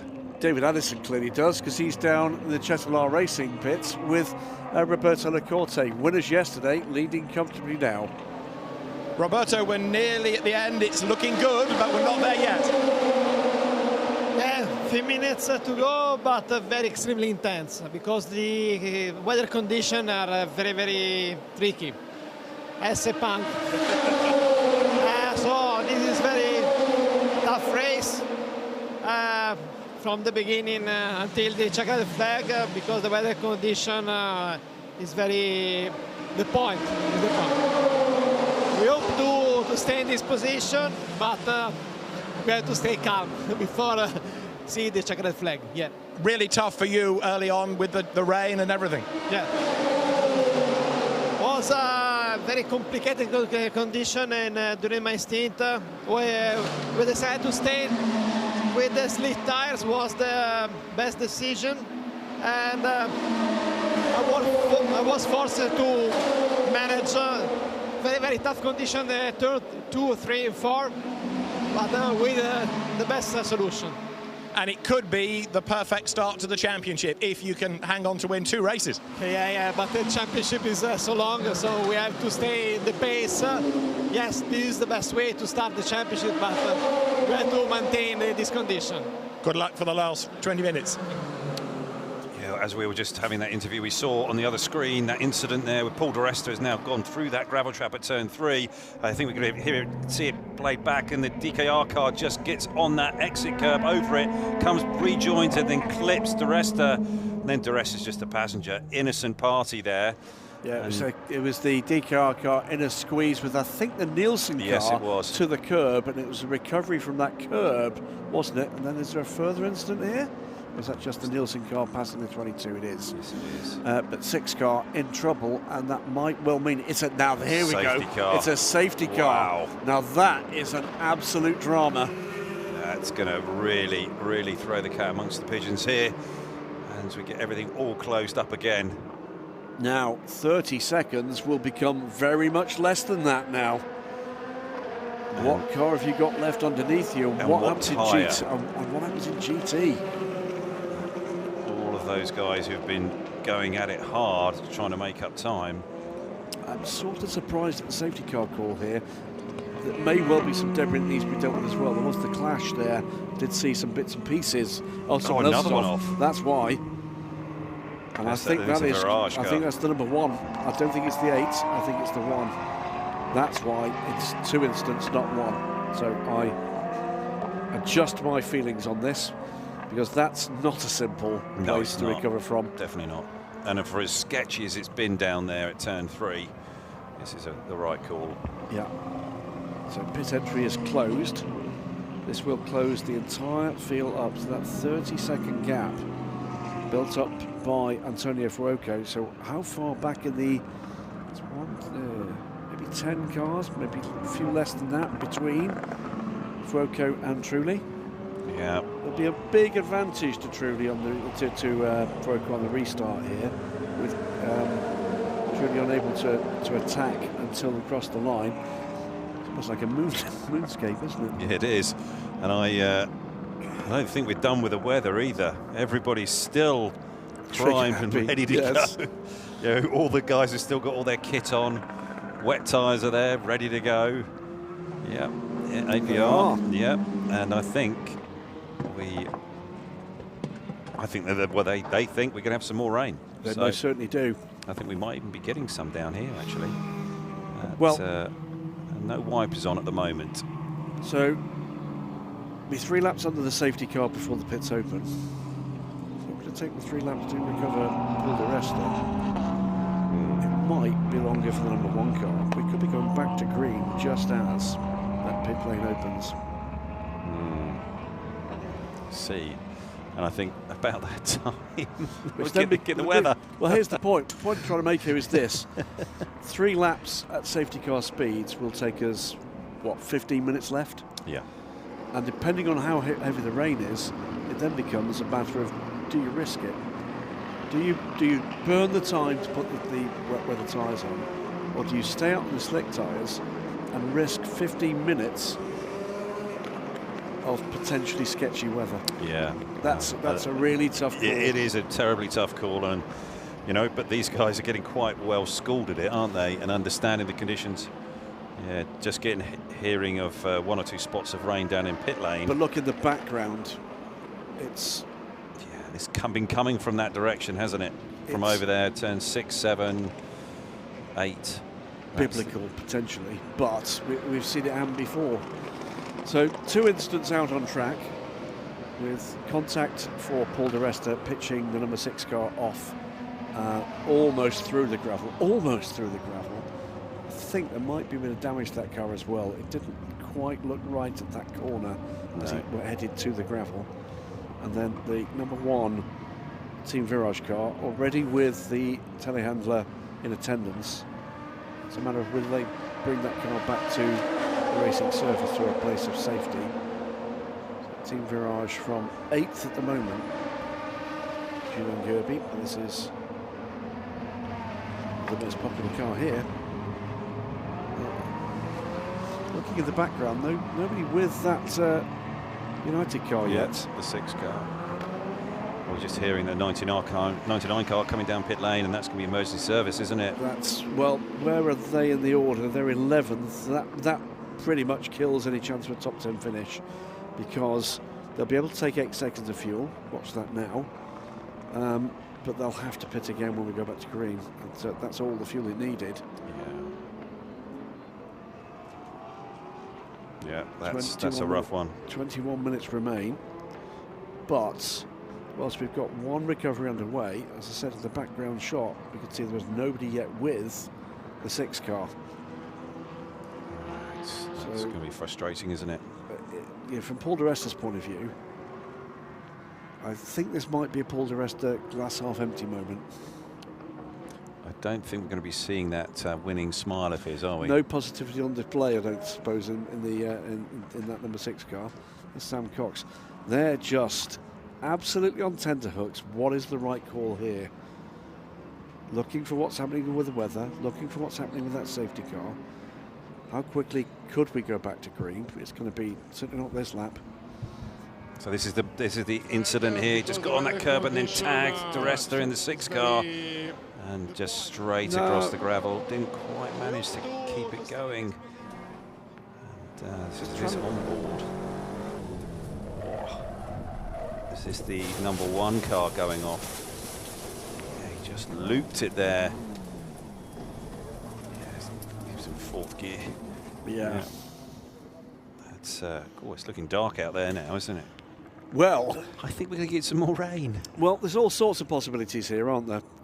Possibility 1 is we go back to green and nothing changes, and it's a race to the finish, but with the pack closer. Number 1.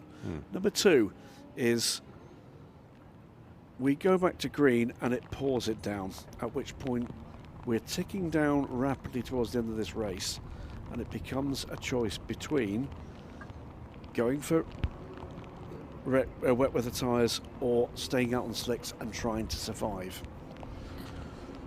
Possibility 3, and we saw it last year, is that it comes so hard this time that they red flagged the race. Yeah, it is looking and we have extremely seen dark. Yeah, we have. Before. Yeah, we have had it here before, a couple of years back, wasn't it? It was last year. It was last year, I think, wasn't it? Race 2 last year. That's what we're hearing. Yeah, it's going to be very, very difficult to call here, and it's, you know, do you just stick someone on a motorbike and send them out to the sort of turn 6. The other side of turn 6, outside the track, and just try and get a read on where this weather's coming from and when's it going to start raining. Interesting little bit of psychology there from Malte Jakobsen going through turn 15. Just got the overlap a little bit. Was letting Enzo Trini nose there. Yeah, because he knows that if this goes wet, and they've got wipers on now, if this does go wet, I've got my money on the 4 car going past back the 25, because that 25 did not like the wet weather. Yep. So the 34 car, that car has just come Racing back Team out. Turkey, Come in again.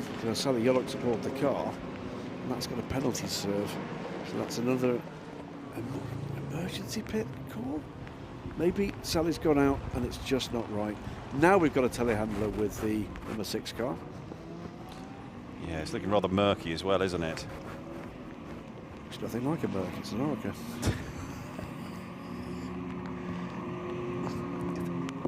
Yes, it's all right. Got 2 more weekends of this. I know you're looking forward to it. Merry Christmas, everybody. 17 minutes to go. And actually, the deeper we get into this safety car, potentially the more dramatic it becomes. Telehandler finally at the 6. Yeah. Get that taken care And of. now Here comes the rain is coming. Here we go. Yeah. Well, so we did say, didn't we, that what you would do would send somebody to look what's going on. And hearing from David Addison, that's exactly what's going on. There's multiple teams sending up, presumably their youngest and least experienced person with binoculars to stand in the rain. Or to stand in the rain, and also possible lightning. Yeah. Ooh. Yeah. David is saying that there is heavy rain in pit lane now. Go stand there with this carbon fibre pole. Yes.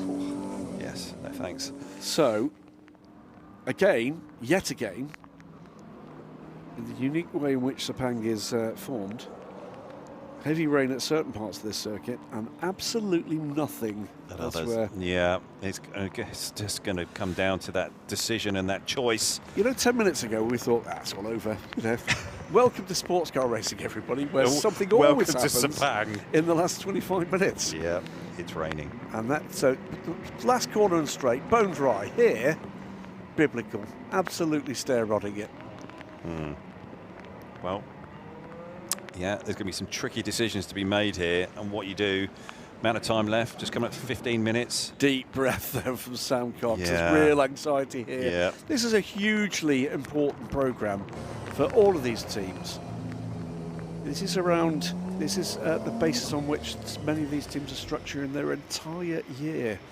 This is testing out new combinations of drivers in cars, new cars in some cases, and beyond that, the opportunity that some of them will get just this time in the Asian Le Mans Series to try to qualify for Le Mans.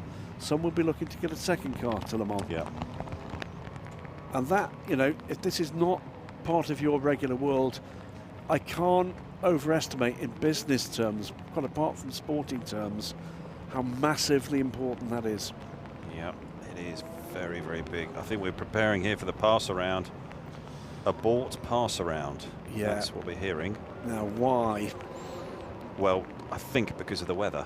Yeah. We don't want cars at full speed. I have a feeling we might be heading towards a red flag here. Could be finishing the race like this. I don't know. Well, look, I think this is as bad a weather as we've seen. The track conditions aren't yet that bad. Yeah, and so we're just hearing that it's getting heavier, so... And look at that. I mean, that's 3 minutes ago was a clear camera view of a clear track. And now we can't see turn 15. It's got extremely bad, and we're going to start struggling here with aquaplaning and cars being able to keep up with the safety car. Yeah. Fuoco is struggling already with that, and if you go off the track and you crash behind the safety car, well, look at the water from the wheel wells of the safety car. Yeah. Yeah, and I think this is going to start presenting some significant problems here. Yeah.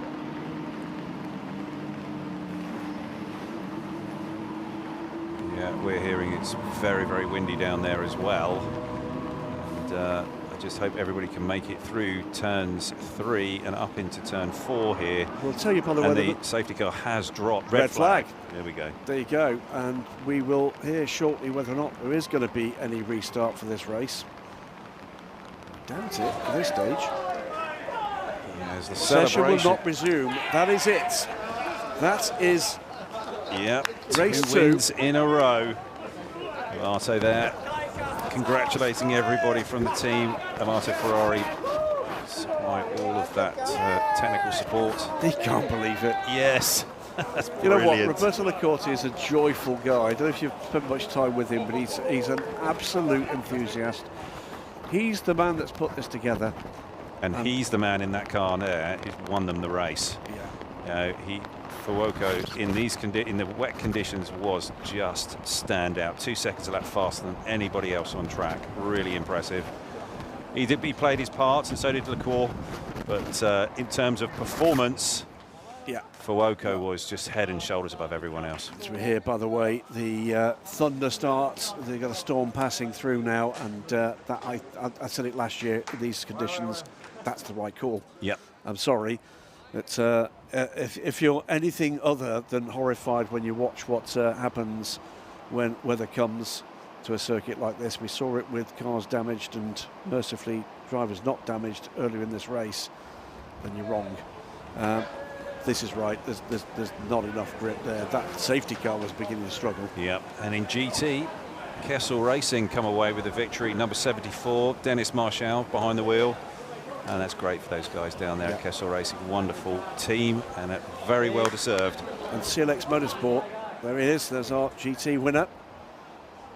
And, well, great thing about that is everybody played their part. Great running on track from all 3 of those racers. Mr. Blattner pulling that car up by Just think about some of the smart moves that he made, keeping out the way, but keeping the car towards the front, really looking after it, understanding what he needed to do as the bronze. Lulham got in, did a brilliant job, really carried the car through very, very quick under the drier conditions. And then Dennis Marshall brought it home. But the other thing I wanted to say is that the team played their part in their excellent pit work that put that car back to the front. And CLX Motorsport, after a tough day yesterday, take the win here today. And they did that with a blinding bit of strategy. Again, at the start of the race there, that first VSC. Two consecutive stops. Burning the long stops gave them the opportunity. Edgar. But Boulanger. Was that his son who's in hospital? It is indeed. And thank you for reminding me. And if you are listening and watching, Edgar, your dad done good today. Yeah, brilliant job. There you go. So look at this. So this is why. I mean, you know what? 30 seconds ago, we'd have had people watching this race going, "What do you mean red flag?" That's why. Let me just explain for those that have never been here to this region. This isn't rain. It's Sepang rain. It is an extraordinary thing to experience here. My very first visit here, well over a decade ago, and my taxi delivered me to the wrong entrance. I had to walk to the paddock entrance, and halfway to the paddock entrance. No, the taxi driver was told to do that. Yeah. You booked it, didn't you? I did. Yeah. It started to rain. I hadn't walked 5 steps before there was no point in trying to keep dry, because literally I was wet through 5 seconds. The skies just opened. What you see here, by the way, that is the safety car train. That is Paul de Resta ahead, having been recovered to the surface, track surface. So all that water was pouring out there from. That's how much standing water there is on the track.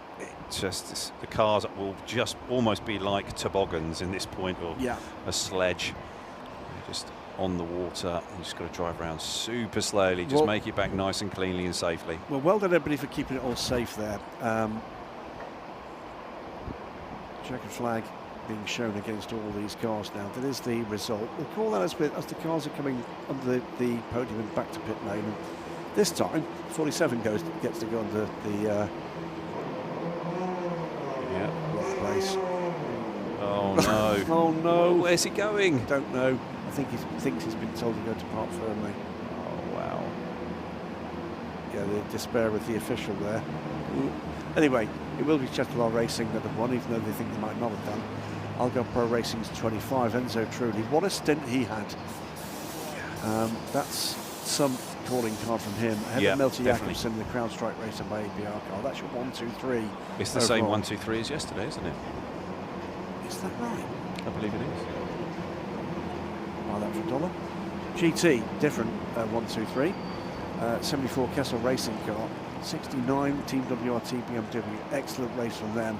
And the Origin Motorsport Porsche sort of robbed us of what I thought could be an absolutely brilliant. They're all going to Parc Fermé. We're not doing that. I wonder if this is because Parc Fermé. Right, that's why. So Chatelard guy was right. The other thing is, don't want anybody out in this rain or indeed the thunderstorm that's here. We're slightly robbed of what I think could have been a stunning battle in GT at the end. Yeah. I think that would have been fantastic just to sort of see how the likes of Dennis Marshall, Dan Harper and Lauren Heinrich, and throw just a David Rigon and a Alessandro Perguidi into the mix with Frank Schiller. Yeah. You know, it would have been quite the finish. There is the overall classification provisionally at this stage, of course, 92 laps. And the time differences doesn't matter, that's behind the safety car, but it is the 47 Chatelard Racing car that takes the win. Second win in succession this weekend from the Algarve Pro 25 and the 4 CrowdStrike Racing cars. 74 Kessel Racing Ferrari, from 69 Team WRT BMW, from 87 Origin Motorsport Porsche. We've got our winner there in LMP3 in 19th place, and that podium will be completed by the 23 events racing, 71 and the 29 for SDA Racing by VPS at Ligier. It's a Ligier 1, 2, 3 again.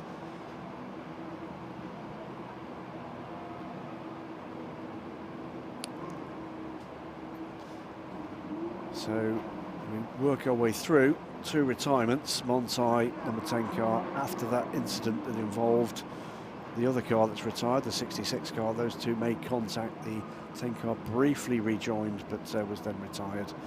And lots of others in all sorts of woe, but didn't get in the way of some absolutely fantastic racing, did it, Ollie? Oh, brilliant. It was top class, world class racing, actually, from brilliant teams and drivers.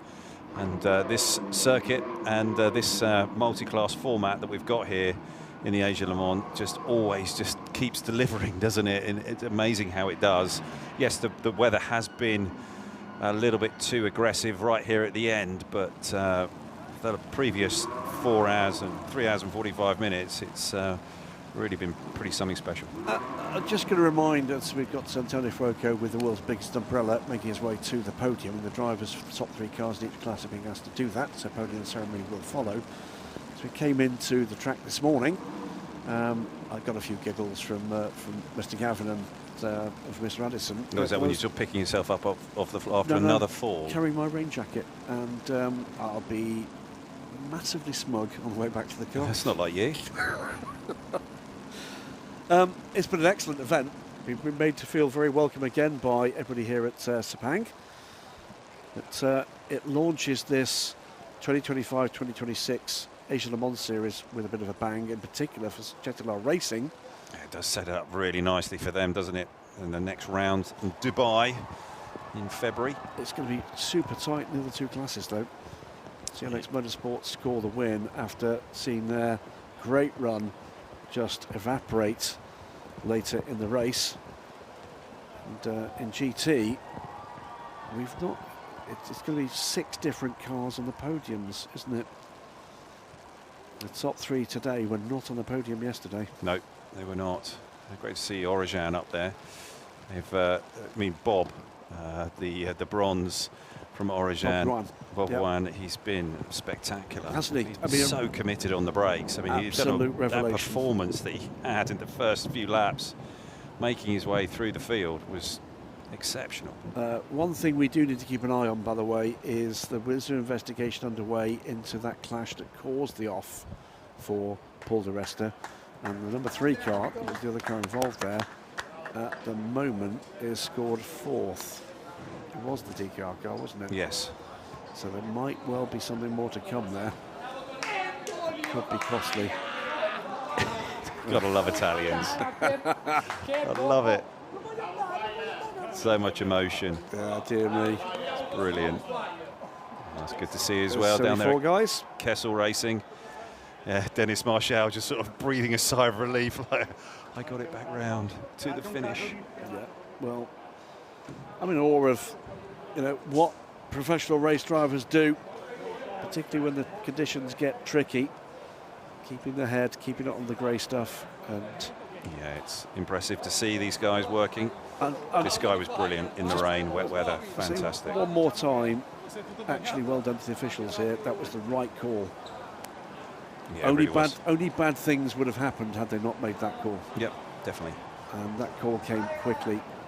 There was a big change, David Irigon. Well, that's part of, Yeah, big family. Racing is a family, yeah. and you know the feel within a big factory team. Yeah, it's great to see. Few bigger than Ferrari. Yes.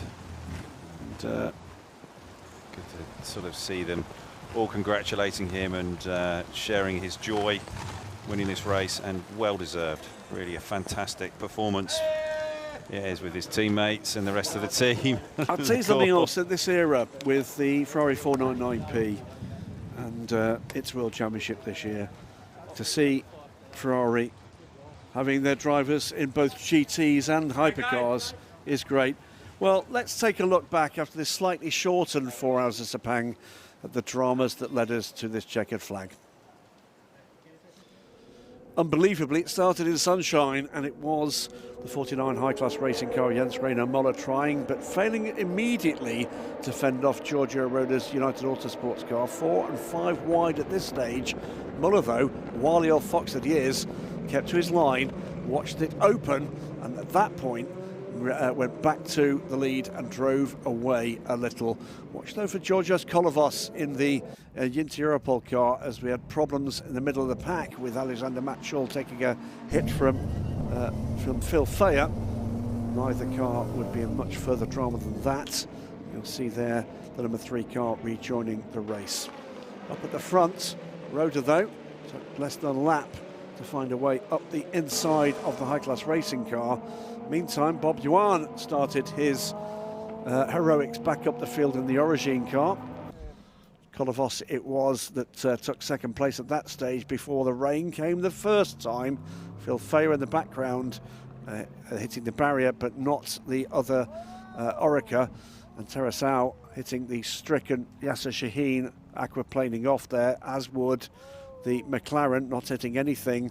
Unfortunately for the 66 Corvette, it would have been the last time somebody hit it. This is what it looked like and sounded like from the inside of Antaresau's Porsche.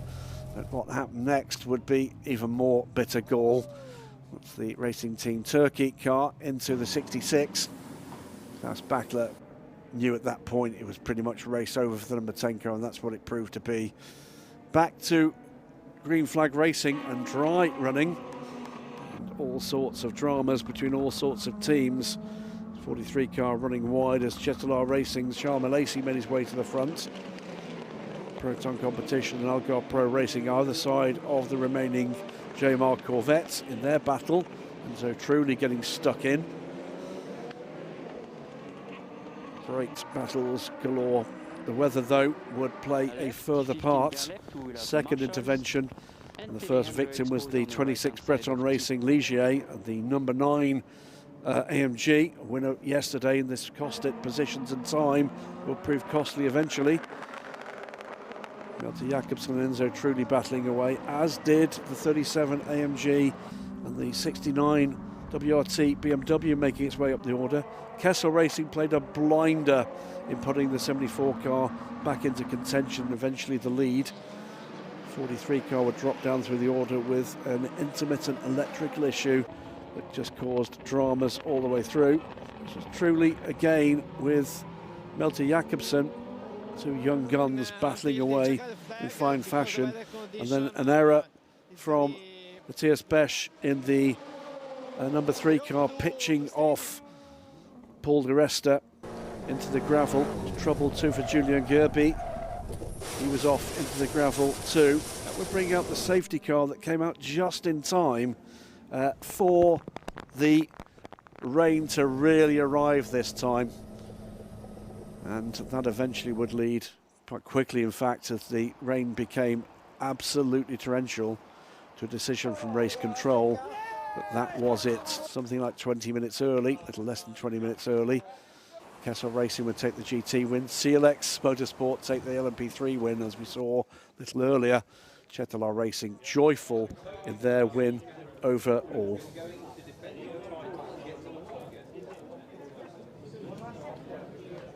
And about to go to the podium.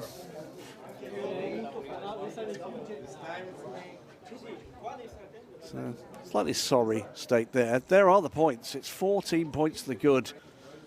Chetalar Racing from Algar Pro Racing. CrowdStrike Racing by APR. 1, 2, 3 is indeed exactly the same.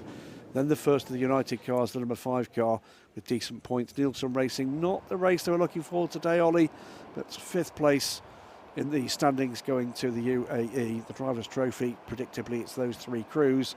Rocco Malesi, Lacorte, Trulli, Jensen and Dillman. The Michael Jensen, the defending champion, of course, George Kurtz, Louis Delatraz, Malte Jakobsen, with the number 5 United crew sitting there in 4th. Sets it up nicely. It does, yep. You know, it's not the same as GT where the car could be completely different, because of course they're all pretty much the same, although they're set up differently. Yeah, sure. When we get to the UAE. But you've got crews and drivers that know those 2 tracks in the UAE slightly better than others. Yeah, and I think that certain teams will come a little bit more to the fore in Dubai and Yas Marina. But certainly here, Chetalar have been the class of the field, and they certainly deserve both of their victories. They really have been exceptional in their performances. Yeah, I've already spoken about Fuoco's performance today behind the wheel in the rain. He was the one that really brought their car well out in front, gave them a significant lead, and I didn't really have any other. I don't think there's anybody who's going to touch him. No, I mean, Malaysia I thought was epic in his stint. He had to do his job with fuel save. Molt looking absolutely like a drowned rat there. Sorry, poor boy. That's funny. Poor old Molt. So Antonio Fuoco took the bring an umbrella strategy. Malte Jakobsen, you know, Nordic. That's yes, what it is. Nordic, just getting on with it. It's just rain. Okay, that's what it is. Yeah. But yes. Marte Ferrari will be very happy just going through the picture there. Marte Ferrari, by the way, there in a very highly unusual for him blue shirt. Yeah. For Chetalar. And he'll be very proud of that effort. He will. Extremely proud. It's, you know, it's sometimes when you see a team as large and as dominant as they, of course, some people take that as a bit of a negative. Let me tell you, they've got very few unhappy customers. Yep.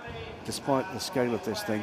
Here is the podium, by the way, and it's Malte Jakobsen in the Drowned Rat outfit. Will be up there presently. There he is. It's going to be Malte Jakobsen with Louis Delatraz and George Kurtz. So I think George slightly disappointed with that. I think he'd have liked a bit more, but still, there goes the trademark smile and the selfie. APR and their number 25 car, Michael Jensen with Enzo Trulli and Tom Dillman, second place. But it will be Roberto Lacorte with Antonio Fuoco and Charles Malaysi to the top step of the podium. Is that a Marte? He is a Marte going to the top step of the podium with them. That's why he's wearing the shirt. That's why he's wearing the shirt.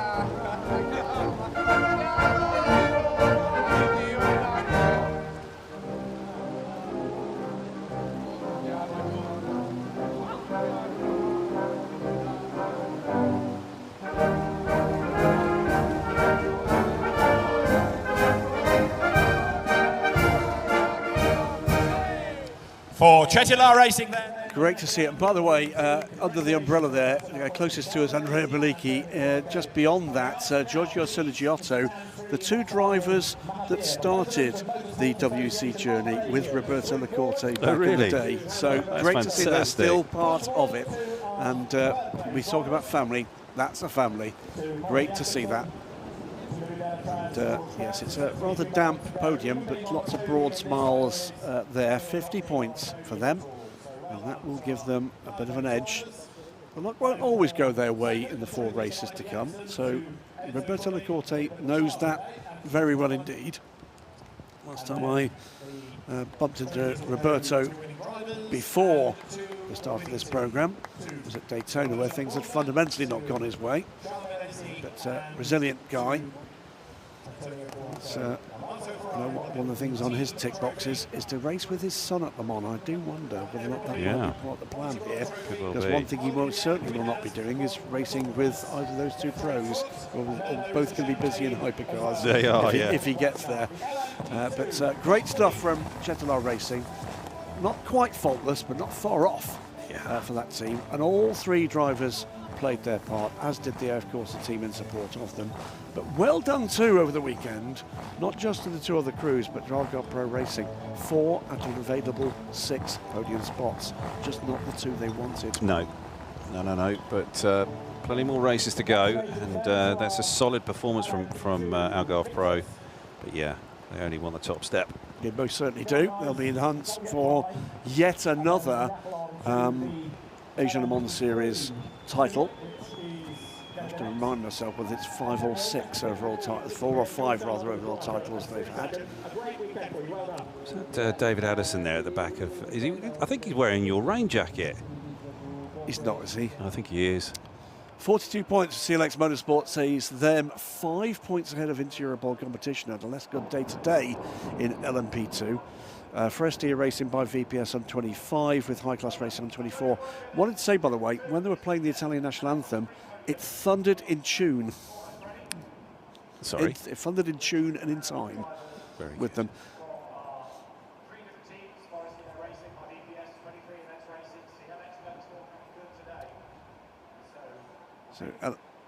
So drivers' trophy for LMP3. We're in the Christmas spirit, by the way. I've got so much spirit. The Asian Le Mans Series. However you celebrate it. Merry Christmas. Yeah. By the way, this isn't the costume he came wearing this.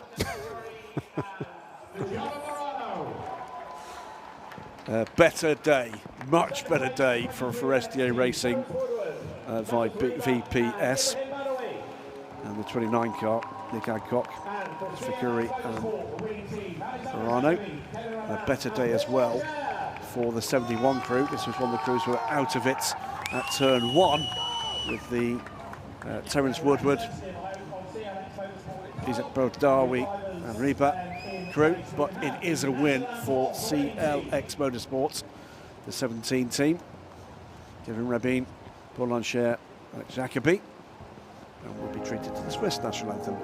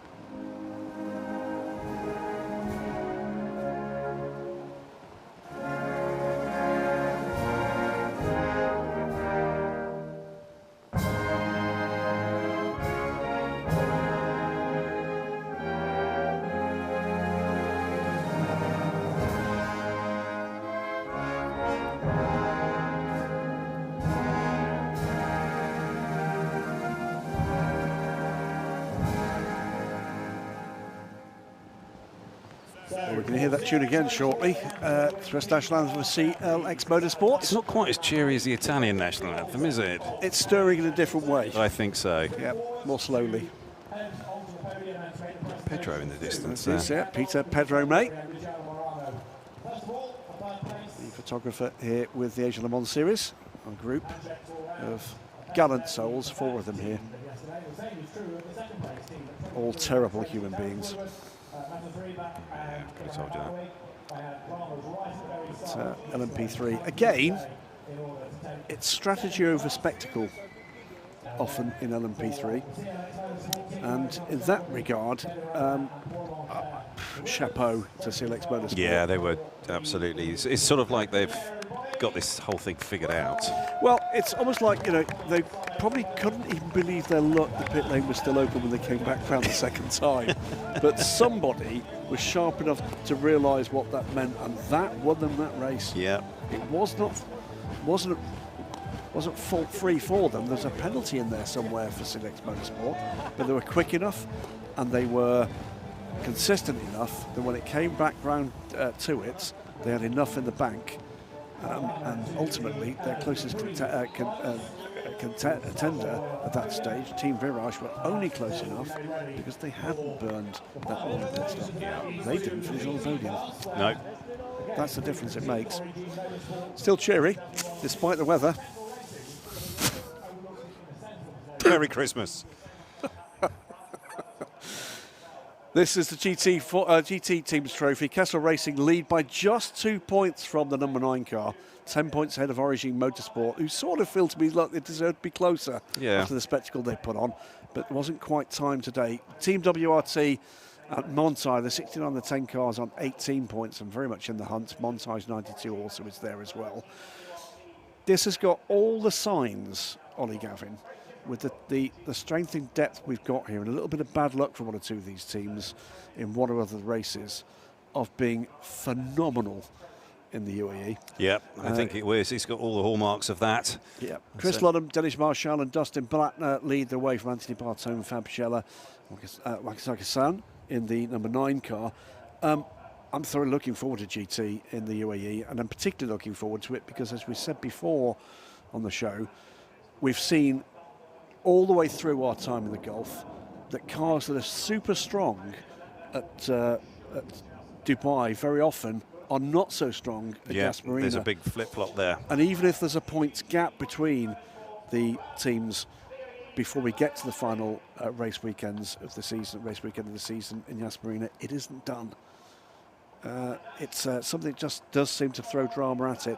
Here we are with the final podium of the weekend and the first part of the season, first third of the season, and first to the podium is the Origin Motorsport crew, the 87 crew of Hong Leo, Bob Nguyen and Laurent Heinrich.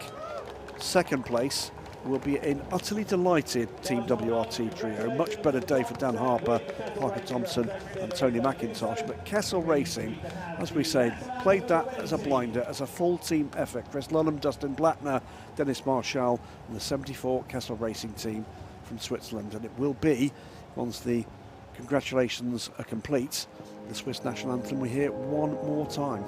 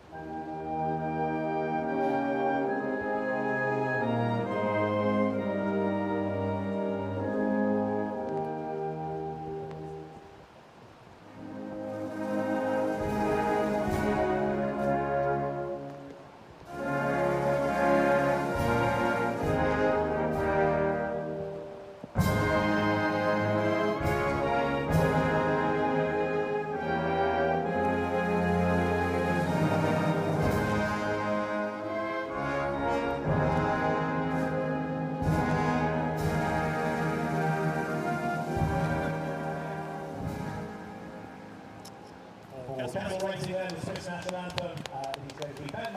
Well, well done to all. Everybody's made the podium, everybody's made the finish in this race. It's been a couple of challenging 4-hour races, Ollie Gavin, and I'm sure everybody that's come home with decent points on the board will be going home with a little bit of relief. Yeah, I think so, but there's plenty of sort of encouraging signs for many other runners out there in the GT class, in the LMP3 class and in the P2 class. There's lots there to take away here, analyse, work through, improve on for Dubai.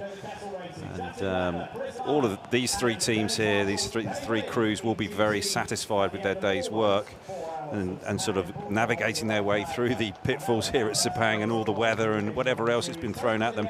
The guys in second place, their WRT, you know, it's, those guys will be very pleased with their day. Big turnaround for them. Yeah, huge. Well, as the guys celebrate on the podium, it's start to wrap this one up for this first weekend of 3. 2 more to come in February, remember, in Dubai and in Yas Marina. We'll be back with you for those. Phenomenal racing weekend here and a phenomenal effort from everybody involved with the Asian Le Mans series in putting together a 47-car grid that will be back in the UAE.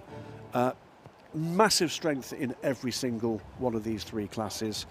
Great effort by everybody on pit lane, great effort by everybody in race control in very challenging conditions indeed. It's been very challenging in here. What can I say? Well, time for us to say goodbye. So on behalf of everybody at the Asian Le Mans series, on behalf of David Anderson on the pit road, where he's been doing really well in challenging conditions It's been underfoot. tough for him. Everybody on the production team here bringing an excellent broadcast here. On behalf of the Grinch, Ollie Gavin, on behalf of me, Graham Goodwin, genuinely, however you celebrate your Christmas, your holiday, do it in peace. The world at times can seem a bit of a bleak place. We hope we brought a little bit of colour into life this weekend. There'll be more to come in February and with racing around the world. However you celebrate Christmas, a very Merry Christmas. Merry Christmas, everybody.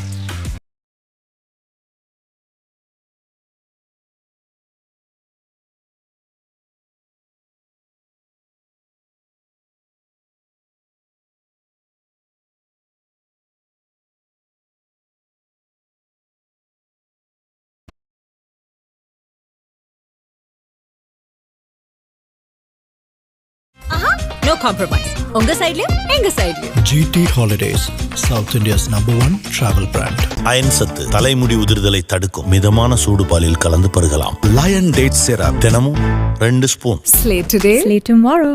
Next phase. Next is now.